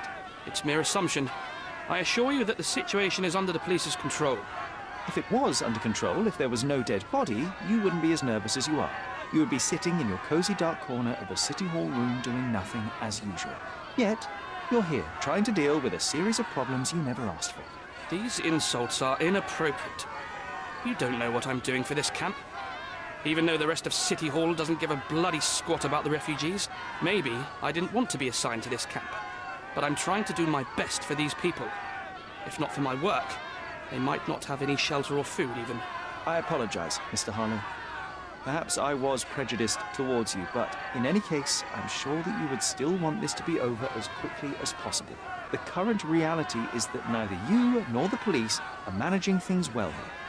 You are unable to calm the crowd. You have simply never handled a situation like this before. What are you driving at, Mr. Holmes?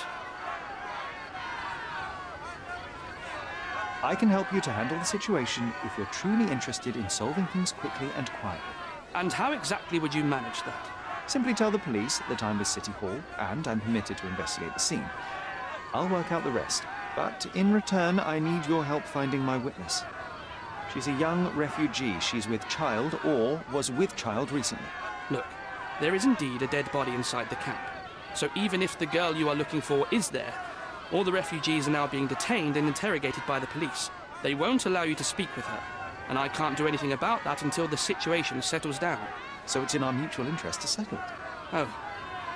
I suppose that things are bad enough that I ought not shy away from help. All right, Mr. Holmes. I'll tell the police to allow you to come inside. Just tell me when you're ready. I'm ready to take a look at the scene. All right. Go inside the camp and find Inspector Tewkesbury. He's the officer investigating the scene. Tell him I sent you. Say you're an independent expert from City Hall. He'll fill in the details for you. I'll find my way with words. Thank you, Mr. Harlow. So they keep these refugees under a bridge like Mr. Ronald Harlow, let me in, sir. I'm Sherlock Holmes, a surveyor of refugee affairs with City Hall. You're Inspector Tewkesbury, I presume? A surveyor? What does that even mean? In short, I've been sent to conduct an extensive report on the incident for the Colonial Office and to assess all the damage inflicted on state property. Got it. Another paperworm sent to count money and get food for archive mold. Go on, look around, but don't make yourself too at home. As if I didn't have enough problems before you appeared. Could you first tell me what happened here? What happened? People from the bridge above the camp heard a woman screaming and saw a mass of refugees attacking a man. Clearly not a refugee. When the camp guards came by, the man was floating in the sewage canal with a knife in his chest. Bam. A murder. Big news for Cordona. I'm sure. Thank you, Inspector.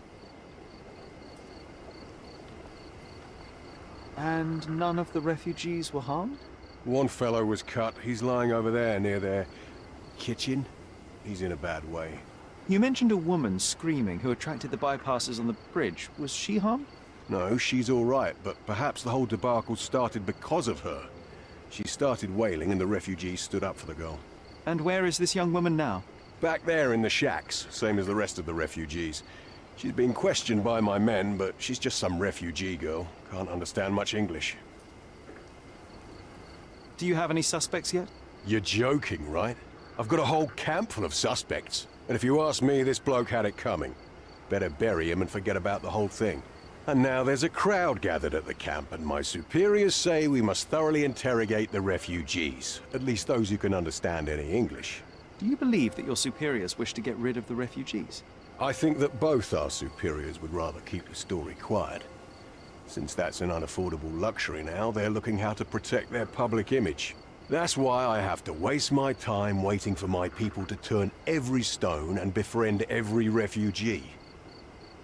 Did you learn anything about the dead man? The fellow looks like a thug. I've had dozens like him fished out of the sea over the past 20 years. Ever since these refugees arrived, there have been people on Cordona with bad blood in them. My best bet is that this thug had something against them too. And no clue as to his identity? He had some items on his body, but nothing to indicate who he was or where he was from. I think I should catalogue his possessions in my records. Go on.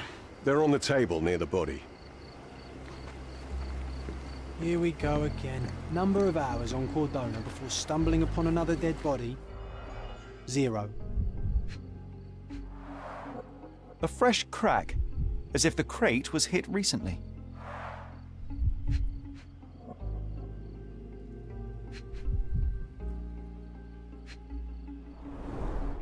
Someone bled profusely here.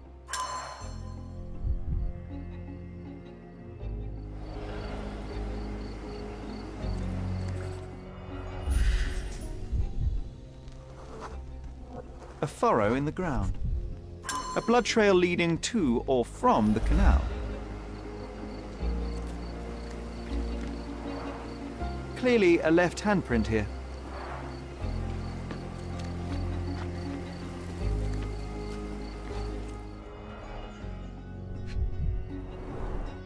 £1,000. A fair sum, especially considering British currency isn't... Malpal, soaked with salt water.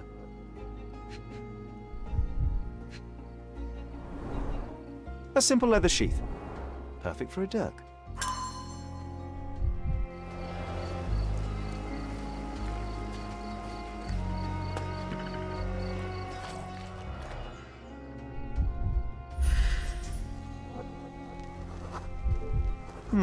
Coal dust under the nails.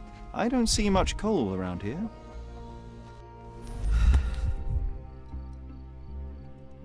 A steel dirk. Sharp. A common accessory among sailors and soldiers.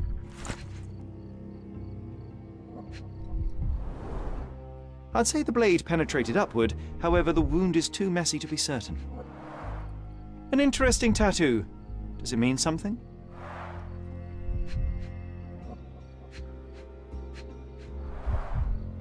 Heavy boots, with one sole far more worn than the other. This man was limping John.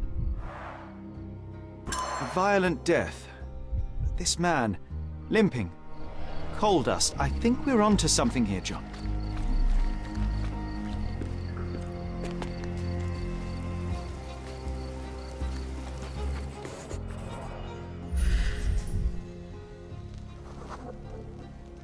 A heavy boot with a worn-out sole. Police boots. Always happy. A man's footprint.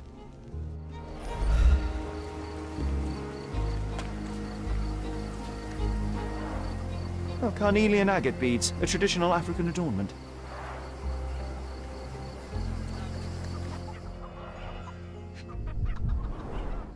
The blood sprayed off the blade after the strike.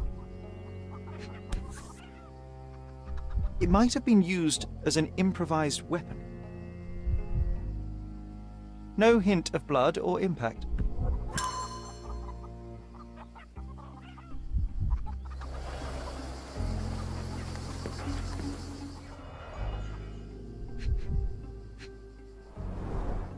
The cut is deep, potentially serious if not treated immediately. He is in shock, feverish and dehydrated. Sherry, you know first aid. Surely you have a duty to help this man. You can't leave him to certain death.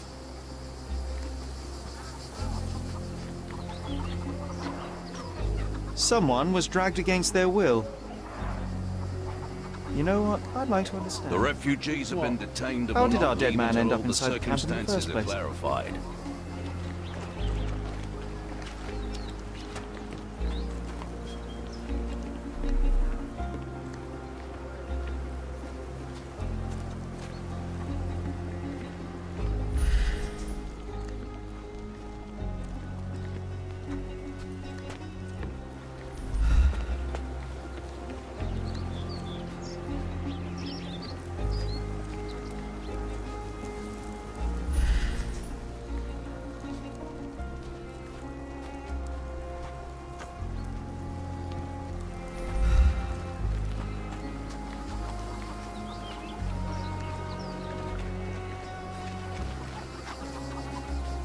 Back off.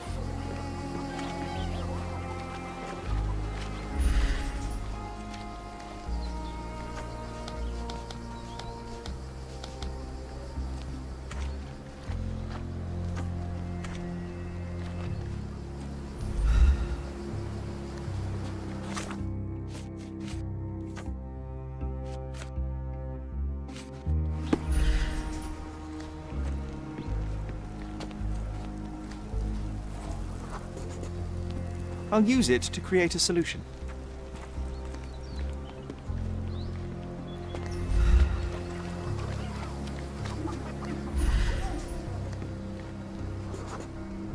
That will kill, not save him.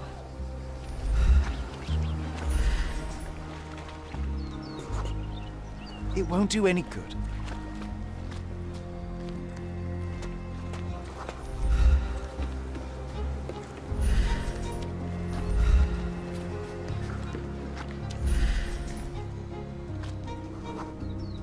I can use this to stop the infection from spreading. Nausea and stomach pain is not what he needs now. Sherry, just look at this. Living quarters in a sewer. What kind of a genius bureaucrat came up with this idea? Just washed. Better than nothing to bandage the wound. If they find out about the passage, everything.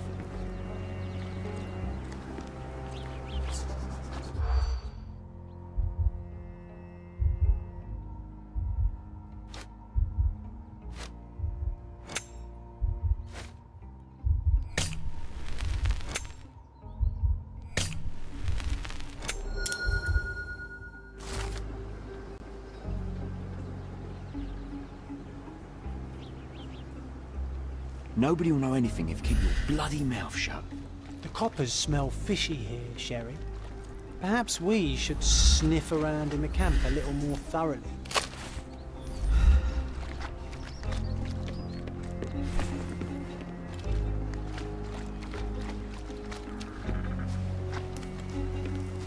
I've collected all the ingredients, now to prepare the first aid solution.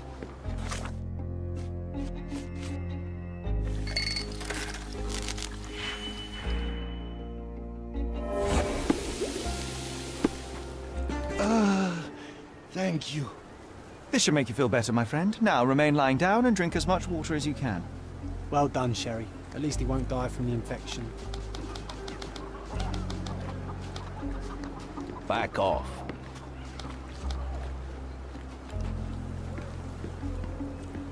Do you know anything about this? Nothing I can tell you, sir, but others might know more.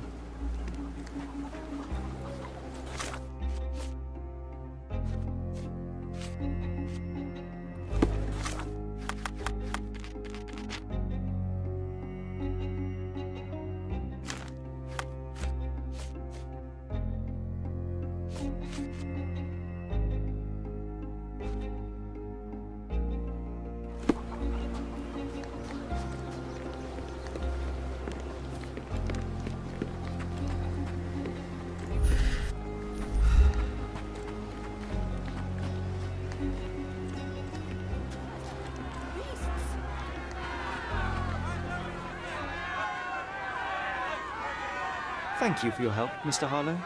I should be going.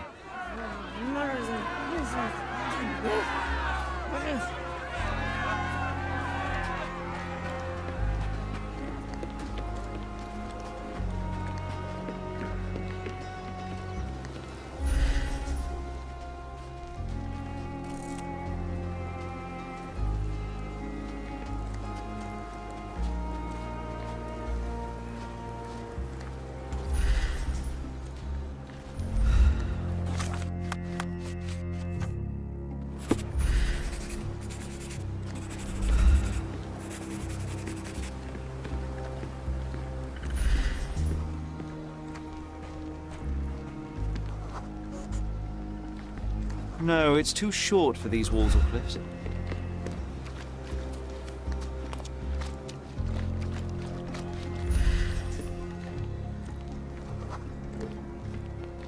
Sealed shut.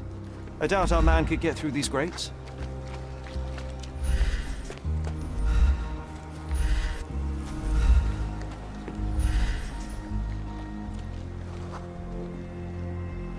It's unlikely anyone could get in or out of the camp by water without alerting the police guards.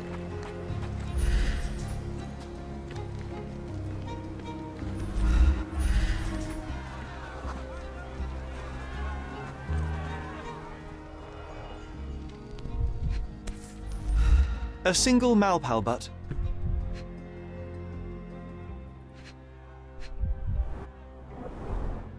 Roadman's cigarettes. A brand highly regarded by law enforcement officers. So there wasn't any sophisticated infiltration plan. The good old police just let the man into the camp. Now we have everything we need to get the full picture of what happened at the camp. Clearly a left handprint here.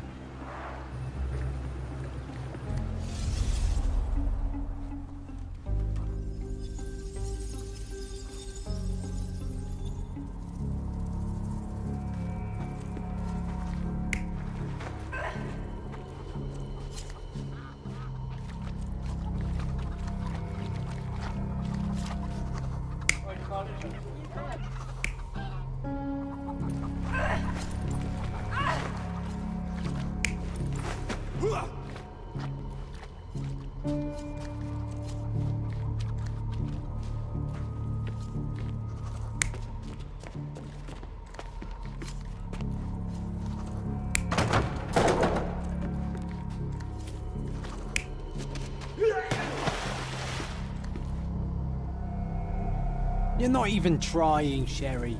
Concentrate.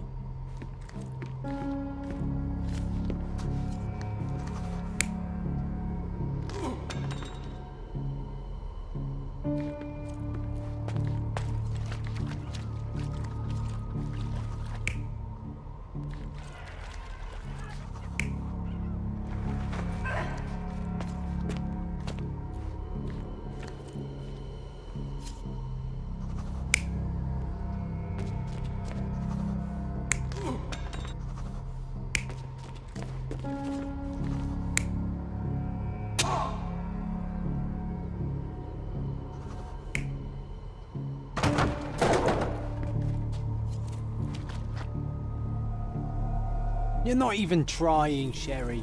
Concentrate.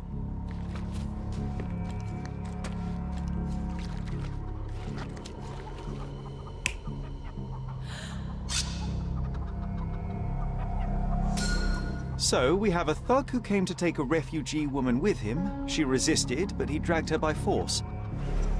One of the refugees stood in his way, armed with a stick, yet he could do nothing against a cutthroat with a blade.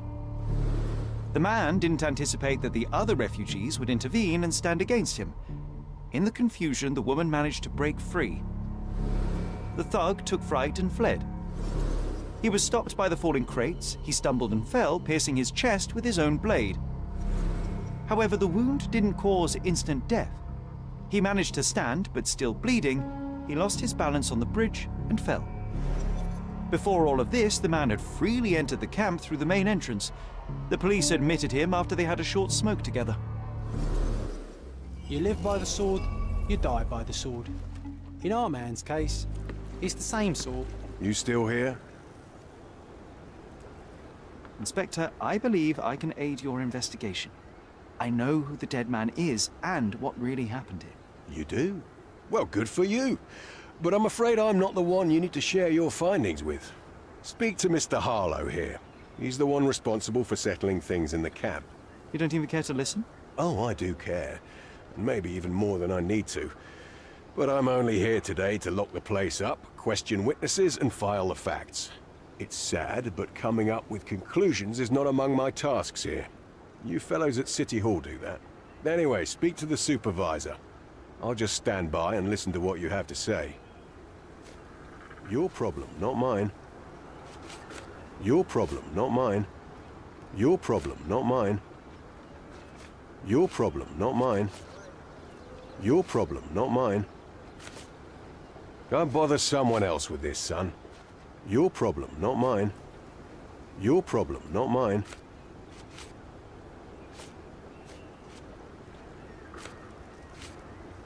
I've already told you all I've learned. Your problem, not mine.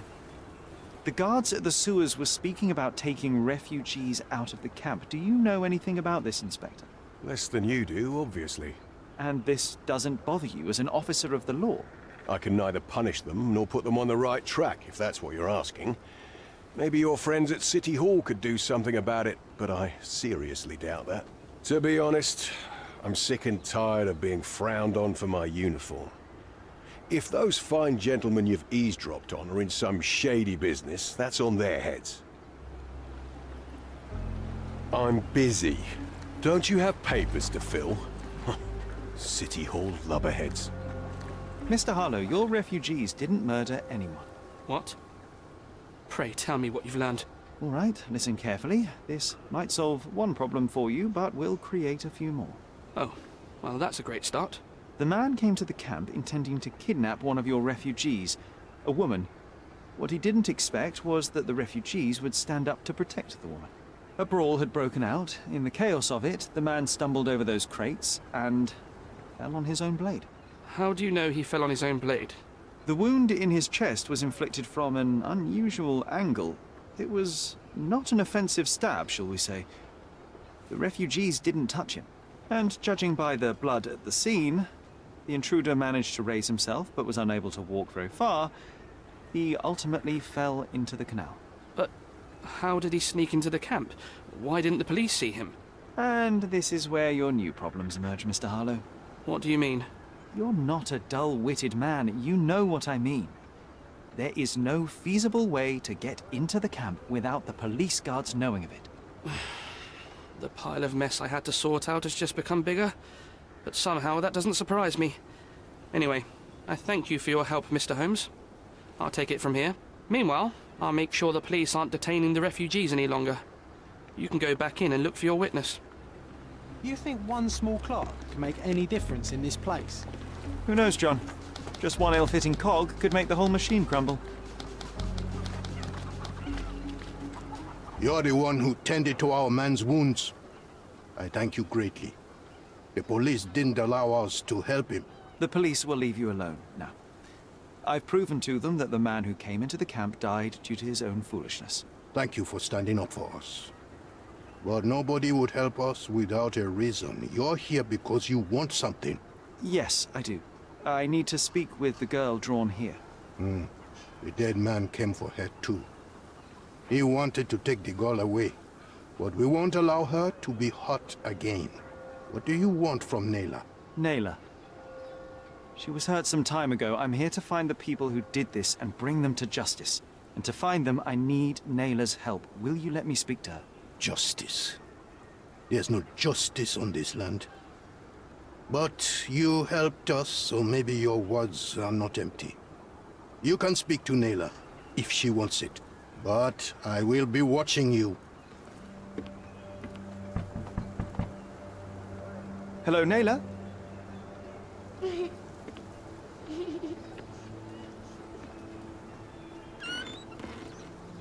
My name is Sherlock. I know someone hurt you. I am here to help. I'm trying to find the people involved and bring them to justice. Please. There is a photograph, and I'm sorry, it is terrible, but I simply must ask. Where did this happen? What can you tell me about these people? Christ, Sherlock. Nayla, I'm sorry. I'm not very good at this.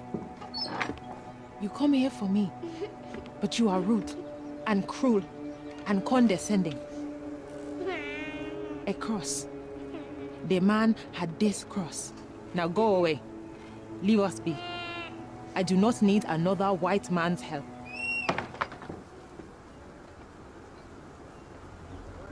Oh, glad that wasn't me. Not my best work, John. By a long shot.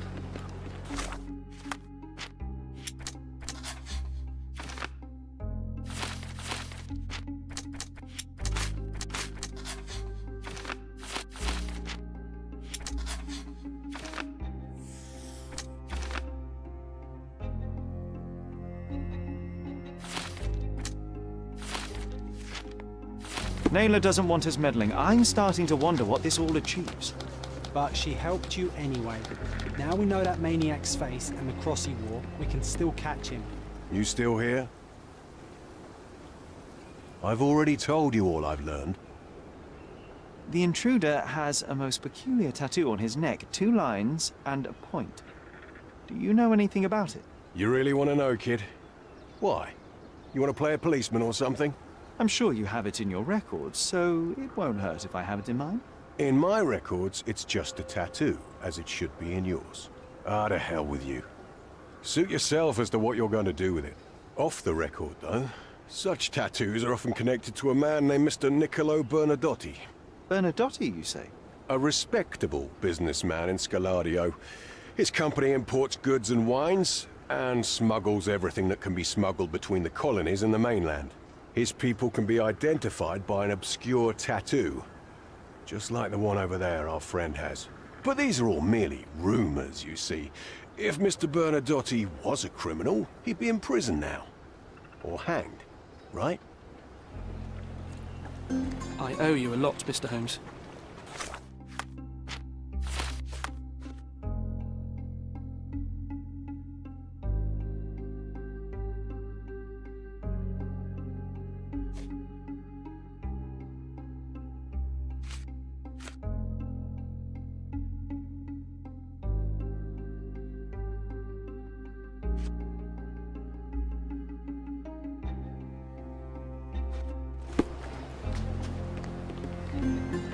Sherry, wait. You might want to settle all the matters in the camp before leaving. You probably won't be coming back here anytime soon.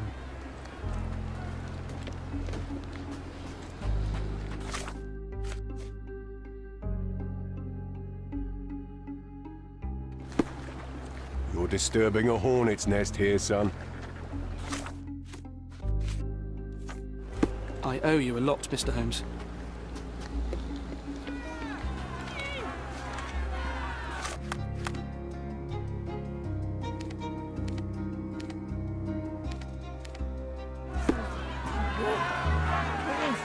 It's a shame we didn't learn more about that scheme the guards were talking about. The corruption in Cordona.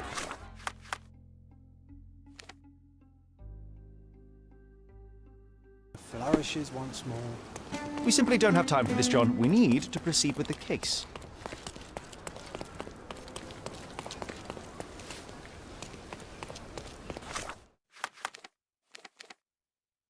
A contest for the guests of Cordona.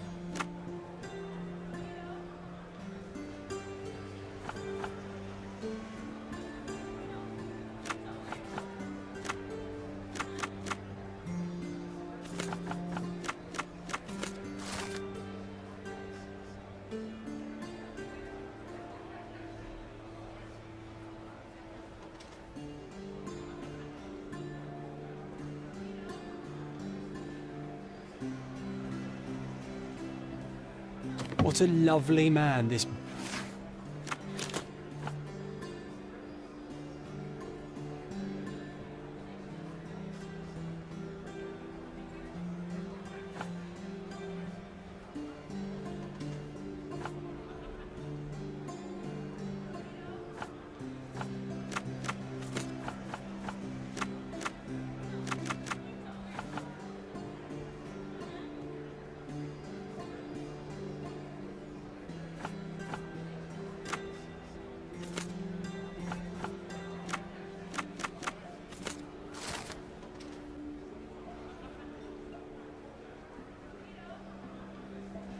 Bernadotti is, eh, Sherry?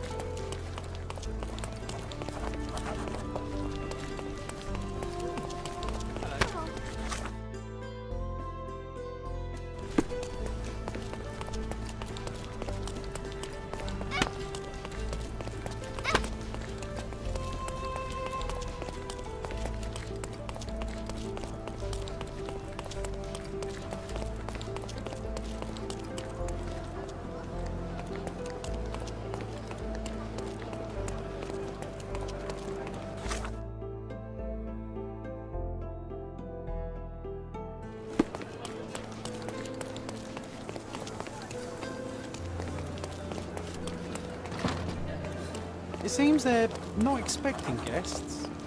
I won't wait for an invitation, John. These workers don't look like your average Cordona folk. They're refugees. That's our way in, Sherry. Hey, yo. This is private property. You lost something.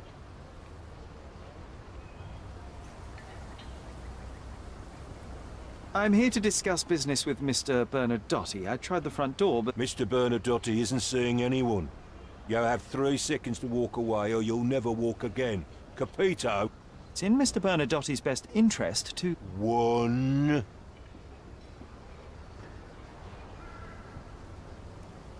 I did try to resolve this peacefully.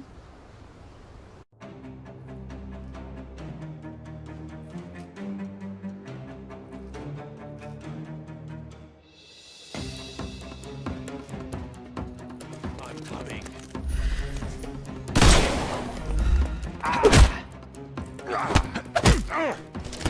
Don't bother moving. You've lost.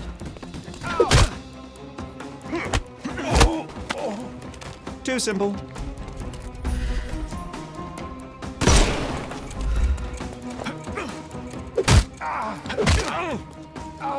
Don't cry, you'll live. The snuff's ready.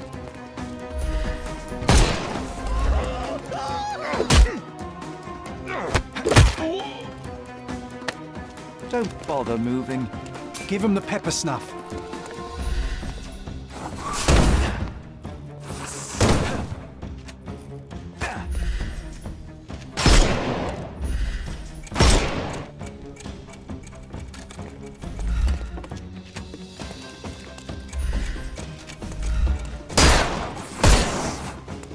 It won't work this way. I couldn't miss the party.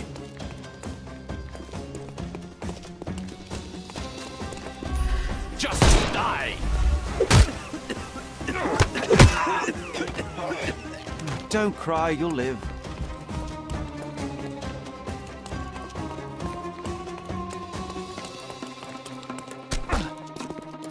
Weaken him further.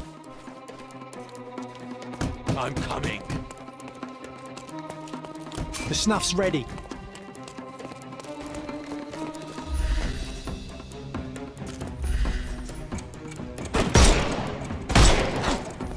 Get ready for some pain.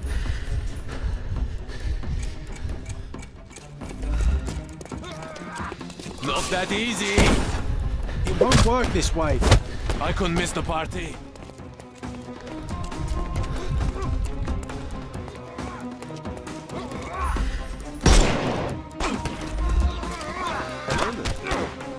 I'm coming. I'm coming for you.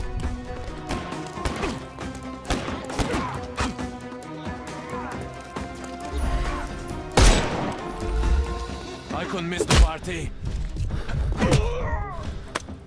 No more crime for you until next month.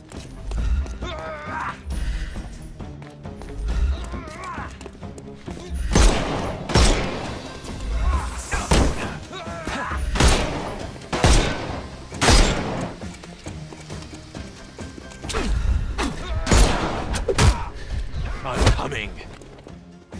I couldn't miss the party. Time to knock this guy out.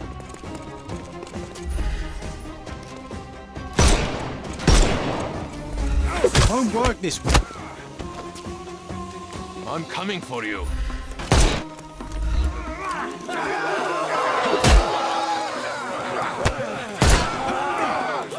Don't bother. Give him the pepper snuff.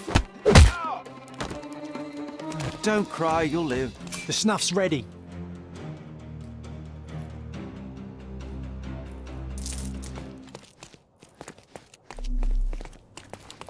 Sherry, look. This seems familiar. An amazing piece of culture. I imagine many collectors and museums would be interested in having it.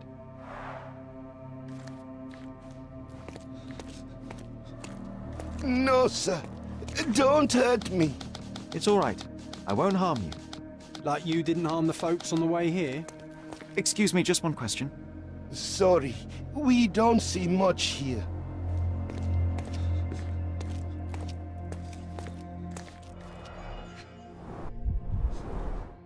Let's see what's hidden there.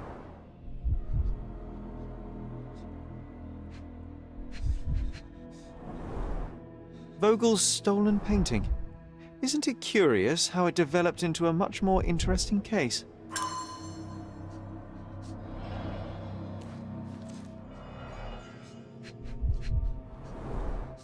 Masks, traditional for the Chokwe people of Central Africa.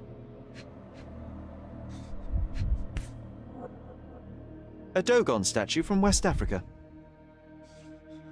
A century old at least.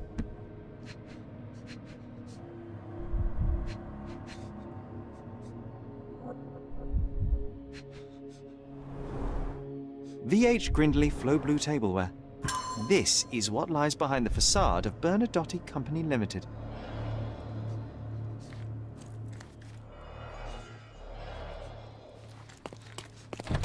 Don't come any closer.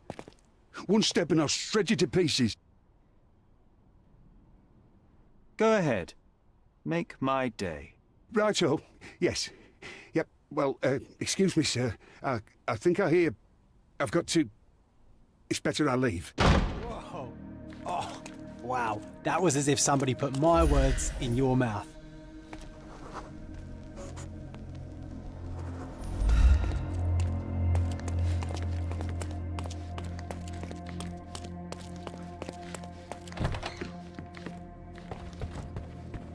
Please don't shoot me. I have a family.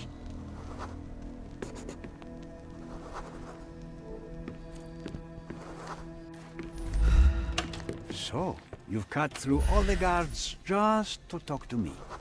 Then come here, and we shall talk. Whenever you're ready. I'd hate to intrude.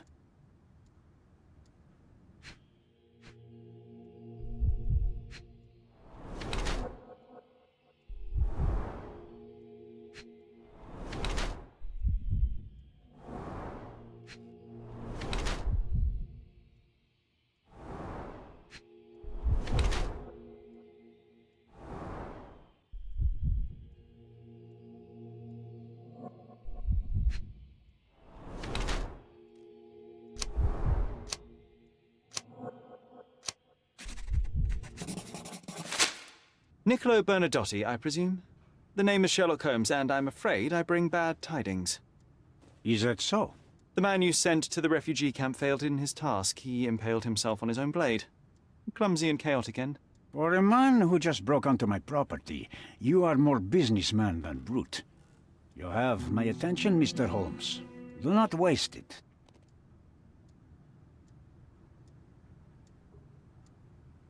As I said, your man was found dead in the refugee camp. He was there to kidnap a woman, but the other refugees intervened to try and save her. The ensuing scuffle resulted in the man's accidental suicide. He sported the same tattoo as your men in this building. In fact, it also bears a resemblance to the one on your neck. Care to explain what business your man had with this woman? You have no idea what you are talking about. I can assure you this was no kidnapping. The refugees in the camp are on edge. What happened there is a tragic accident, one I am not responsible for. For what reason was your man there if not to abduct her? Why would I answer? You are yet to justify your presence in the slightest. Mr. Bernadotte, do you know the name Boniface Mercurio? I do not. Mercurio was a local artist. Recently, a man broke into his apartment, ransacked the place, and killed him. The thief was looking for something. You are testing my patience, boy. In a moment, the connection will reveal itself. I was hired, privately, to investigate the recent theft of a painting from an art gallery. My investigation led me to a man from your organization, and thus, to you, Mr. Bernadotte. That is quite a stretch. Why would I need to steal a painting when I could buy anyone I wanted? Interestingly enough, I spotted the stolen painting in your storeroom. I buy and sell a lot of things, Mr. Holmes. Unfortunately, if this is true, it is not the first time I have been sold stolen merchandise. I presume you were hired by the owner of the gallery. Tell them to contact me, and we'll sort out the situation. So, this painting is why you broke into my office. So many words, so little action.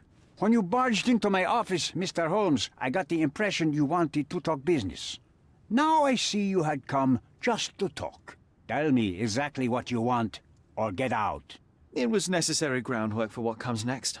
I have enough evidence to conclude that the gallery thief, the artist's killer, and the dead man in the camp are all the same person. Your time is almost up, Mr. Holmes. Before you draw your gun, there is one final detail I am yet to mention. The young woman your man was tasked to collect from the refugee camp had been defiled at a perverse masquerade party. That violation was captured in a photograph by Boniface Mercurio and used as a reference for his painting. The photo shows the attacker's face. Finally. That's why you're here, Mr. Holmes. You have the photograph. It is what your man was after when he broke into Mercurio's apartment, and it is what you're after too, isn't it, Mr. Bernadotte? You have the photograph with you? How much do you want for it? I am not naive enough to carry it with me, but I am yet to decide what I shall do with it. I know the man in the photo is a British envoy. What interest do you have in his downfall? I must admit, I am rather impressed by how comprehensively you have pursued this matter. And so, you deserve the honest answer. My business dealings are often arduous in their bureaucracy. A man in his position, willing to look the other way, could ease my work significantly. In return, I will make sure no one looks his way either. A favor for a favor. Also known as blackmail, the modus operandi of any true professional. It was not originally my idea. Mercurio set things in motion, extorting the envoy for the most trivial of ends. Money. In response, the envoy hired my man to retrieve the painting and the photograph, eliminating Mercurio's leverage. I only learned the whole story after the artist was killed in his home. And rather than extricate yourself, instead you took over Mercurio's venture. It fell into my lap. As a businessman, I simply seized the opportunity. Now, how much do you want for the image?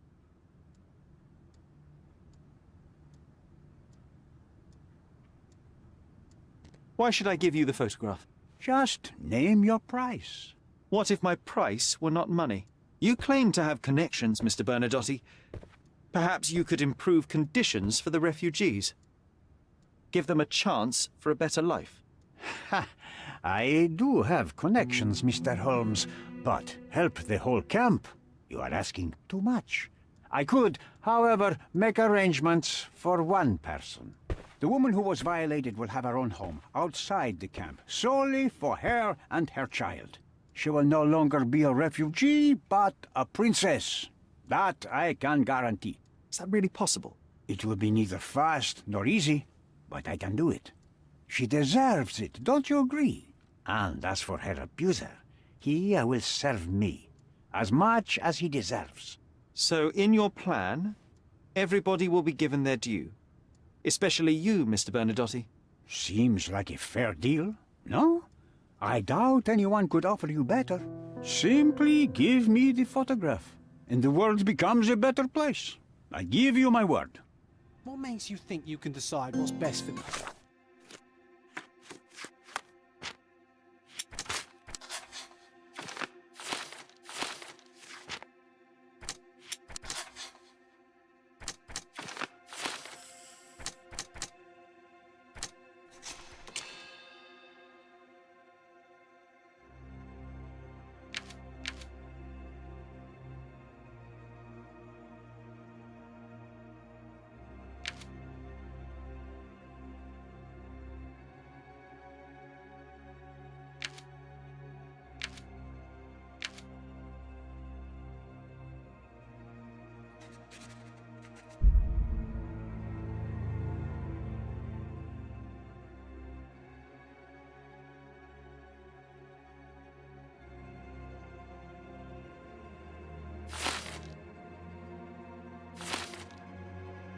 People. Such is the arrogance of British imperialism. The front door's now open, I take sir. your point. You can leave through it. If you want, of course.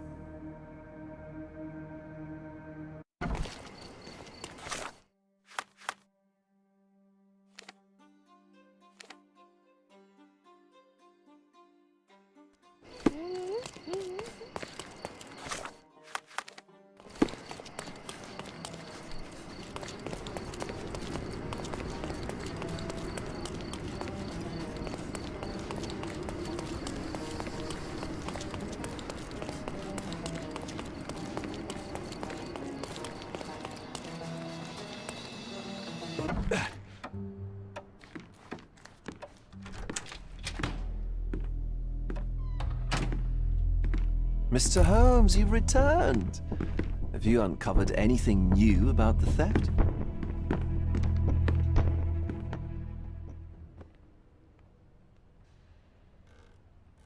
I've brought news, but not all of it will please you. Fill me in, Mr. Holmes. I won't shoot the messenger.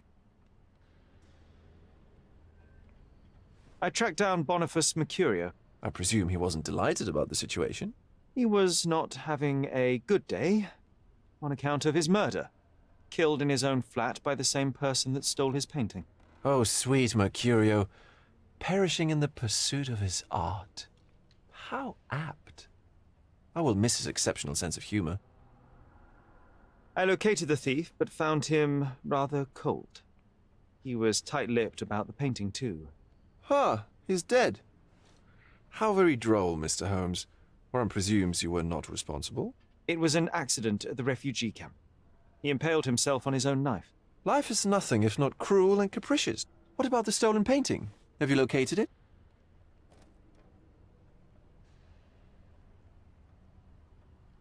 I found the painting, but I could not retrieve it. Well then, where is it? In Bernadotti's office. Bernadotti? That shady businessman? Why would he steal it from me? I'm afraid you'll have to ask him yourself. I take it you found something more then. I found the source of Mercurio's artistic inspiration. A photograph. What troubled me was that the sexual act captured was non-consensual. She was violated? Dear God, how despicable. Her abuser was in fact the British envoy. Mercurio took a picture of him committing the atrocity and then used it as artistic inspiration. I had no idea a mere break-in would eventually expose such barbarity. Mr. Vogel, I want you to make everything public, including the photograph. I'm sure you have a connection at the Cordona Chronicle. Ah, Mr. Holmes. Loyal to your own truth till the end. Yes, I'm acquainted with the staff of the Chronicle. The story is sensational, and will surely draw attention to the gallery. But you must be aware that exposing the scandal will further hurt the victim. Does that not bother you? No matter what one does, the truth tends to come out, as well it should. I won't be the one to stand in its way. Though it's only your subjective truth being exposed. Not that I'm judging. It's perfectly reasonable for everyone to have their own views. When you called me, you knew exactly what you would get. Oh, but I'm not like you, Mr. Holmes. I cannot be sure of anything. Regardless, I must thank you, for art's sake. Well, now that we've resolved all of our outstanding matters, I have a gift for you. I took the liberty of having it delivered to Stonewood Manor. I am told it belonged to your mother. Previously, you mentioned there may have been more to my mother's passing than consumption. It appears you were right. Oh dear, I'd hoped to be wrong. She was unstable, mentally unwell. She required sustained, specialized treatment, but her madness persisted. I knew that Violet had disappeared from the public eye, but had no idea of her suffering. I cannot imagine what you're feeling. I'm fine. Thank you, Mr. Vogel. I am curious to see what you have procured.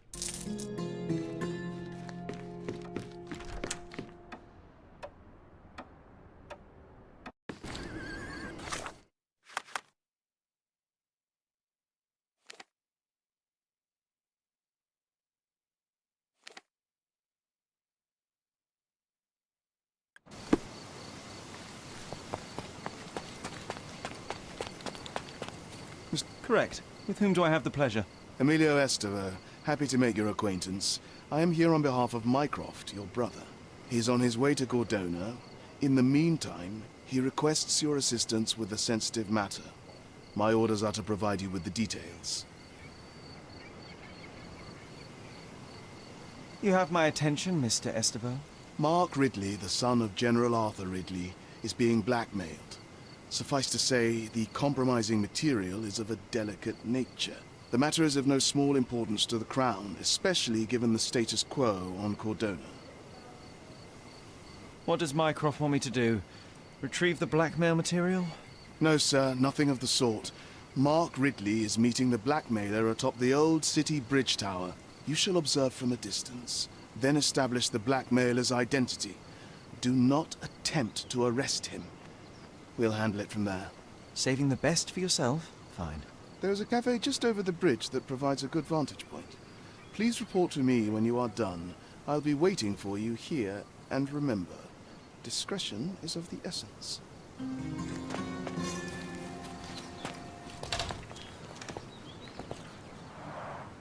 What a bizarre object, and yet oddly familiar.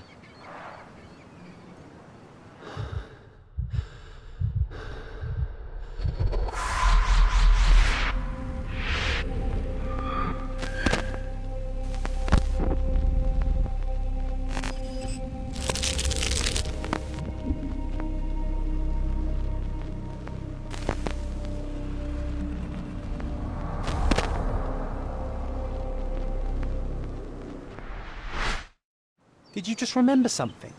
Yes. A room full of curiosities and artifacts. I think I can find it in the manor. Sherlock. So, you continue to pursue the imaginary. I had hoped you might have got all this out of your system by now. Mycroft, what are you doing here? Get out of my house! It's my house, actually. I've come to bring you back. I have no interest in returning, let alone with you. I know you lied about Mother all these years, claiming she was merely ill, but she was unstable. She never had tuberculosis. She was not recuperating, but mentally deteriorating, and you never once thought to tell me. How dare you? I shall not indulge this petulant tantrum. You can just tire yourself out and then slink back to London with your tail between your legs. Just tell me everything! I'm an adult now. Show me the basic courtesy of an explanation. You know I will find out eventually. The goal was stability, and that's what you got. The right thing for everyone was to try and move on from her passing.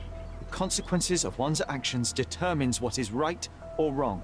Yes, exactly. The ends justify the means. After leaving Cordona, Sherlock, you had a normal childhood. In London, I was able to support you, guide you, shape you into a fine and productive young man. You have so much potential, so much to offer society. But that's not the end. Now I found the truth, and it has shattered everything I knew about her, about you, and about myself. I feel unstable because of you. Your actions were not justified. Lying never is. Oh, grow up, Sherlock. It was a white lie which has as much use in the realm of the interpersonal as the international. It is time you come to accept that some things are bigger than yourself. Oh, you are full of it. You like to pretend you care about the big picture, but it's just an ego trip. You like knowing more than others. You like greasing palms and rubbing shoulders with the rich and powerful. You like having eyes and ears everywhere. The fact it helps the nation is incidental, because all you care about is yourself. It's true. I have agents everywhere, including Cordona. If you weren't so damn stubborn, you'd realize that means I'm only here for you.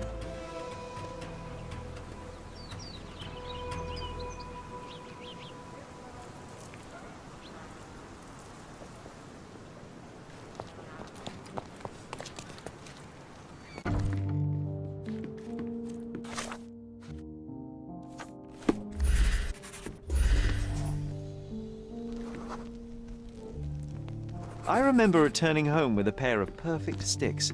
We wanted to turn them into training swords.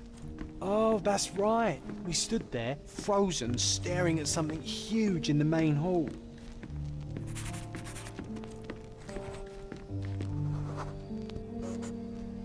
It was a giant aquarium with a living mermaid in it.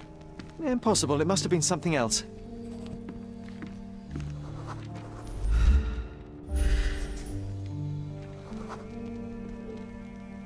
Oh, of course, that mortifying hoax presently taking up space in our front yard. Well, fine. Your memory's better than mine. But I'm sure we started examining it immediately. And someone else was around, too.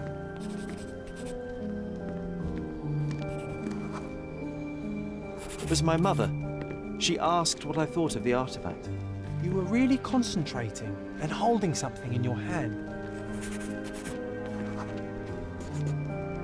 I inspected it with a magnifying glass and was able to confirm it was made of two different skeletons. The mermaid was a fake. And so it was time to smash the thing. Your mother took a hammer and... Slow down, John. That's not how it happened. I remember other people joined us.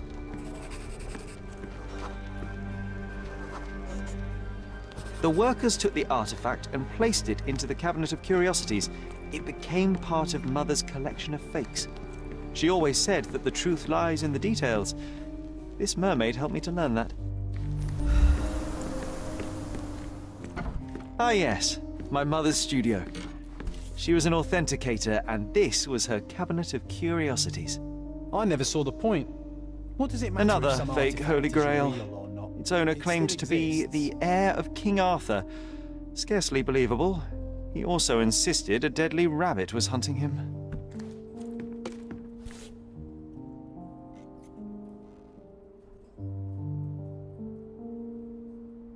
Watkinson and Holman, Chapter 1, by Wallace Dioram.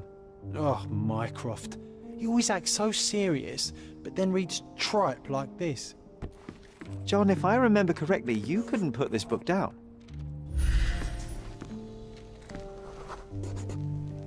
I remember this cozy blanket. It was perfect for... Wigwam! Oh, that was one of the a most joy ridiculous to fakes I ever saw. Imagining Its ourselves owner as insisted wayfarers it was a on the polar other bear. side of the He world. thought the white paint on the brown fur wasn't noticeable.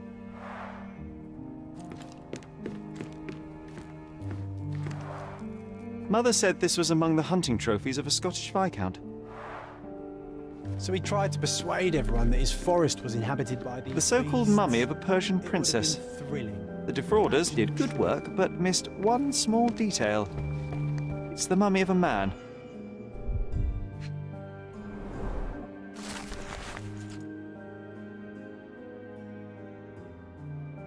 Clearly, it was deliberately torn.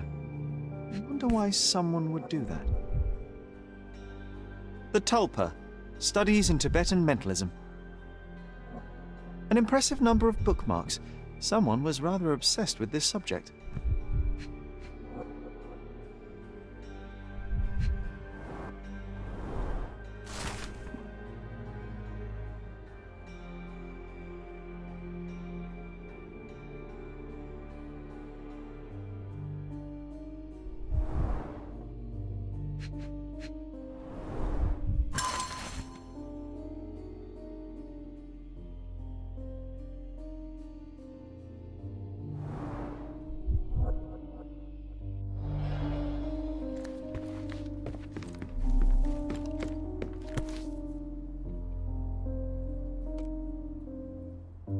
This photo caused a lot of fuss. My mother spent some time to prove it was a fake. 1852, Bingley, West Yorkshire.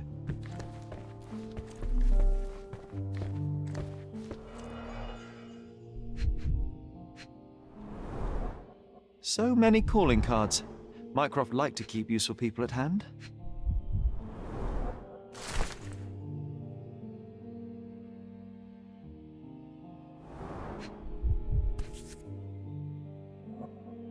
Carefully opened.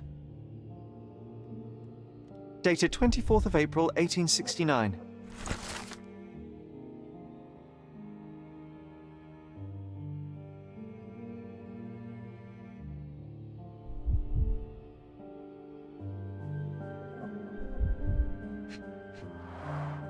This drawer was always closed.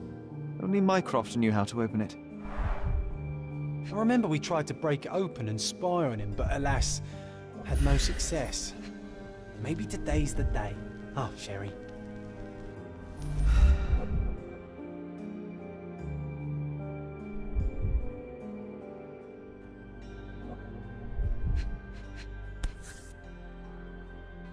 Officer Luciano J. Placido.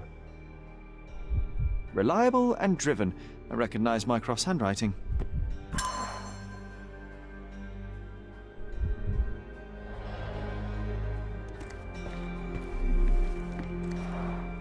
Look, it's Roger. This jolly old man's well preserved. Even looks refreshed. I doubt he drew much interest at the auction. That's for the best. I'd be upset if he fell into the wrong hands. Ah, the memory comes back. We snuck about watching him. closed the drawer and went to the hall. We were like two shadows. The full plate armour of Sir Robert Swanford. I was told my father won it in a wager. Armour is armour, but look at his sword. Oh, how badly I wanted to wield the blade. Maybe you take it instead of your pistol. I'm starting to remember something.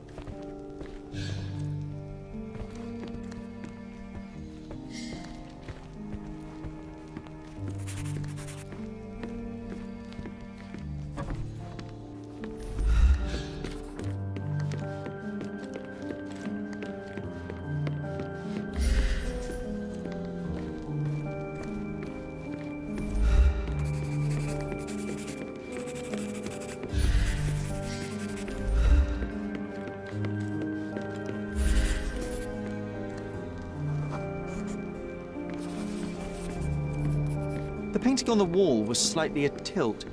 He stopped and straightened it.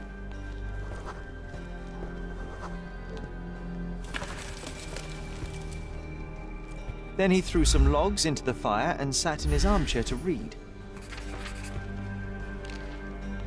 It's as boring now as it was then. I'm sorry, Sherry, but I think that's it. Wait, John, we never use the fireplace in the mornings. What if...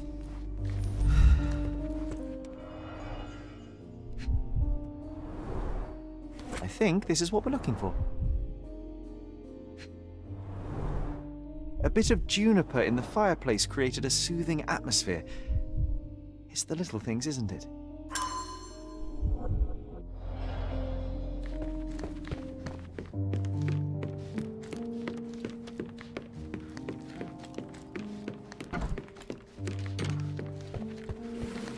We made it.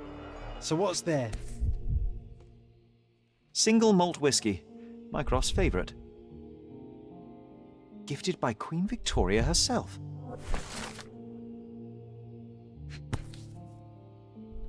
Otto Richter. This one is rather thick. Mycroft can be truly dogged in his research.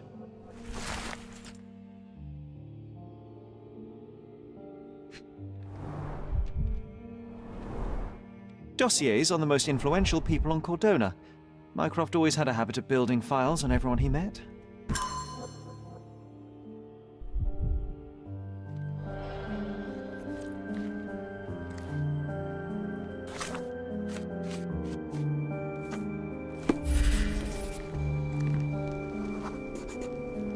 I used this ladder to look at the top shelf, right?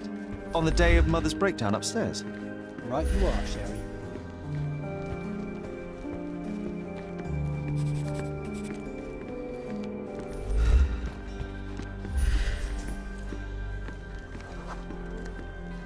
We heard a noise. I can't recall of exactly what, and we didn't have a great view from behind the statue.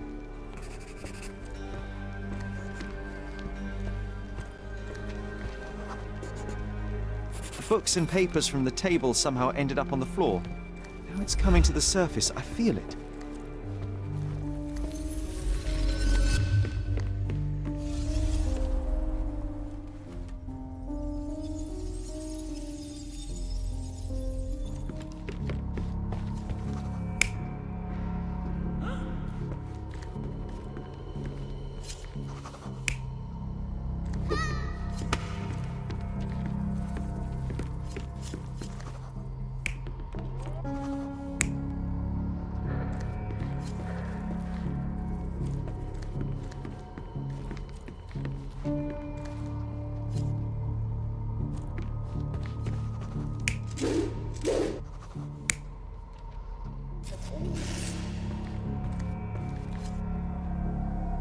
You're not even trying, Sherry.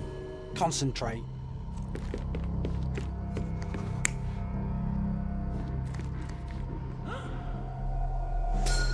Come on, Sherry. Let's go outside. Wait. Did you hear that? Come here, Sherry. You call this progress? Charlatan, amateur.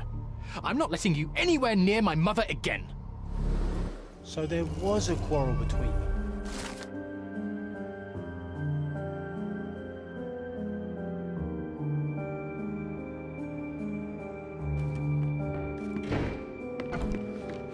I heard a noise in the hall. Let's check it out. Sherry?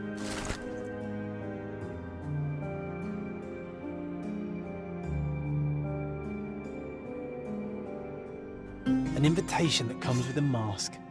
We can't miss this, Sherry.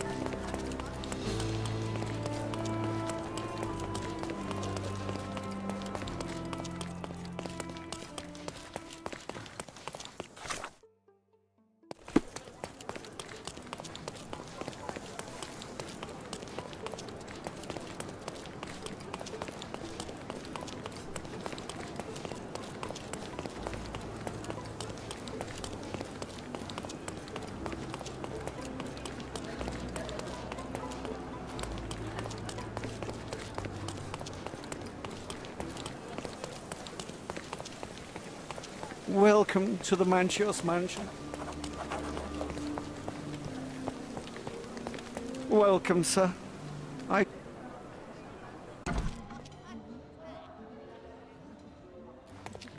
Enjoy the evening, sir. There is still plenty of time before the grand finale. All right.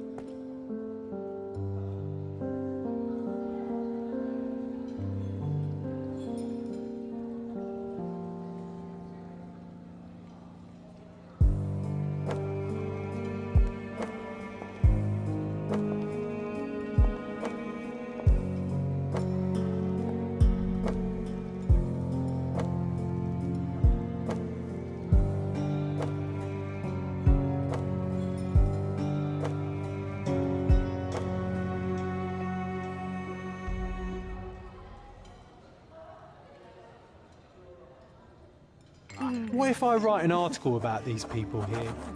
Can you help me gather information about Cordona's elite?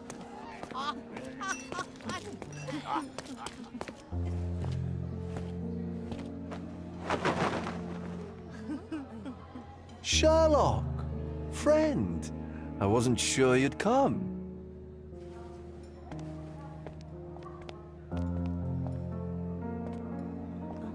Werner, I see you are not yourself. The more time you spend here in Cordona, the more I feel it my duty to bring you into our world and show you all we have to offer. And what is on offer today? Pleasure, indulgence, relief, and relaxation. You've earned some time for yourself, have you not? Those who know me would say I'm incapable of it. Nonsense. I refuse to believe there is anyone permitted to know Sherlock Holmes. Huh. You may be right. Then free yourself from inhibition and expectation. The night is young, and so are the guests. You should try to enjoy both. It's not healthy for handsome men to spend every night alone, and certainly not in a house filled with such melancholic memories. I must admit, my travels have proven more taxing than expected. I'm less confident in my life and myself. A time of relaxation seems a distant dream. So can I tempt you with a physical aid to your moral consolations? There's wine, of course. Something to smoke. Or perhaps an artificial paradise?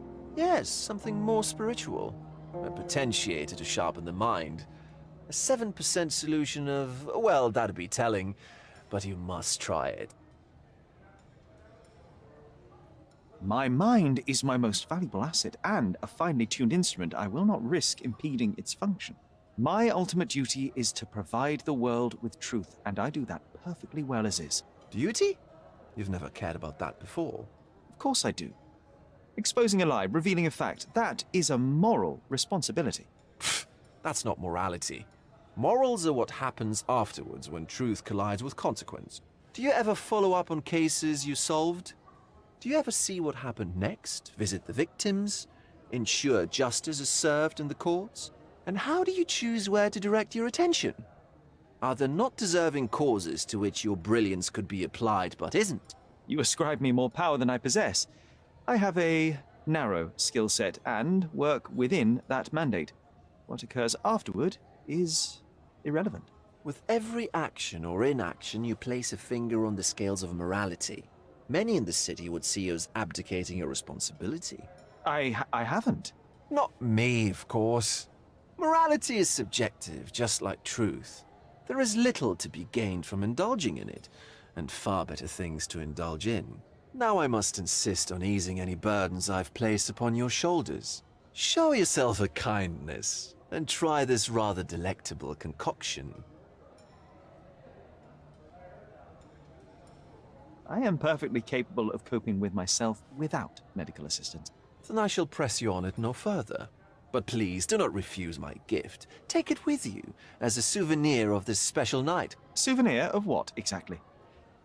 But, all right, if only to put the matter to bed. And now, our evening begins in earnest.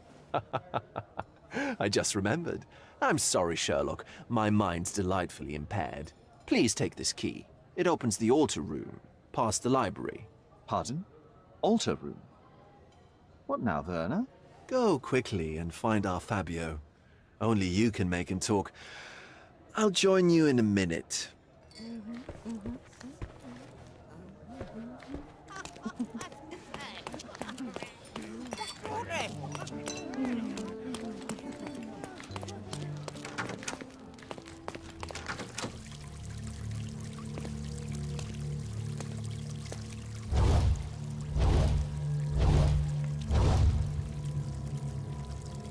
My God. Was he here this whole time?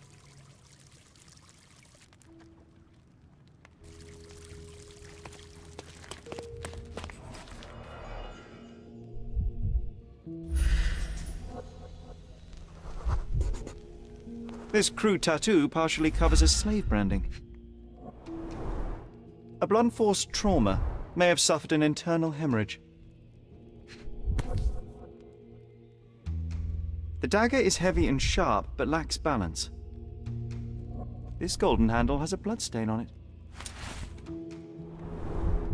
This worm-like sigil has been drawn with his own blood. The victim has clenched the fabric so firmly in his fist that it's nigh impossible to remove it.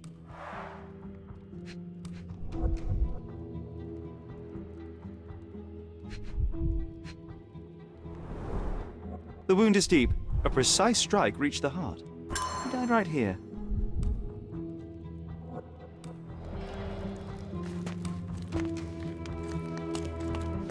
This elaborate box, this oil has a slight aroma of flowers and olive. The herbs here are Salvia divinorum. They have a slight hallucinogenic effect to emphasize the ceremony. Similar to the guests' robes, apart from the bloodstains.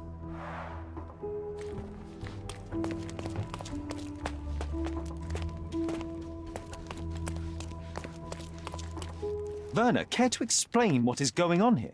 On nights like these, it's not unusual for some attendees to get a little exuberant. It's part of the appeal. Unfortunately, it appears things have gotten out of hand. Yes, Some are more prone to bend the rules of morality. That's murder. I doubt there's anything left to bend. Why did you not tell me immediately? We were chatting about trivial matters for some time. If I'm completely honest, Sherlock, I've consumed a rather potent cocktail of substances. My attention slips and drifts, but I'm glad I thought to call for you. You sent me a disguise. Oh dear, did I? Well, since I found the body, Mr. Manchios has agreed that you can investigate the matter. I promise my mind will behave itself going forward. All right, and pull yourself together, Werner. Mr. Manchios is the owner of the manor, yes? And the host of Cordona's most memorable parties. He promises even the ugliest guest a partner for the night. And for the ones with more unconventional tastes, Mr. Manchios provides other services. What a caring person. You cannot begin to imagine. How did you discover the body? In between guzzles of alcohol? I was set to perform in a fecundity rite with Fabio and came to inquire further.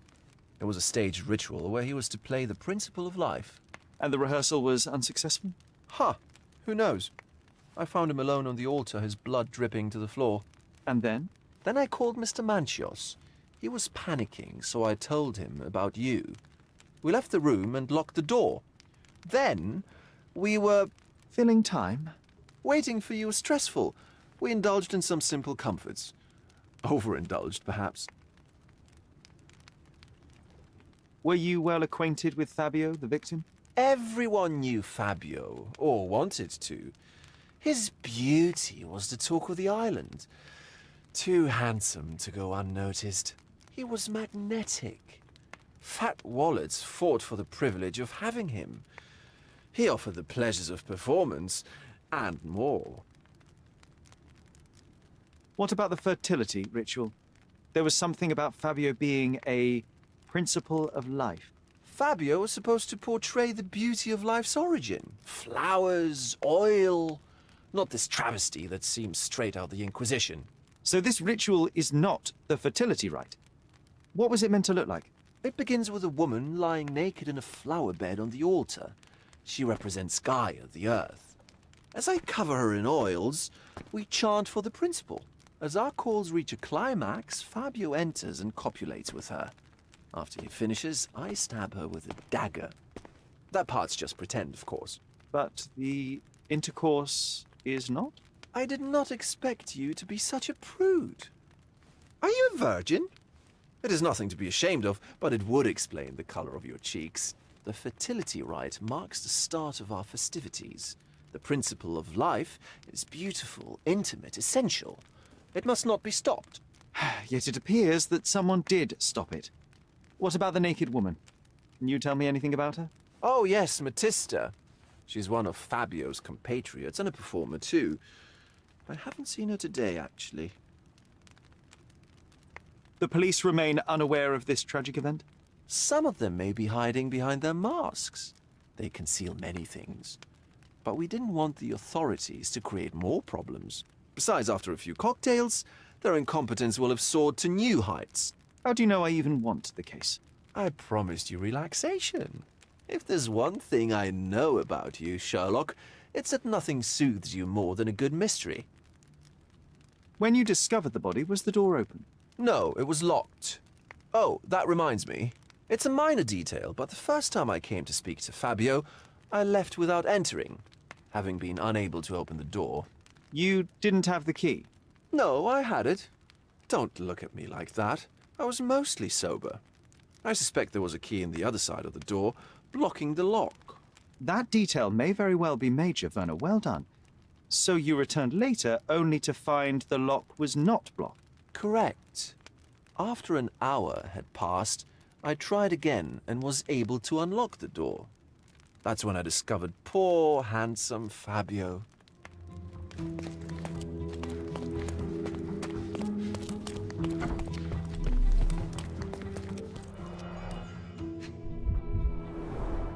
The pitcher is empty, but with puddles around it. Blood clots are adhered to the sides of the drain.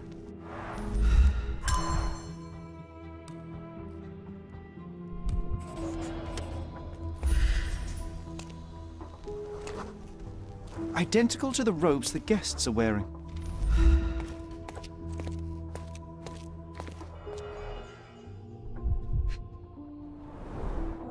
A useful tool for a disguise arsenal.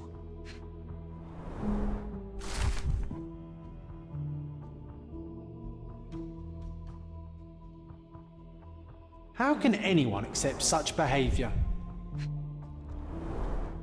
This is a different ritual.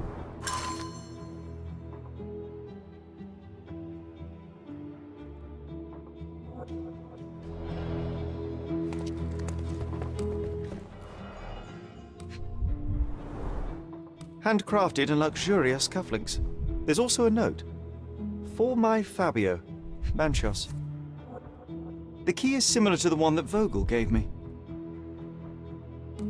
The capital F on the key fob might refer to Fabio.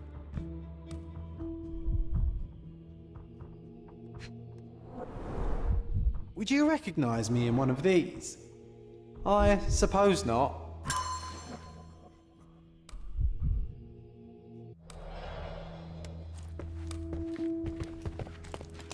Props, decorations, and tools for a more detailed set.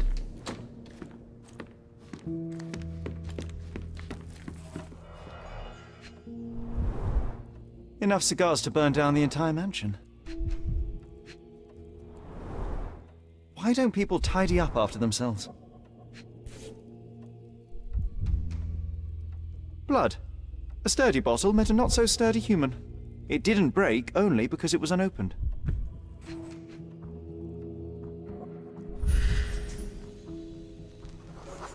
An open wound spoiled the carpet.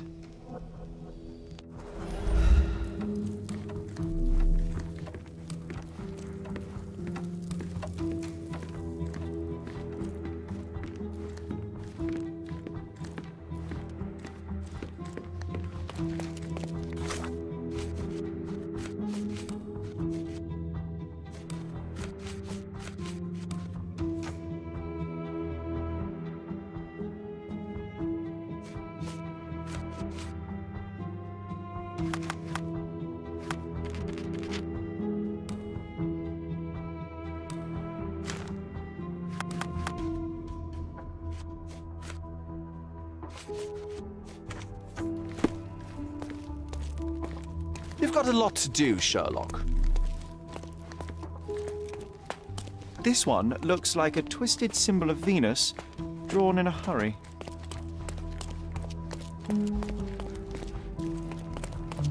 The sign reminds me of the astrological symbol for Mars.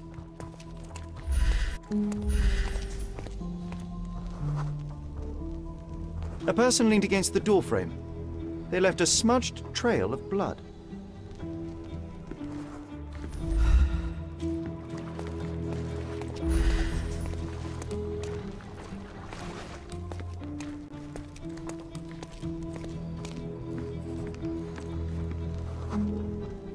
A bloody handprint on an armchair. The wounded person was here for some time. There appear to be no further traces leading to the altar. So, Sherry, do you have any ideas about the case? Perhaps. I think I can deduce what happened here.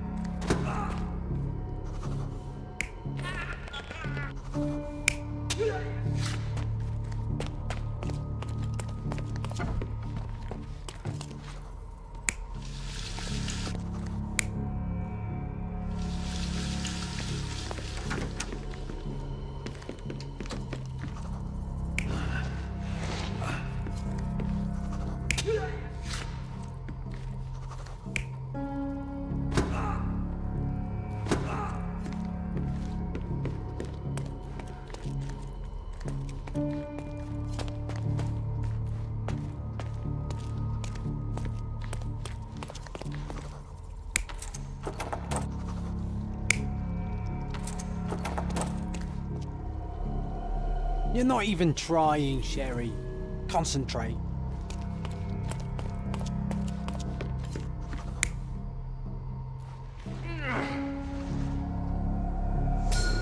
bottle was used as a weapon during a scuffle in the smoking lounge. Then, to ensure no one would interrupt, the murderer locked the door. The unconscious body of the victim was moved to the altar room. Once the body was on the altar, the murderer thrust the dagger into the victim's heart. Symbols were drawn with the blood. The wardrobe was used to hide the bloodied robe from anyone's eyes. The killer washed himself and took a clean robe from the hanger before leaving. Are you all right? You're on the floor, not moving. I think I know what happened here. I'm starting to put the pieces together. Fabio was stabbed. I see nothing gets past you, Werner. Yes, he was stabbed, but only after being knocked out in the next room and placed here. I do not yet know why. So, who's responsible? Well, it was one person working alone, and the murderer has now donned a robe. He or she could be hiding in plain sight. We have lost time, Werner, but your discretion may prove to be a benediction after all.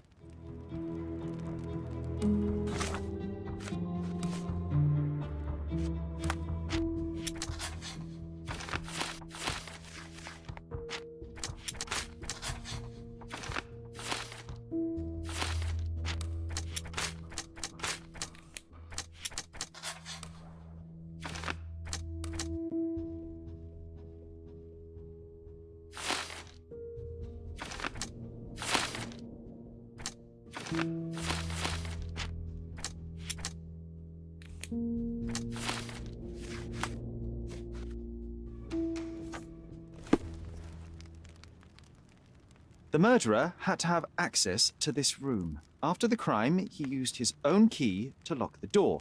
So, who had the key to the altar room? I'm not sure. As a special guest, I was provided one by Mr. Manchios. He should be able to tell you of any others. Where can I find him? Most likely in the main hall, entertaining his guests. He has a mask with golden stars. You can't miss him. But please be discreet. We don't want to risk disturbing the revelry.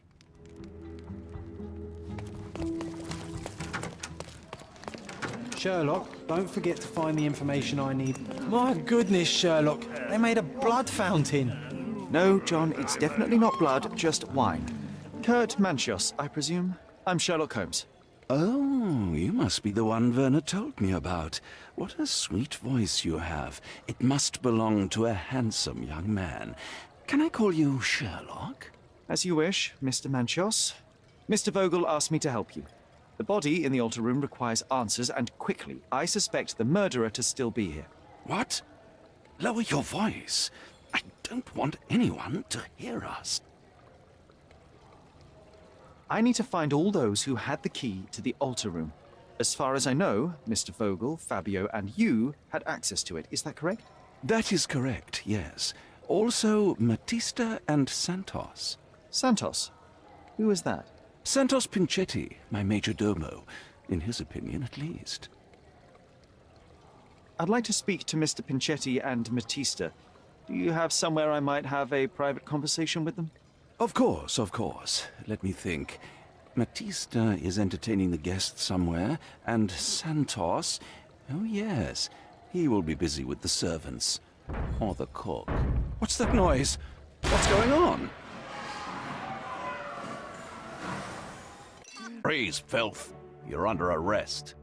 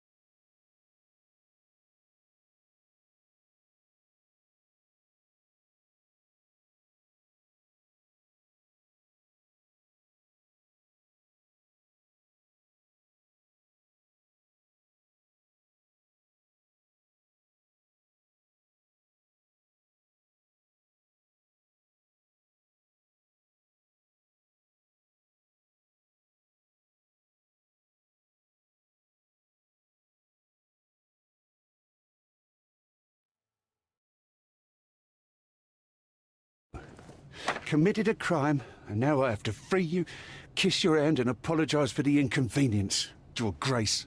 I did tell you that Mr. Vogel and I were innocent. I emphasized it in my statement. Your statement? Thanks to some bigwigs who work for the so-called good of the country by releasing fleas like you. Thank God we have Vogel in his letter. Once I get to that goldfish, I'll... Bigwig? Oh, my wretched brother Mycroft and his long nose. Wait, did you say Mycroft? Mycroft Holmes? Are you the youngest son of Violet Holmes, rest her soul? You knew my mother? Not personally, no. Not exactly. I was working on the paperwork for that case. Would you happen to remember anything of the events? Well, I didn't make the inquiry, but I remember seeing some notes. Why? You must help me. It would mean a great deal to me if you could find any information about that day. Huh. Got you hooked, right? You know what? Stark and the others think they're the smartest here, thanks to you. Let me get this straight. Are you listening to me, lad? I'm all ears. Take this case. Report to me only, to Constable Harvey Oswald. I'll leave everything I have on this table. Find the murderer. Be a real copper. Question the suspects, make them sing, give me something substantial. And if Mr. Vogel is not a suspect? If he's innocent, then you can take your favourite degenerate away from here. If you slip or mess with the evidence, then trust me, your brother won't save you from my bludgeon. Meanwhile, I'll be checking the archive for you. If anybody asks, then you're a consulting detective. Let's make a start then, partner. We should have listened to the guests there. Now I have nothing to write about.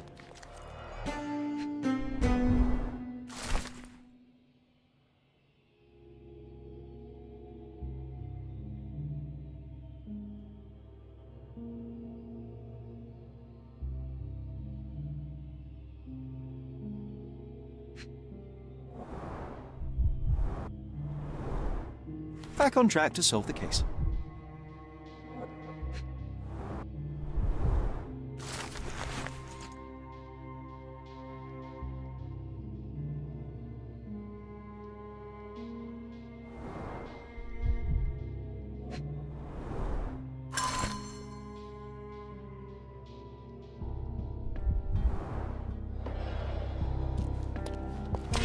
Look, I found Werner.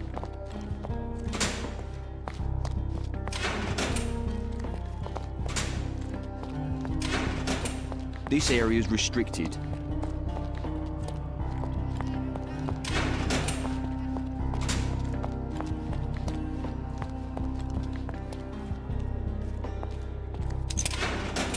Good day, Mr. Manchios. I am Constable Oswald's partner in this investigation. Be quick and gentle. Some of your colleagues are untrained boors. Although I don't mind meeting young officers, the new blood here. If you cooperate in finding Fabio's murderer, there will be no need to meet with the Boers again. That voice. Werner's friend? You're the policeman. What a disappointment. Only an undercover agent can scour a ditch full of deviants.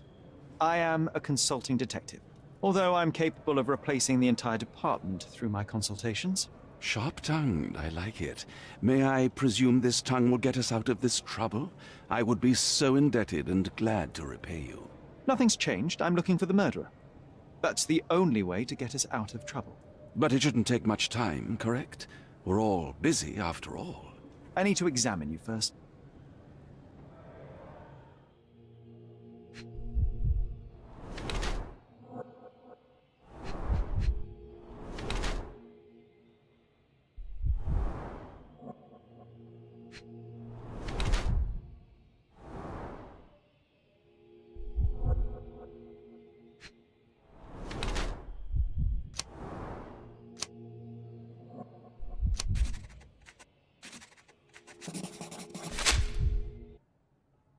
You are a little over the top with your use of makeup, Mr. Manchios. Is it so difficult for you to acknowledge your age? Well, Sherlock, that's easy for you to say to an old man when you look as though you are barely 15. But still, it shouldn't be an issue for someone of your status. For people of my age, it isn't an issue, no. But the younger ones can be so afraid of wrinkles and grey flecks. I have to adapt. Such a methodical man who cares for his body but misses the soap under his fingernails. Are you so impatient, or perhaps even impulsive? I wouldn't call myself that. Silly little details. If I missed it, it wasn't important. Or rather, it was less important than who or what I was focused on. Mr. Vogel told me a little about your parties, but I would like to know more directly from you. I'm all yours, Sherlock. You have me arrested and locked here with you alone. I'd like to know who you usually invite to your parties. Free minds who are able to leave reality for an evening, who can taste forbidden fruit without prejudice. There is nothing that quite spices up life like these parties, assuming one is old enough and has worked many years for the good of one's country. Oh, all true labourers, I see. Why did you invite Mr. Vogel as your special guest? He's a pretty fellow. He's capable of surprising the public. He has a talent for saying words that no one else would wish to either say or hear. I suppose I can't argue with that. He is a free addition to the eccentricity of the party, which is fine by me, as long as it enhances my party. What was Fabio like? His personality, his habits? Anything you can tell me? He was the brightest star of my parties. Young, magnetic, and full of energy. I don't even want to mention his beauty. Otherwise, I'll be sobbing. An expensive champion, I imagine. His performances were flawless. He deserved his payment. Do you think he was murdered because of money? Possibly. What about the other guests? Were they used to opening their wallets as well? I wouldn't restrict my guests from anything. I'm sure Fabio received a few coins from others for his services.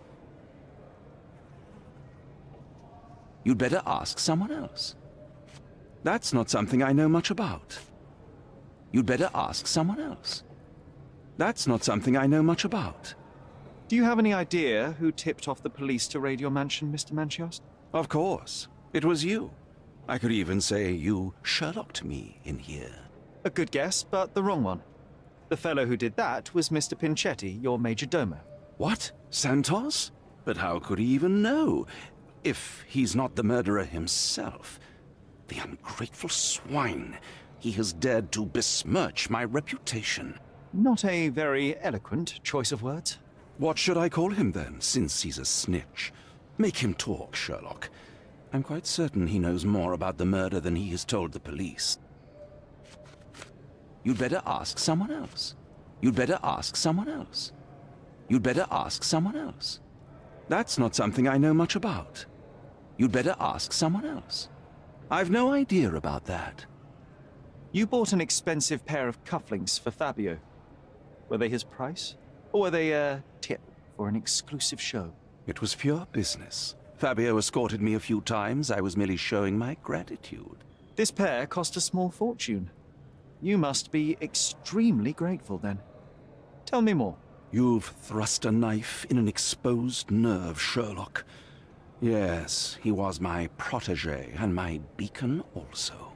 With my experience and his beauty, we could have achieved anything. I had faith in him. I would have made him.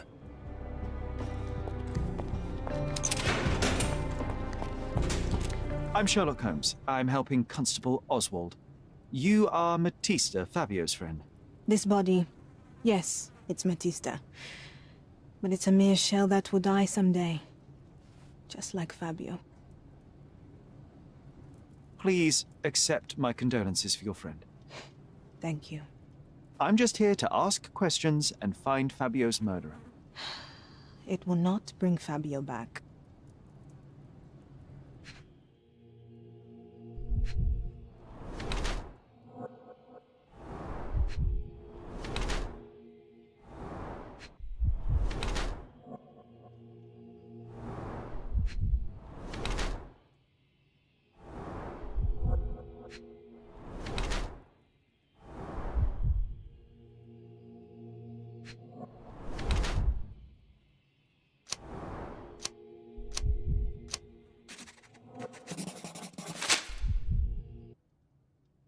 Fabio and yourself were slaves, am I correct?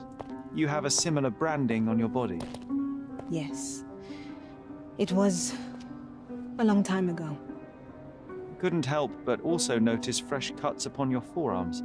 The cuts helped me to forget my past, to cover the old wounds and hide them. How did you escape? Something happened. One night the master fell down the stairs. I made him fall, and he died. We ran away that day. We managed to get on a ship and traveled here, to Cordona. Fabio and I started a new life here.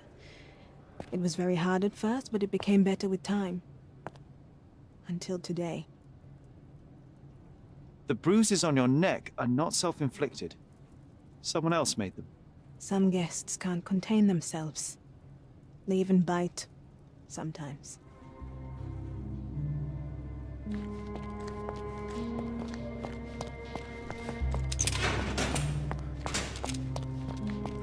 Werner, are you all right?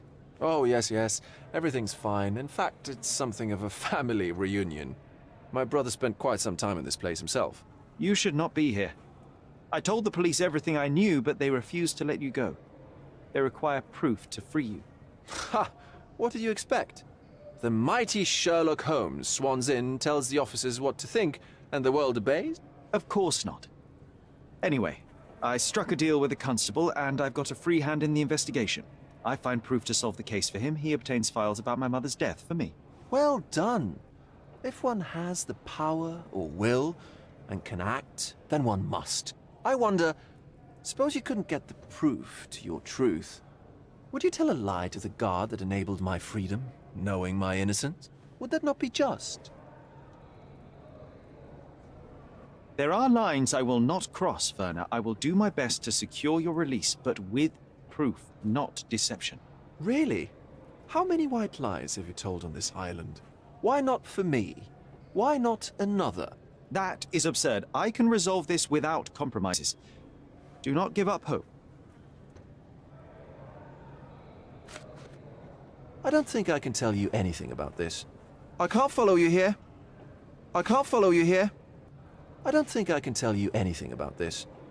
I have learned who told the police about the crime. It was Santos Pinchetti. Do I know him? The major domo of the manor. He cleans up after you? Well, then he does his job perfectly. All but invisible. I couldn't tell you the first thing about him. I know you can untangle this mess.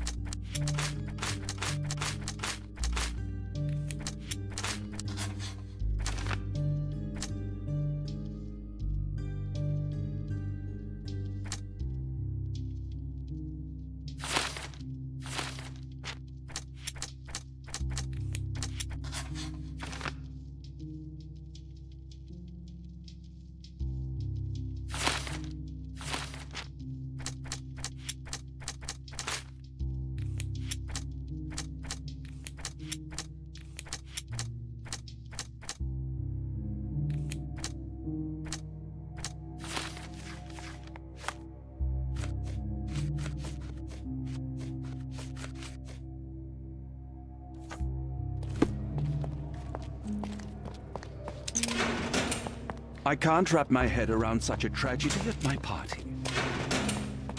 This area is restricted.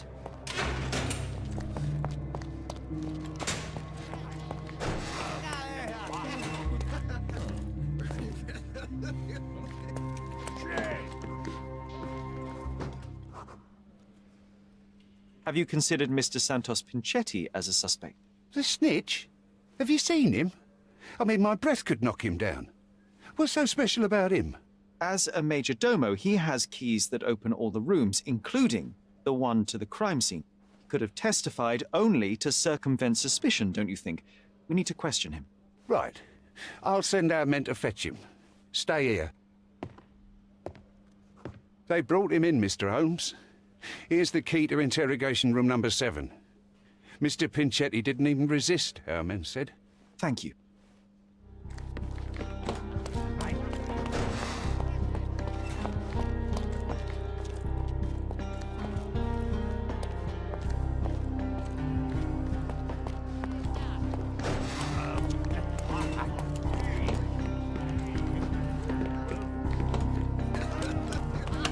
Did you hear Basilio Capello is in jail? Good day. Your ticket, please, if you want me to help you.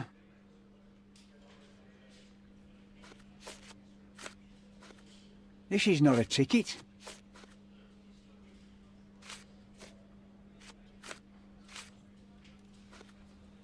I'd like to check the evidence from this case. And who are you? Oswald sent me. I'm a consulting detective. His partner, then? Let me see. Ah, a ritual murder. What a bunch of degenerates. Wait a second, I'll bring it to the table.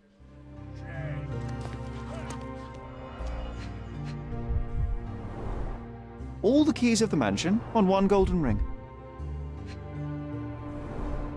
A heavily perfumed handkerchief with the initials KM in the corner. It's a miracle this ruby hasn't tempted anyone.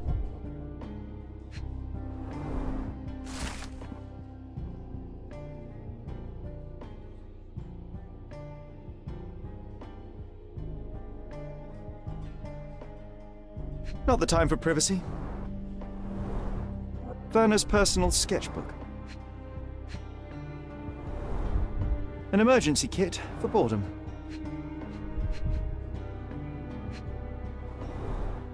A handcrafted charm that contains hair and nail clippings. Her key to the altar room.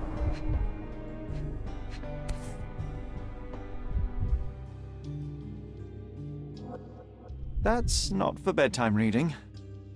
This Ex Libris belongs to Manchios Library.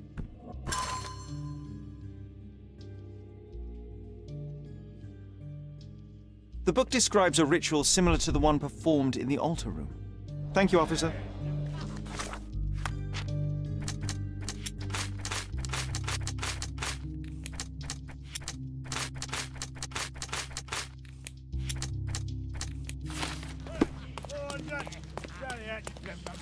Did you hear Basilio Capello is in jail?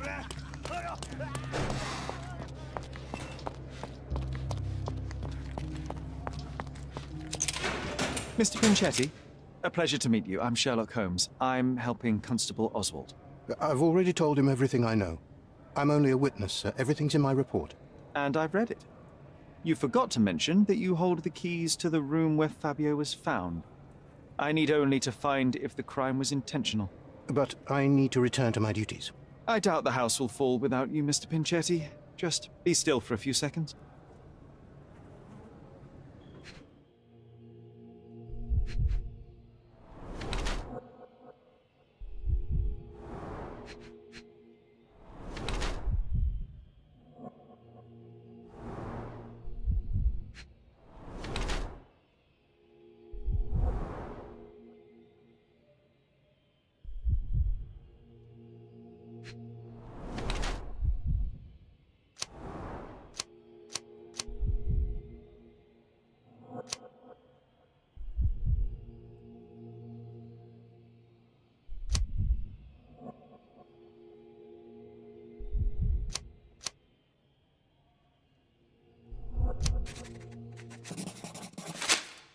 You are the major domo of a rich mansion, and you seem barely able to afford decent clothing. You hide under heavy makeup a skin disease that might be treated with more onerous but less harmful means. Do you have money troubles? Do not have a lot of means. The pay is below what you might expect. But you could easily change your job if your employer does not meet your elementary needs. One can change his employer, that is true. And the blood on your shoe, where does that come from? I don't actually know. Perhaps from a guest? Did you know Fabio? Not personally. He was a frequent guest, and cleaning the mess after his performances was tedious. Mr. Manchios always had a role for him, and mainly the leading one. The parties were always, Fabio-centric? And Batista? Was she as popular as her partner? Don't tell her I said this, but I do not think so. Mr. Manchios hired her only because Fabio refused to work without her. Mr. Manchios used to see her as a worker. She was tasked with entertaining the guests, unlike Fabio, who could pick and choose.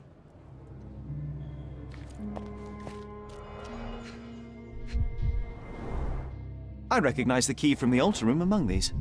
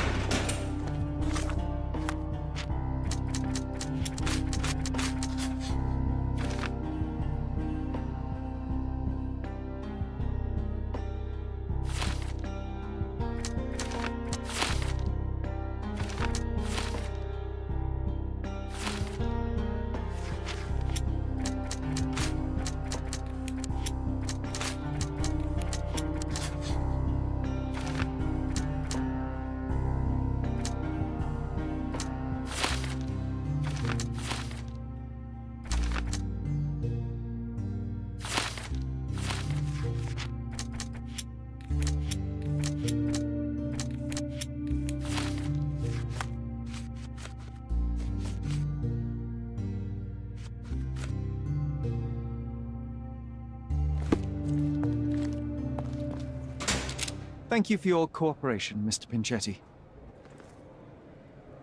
Mr. Manchios says that you begged him to be included in the heritage. Isn't that a little extreme, even for a major domo? He's not only my employer, he's my uncle. And I'm his next of kin. The only one. Mr. Manchios flatly refuses to pay a family member. All I have to do is repay his so-called love, cleaning up the filth after perverts and decadents. He's imprisoned me. The best I can hope for is a new broom. That's why I wanted to have my part of the inheritance. Is it that bad? You have a roof above your head, a salary, and the status of a major domo. For God's sake.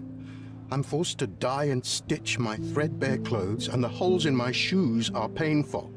I'm ashamed every time a guest looks at me closely. Why do you think your uncle treats you this way? My mother, my uncle's sister, had me illegitimately. She died, and I was given the surname of one of the maids. But you are entitled to some of the money that belongs to your family. He thinks not. I was not responsible for my mother's death. I work hard, and he pays me nothing. I feed on the leftovers.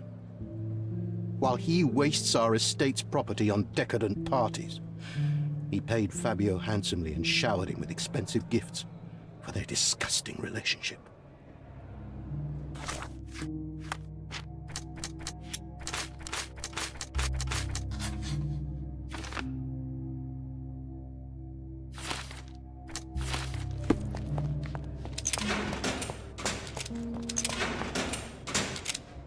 There is undeniable evidence that you were the original recipient of this letter. What are you talking about? Is it addressed to me? Your protégé wanted a fresh start, it seems. This is sufficient to charge you. Me?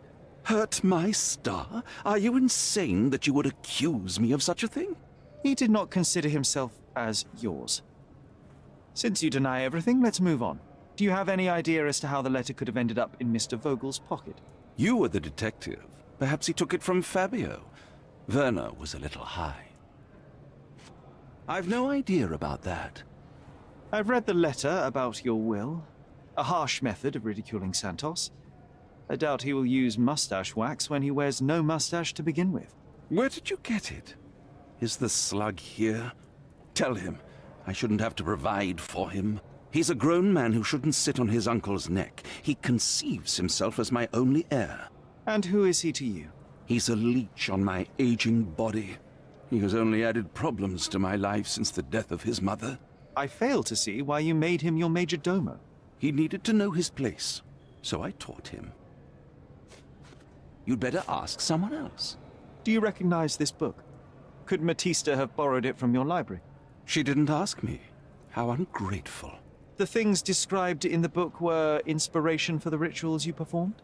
Do you really believe that blood, symbols, and incantations can resurrect the dead? They are just eerie tales with a mix of occultism and voodoo. My rituals are a stage to show some of the forbidden pleasures.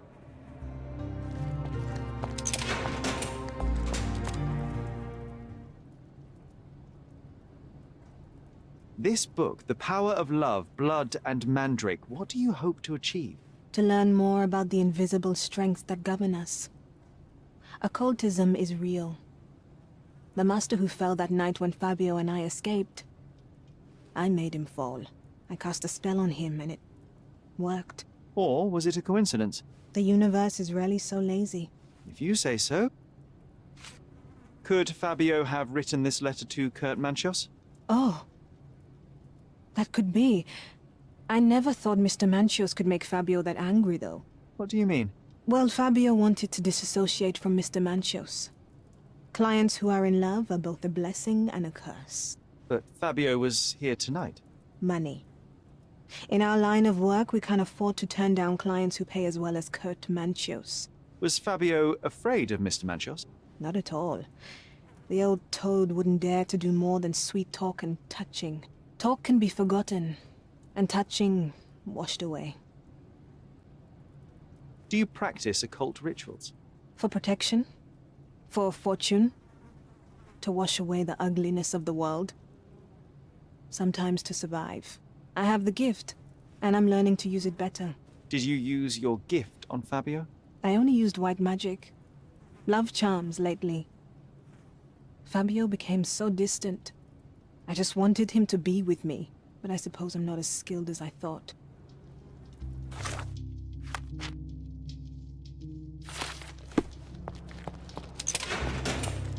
I can't wrap my head around such a tragedy at my party.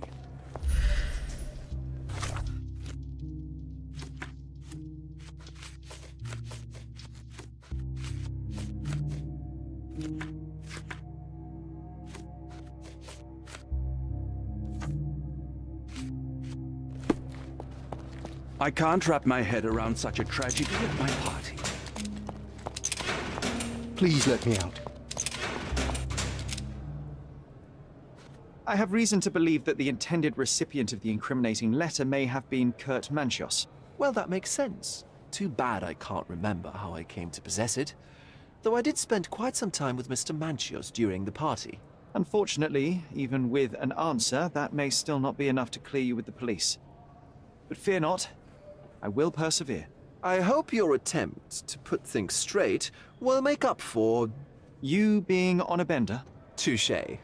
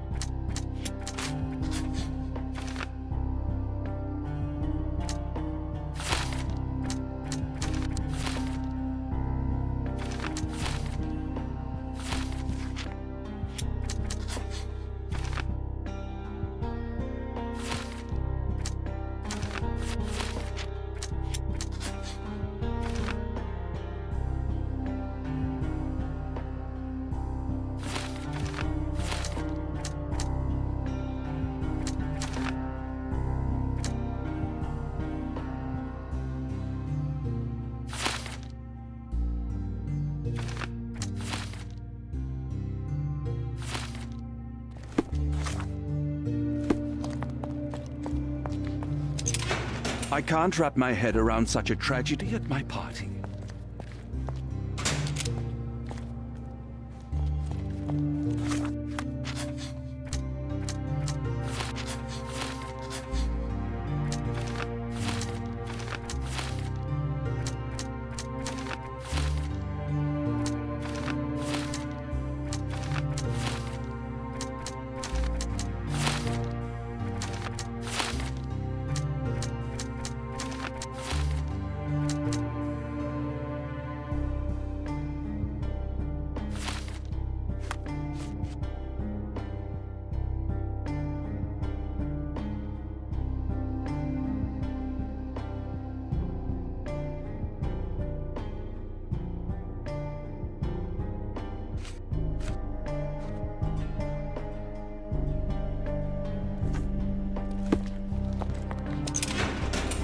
I can't wrap my head around such a tragedy at my party. I know I can handle the news. Please let me out.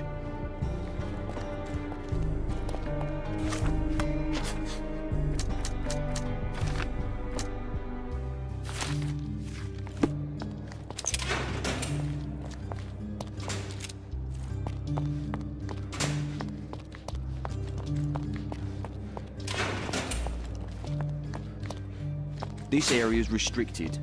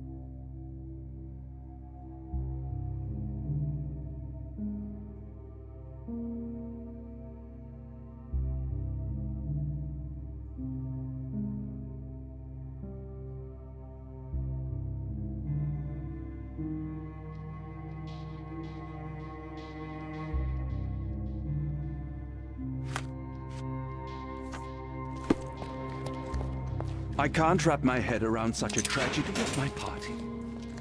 I know I can handle the news. The air here is rather refreshing. I'd even recommend that some of my friends...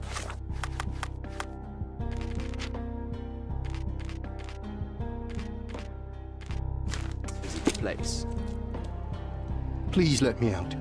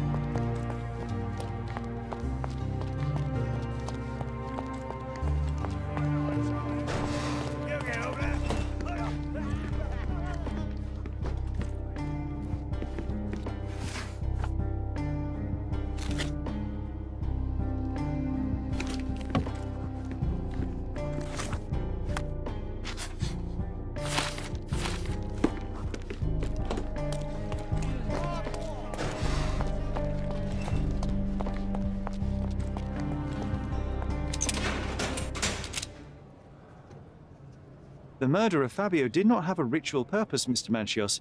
It was staged by a man who wished to distract the investigation. That might be true. That poor girl Matista wouldn't dare to kill the only man who cared for her. So, Santos. Mr. Pinchetti snatched at the chance to solve his problems. Ungrateful little scum. Will he be executed? But what for? He informed the police as to the crime, that was all. He couldn't stage the ritual, but he found the body, I believe. I can't believe it. Why did Werner do it? Mr. Vogel. He had no reason, and he won't be a scapegoat as you plan. You put Fabio's letter in his pocket when he was intoxicated, didn't you? You can't be serious. We can very often deduce someone's life by their shoes or their fingernails. You are a meticulous person, but this murder was fairly traumatic and filthy. After you stabbed Fabio, you were covered in blood. You panicked and neglected to rinse the soap from under your fingernails. The devil is in the details, Mr. Manchios.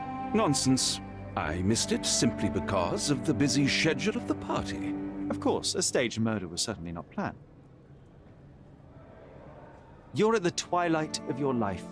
You have no partner, you have no children. You had feelings, however, for one man. That was Fabio. You loved him. That is, you wished to own him with money and gifts. But he was also a free mind, was he not? He turned his back on you. Quite unjust. Love, so cruel and painful, and Fabio, with his words and deeds, made you feel the more wretched. So you killed him. You must surely perceive that my sensitive nature wouldn't allow me to hurt anyone. You staged the murder as a satanic ritual. It was easy for you, since you were the one who wrote the scenarios for the parties. It was your way of avoiding suspicion. A respectable man in his 60s, Early 60s. who hosts the cream of Cordona society, cannot possibly be a murderer. But the guests who behave like animals in his mansion, of course, one of them could have killed Fabio. I did oversee a few of the rituals, but I did not stage Fabio's death. The young performer played with your emotions. That was painful to realize. You spent so much time and effort to be with Fabio, but he didn't respond in the way you would have liked. You wanted to be loved, but Fabio shattered your dreams. In the smoking lounge, he teased and mocked you. He wanted you to suffer by offering himself to others. The deception was unbearable. You struck him, and then you staged the ritual. You planted the letter in Vogel's pocket and attempted to set up Matista. What poppycock? Sherlock, stop this game now. There is no stop word, Mr. Manchios. Relax and enjoy it. I'll pass the remainder of this case to Constable Oswald. He'll know what to do with you.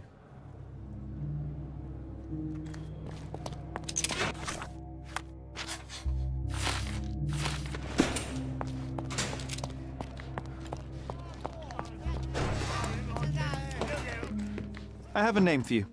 Kurt Manchios. Is that so? The Master of the Sabbath?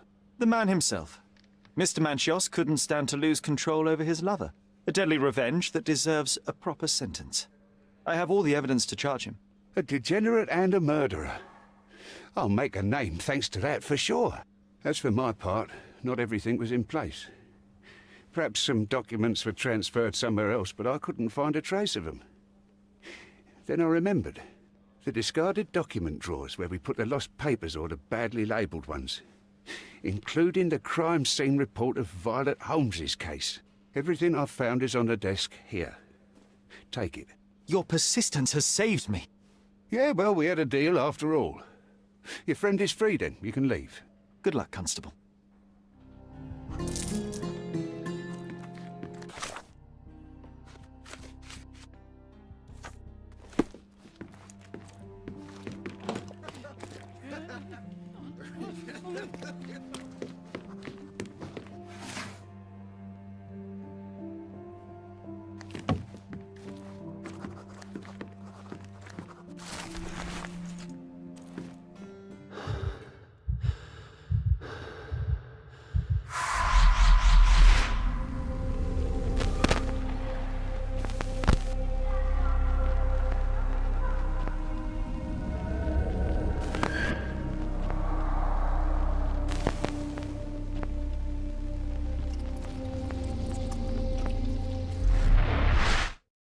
Garden.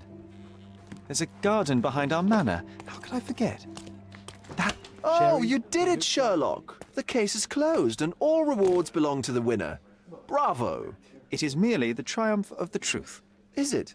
No compromises? No lies? You're happy with your decisions? It was the best decision I could obtain. The truth must be told in the way it is most acceptable. You're making progress, Sherlock. I was right to believe in you. By the way, did you get that precious information about your mother? Oh, not that you must. Yes, I did. Forgive my intrusion in such a personal matter.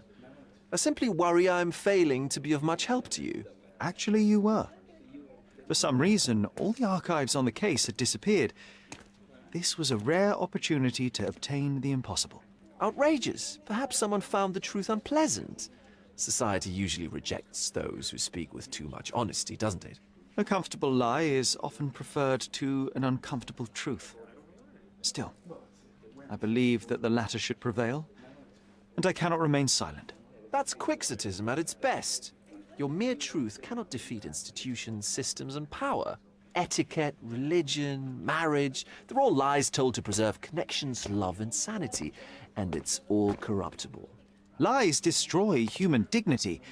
How could you make a free decision without any knowledge of the truth? Are we really free to decide anything in this world, Sherlock? Oh, yes. It's a struggle, but yes, we can make our own decisions. That's what I fight for. And what an endless fight it is. Will you ever give yourself a break, Sherlock? You're a walking contradiction, Sherlock. You refuse to lie to others, but constantly lie to yourself. How long until the train comes off the track? I cannot look away, but perhaps I should take a few steps back. You're an accident waiting to happen, dear. Until then, I shall bid you adieu. Did you hear Basilio Capello is in jail? A dead body was found.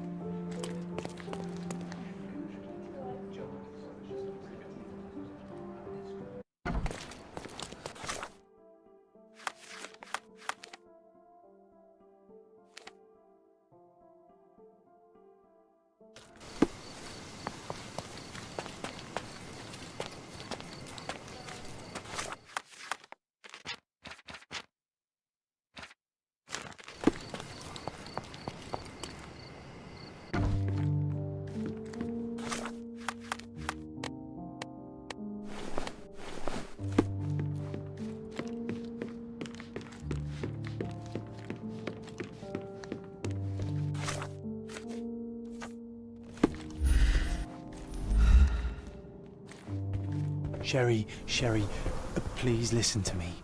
Sherry. John, I always listen to you. You don't have to do this. You don't have to go through. I don't know what is beyond this door, but I can feel it. Buzzing, angry, like a fly at the window. I know. I can sense it too. You locked away this memory for a reason. There is only pain here. Pain? And truth. You do not need to suffer either. There is so much more we can do on Cordona, so many others we can help. There is no coming back from this.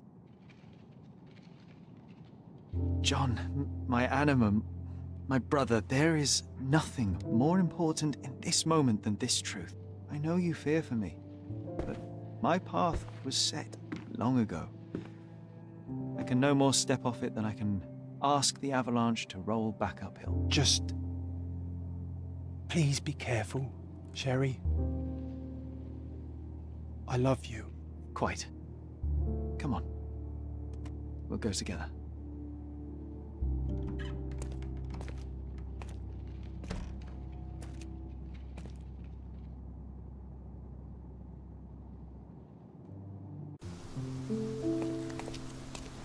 Why didn't I remember we had such a big garden? Maybe you forgot it for your own good.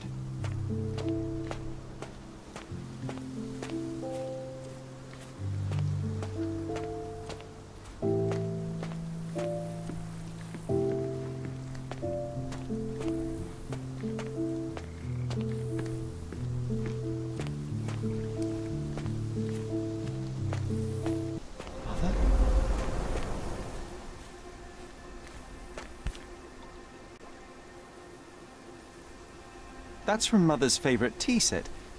What is it doing in here?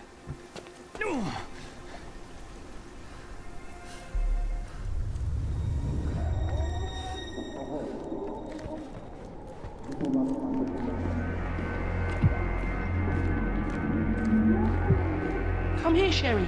Hurry! These must help calm her down.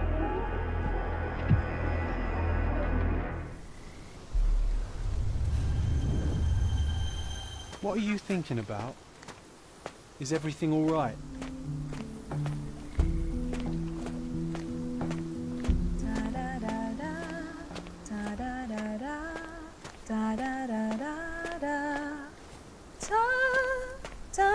Don't go, Mother, wait.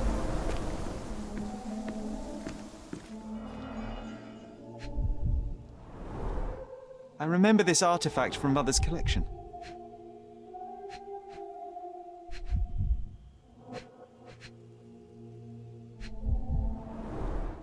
Mother's work journal. I liked poring over the detailed pages and reading about my parents' collection.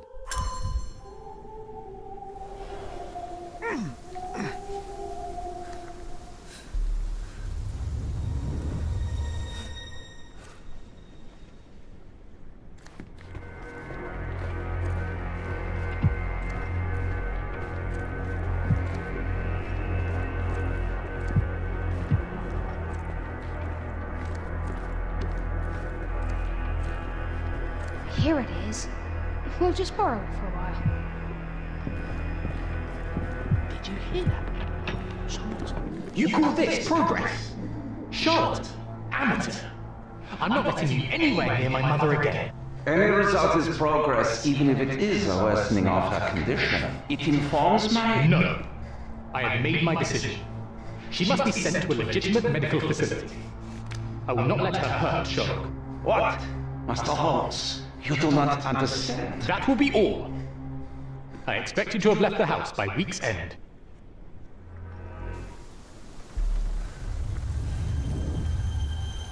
Sherry, say something. Can you hear me? You're scaring me. Sherry, come here, darling.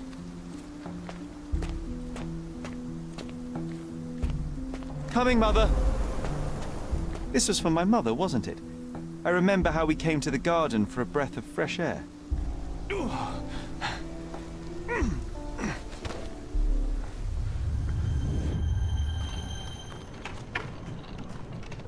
Take me to my flowers, Sherry. They must already be in bloom. As you wish, Mum. I bet you missed the fresh air, didn't you? Terribly. The sun is far brighter than I remember. But I like it. We can walk each day from now on, if you want. That would be wonderful.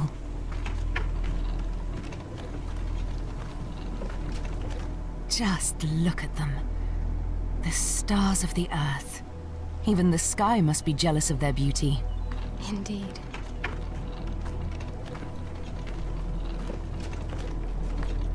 Mother, would you like to go around the water? That would be perfect. I always wanted such a nice pond in London. It looks so peaceful. Mycroft knew you would like it.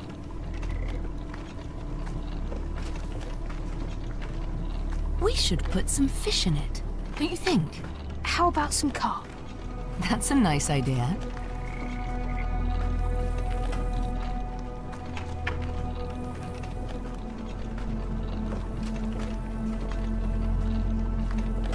Let's visit your father's tree. It grows so fast, just like you. We could even build a tree house in it. Yes, Sherry.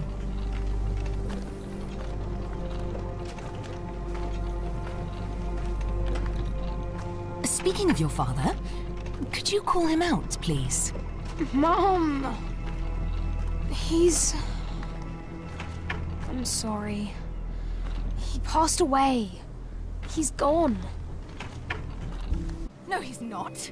I'm telling the truth. Did you forget again? No! Don't you dare say such things! You are a liar like all the others! Mother! Don't call me that! You aren't fooling me! No! Mom, it hurts! My son would never lie! Mom, stop! Who are you? Reveal yourself! Please, stop! It's me, Sherlock! You are not my Sherry! Give me my stuff back or I'll kill you!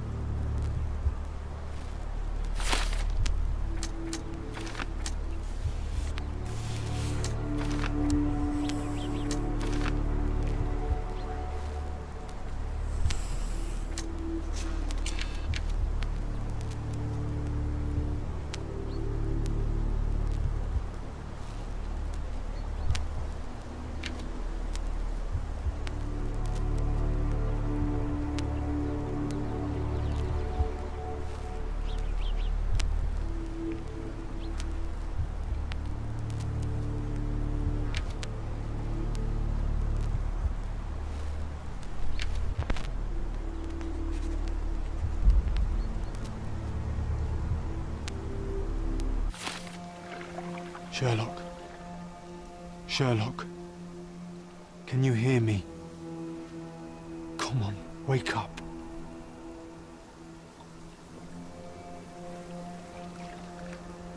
Get off me. Sherry. You knew, and more than that, you hid it from me. You couldn't bear the truth, Sherlock, so I shouldered it for you. I took your pain, your horror. Otto Richter murdered my mother, and Mycroft covered it up. Whisked me away from this place, buried me in schoolwork, and left the past to rot. And you needed a way to cope, so I helped. You were a lie, John, a fiction, a crutch. No, I was a friend. Sherlock, please. Sherlock? What? Are you okay? I don't know. I told you not to come, Sherlock. Where is he? Who? Your friend, John. He's beside you. Was all this worth it? Is he worth it? Why is he here? I think, in his own way, he was trying to protect me. A truth I couldn't bear. But now I must face it.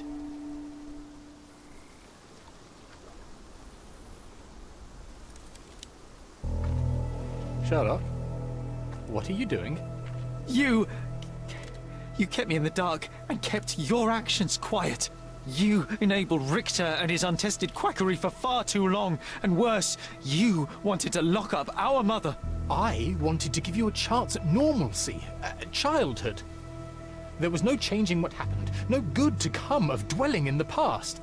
It was lies upon lies. Otto Richter was trying to save her, but you decided he deserved to take the fall. Is that justice? The big picture, Sherlock. The big picture.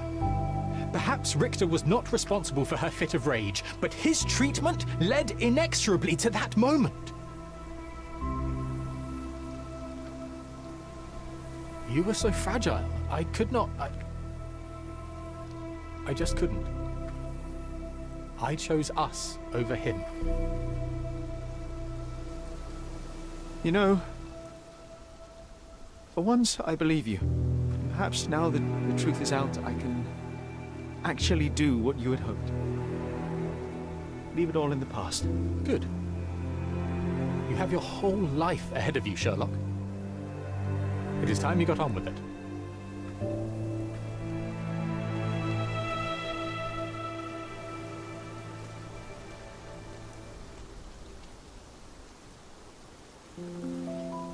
I was worried there for a minute, Sherry. Really worried. I didn't want to hurt you.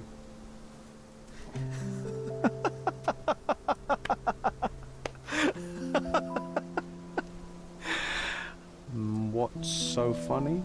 I am talking to myself, John. I think I was hurt regardless. But we made a good team, eh? Explored every inch of this place together. Helped a lot of people. Terrorized a few too, I suppose. I think I may go so far as to say, Sherry, that I have not lived wholly in vain. So that's it. It's over. You've opened every door, Sherry. Faced the past you locked away. You don't need me anymore. I know. I will miss you all the same. I don't want you to go.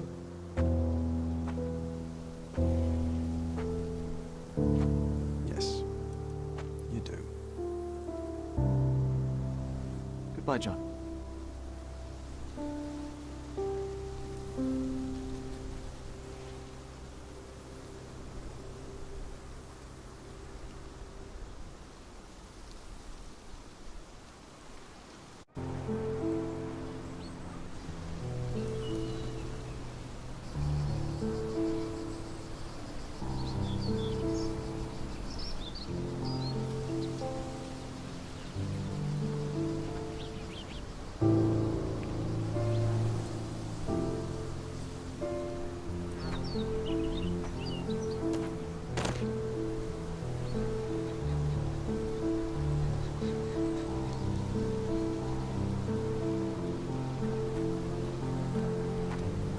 Why are you here? Closure, I suppose. And to help a friend. You and I are not friends. In a race between the thawing of the ice caps and our friendship, I would buy a boat. Ha! Is that right? I can see it now. I know what you did. What did I do? You needled me. From the moment we met, you were searching for weakness. You pushed me to pursue the truth about my mother. You questioned everything I did, everything I believed, to break me. To blur truth and fiction, reality, morality. A saboteur in silk. Was it vengeance, Werner? Or do you prefer Klaus? Excuse me? You are Klaus Richter, Otto's younger brother. Do you hold me responsible for his end? Ha! There was no love lost between me and my brother. I am sure you can relate. Otto was merely the gravity that pulled me into your orbit. Or you into mine. Once I met you, I could not keep away. Why? What reason do you have for all this? To help you. You're lying. To show you that you were wrong. More lies. I know you now, Werner. Try again. To see what had happened. Or is that yet another untruth? Does it matter? Take your pick. Who cares? You're my masterpiece. I turned Sisyphus into Ozymandias. You could not see the futility of your quest until I helped you to let go of the rock. And now, nothing beside remains. I remain. Despite you, and to spite you. It is a matter of will and power now. Will you overcome this, or shall you decay? Oh, on that note, I brought you something. I want nothing more from you. When one wants for nothing, Sherlock, the best thing to get them is something personal. So, here you are. Now, please excuse me, but the gallery calls. I'm already conceiving my next project.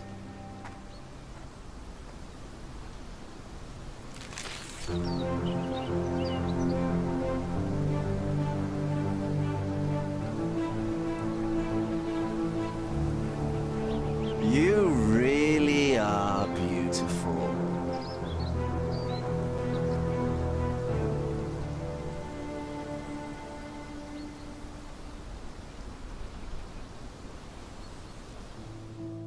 My brother returned to London soon after our disagreement. He enrolled at Cambridge University, but attends only the rare classes that hold his interest. I hear he took employment at a hospital laboratory, obsessing over his experiments. I suppose he seeks solace in the empirical truth of a chemical test. I am afraid for him.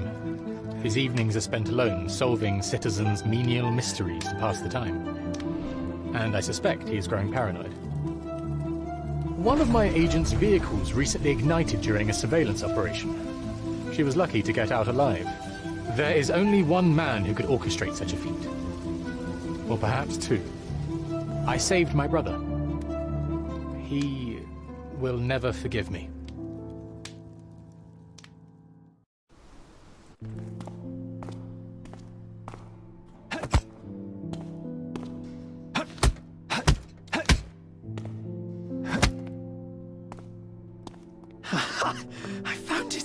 I found it! I found it!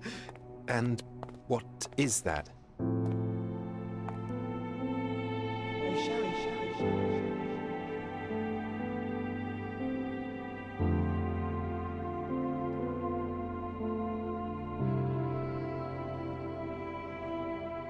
How far, bruises may be produced after death? How are you? You have been in Afghanistan, I perceive. How on earth did you know that? Never mind. The question now is about bruising. No doubt you see the significance of this discovery of mine.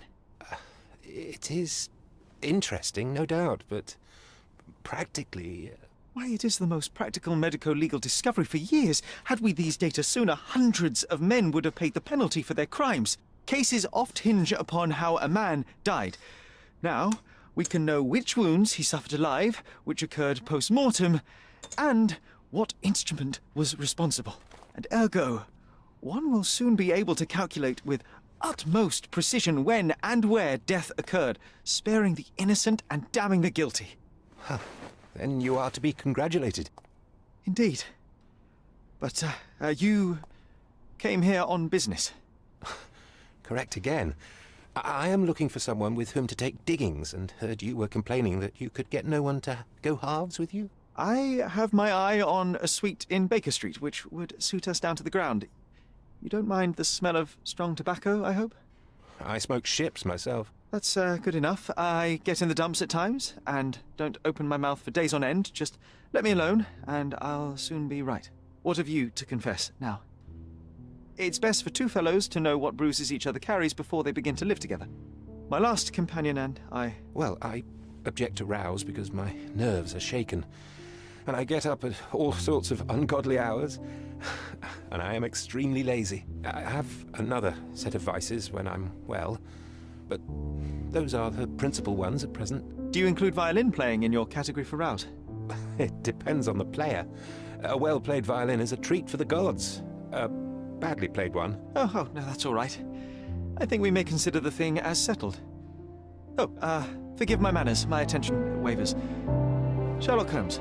Dr. John Watson. John.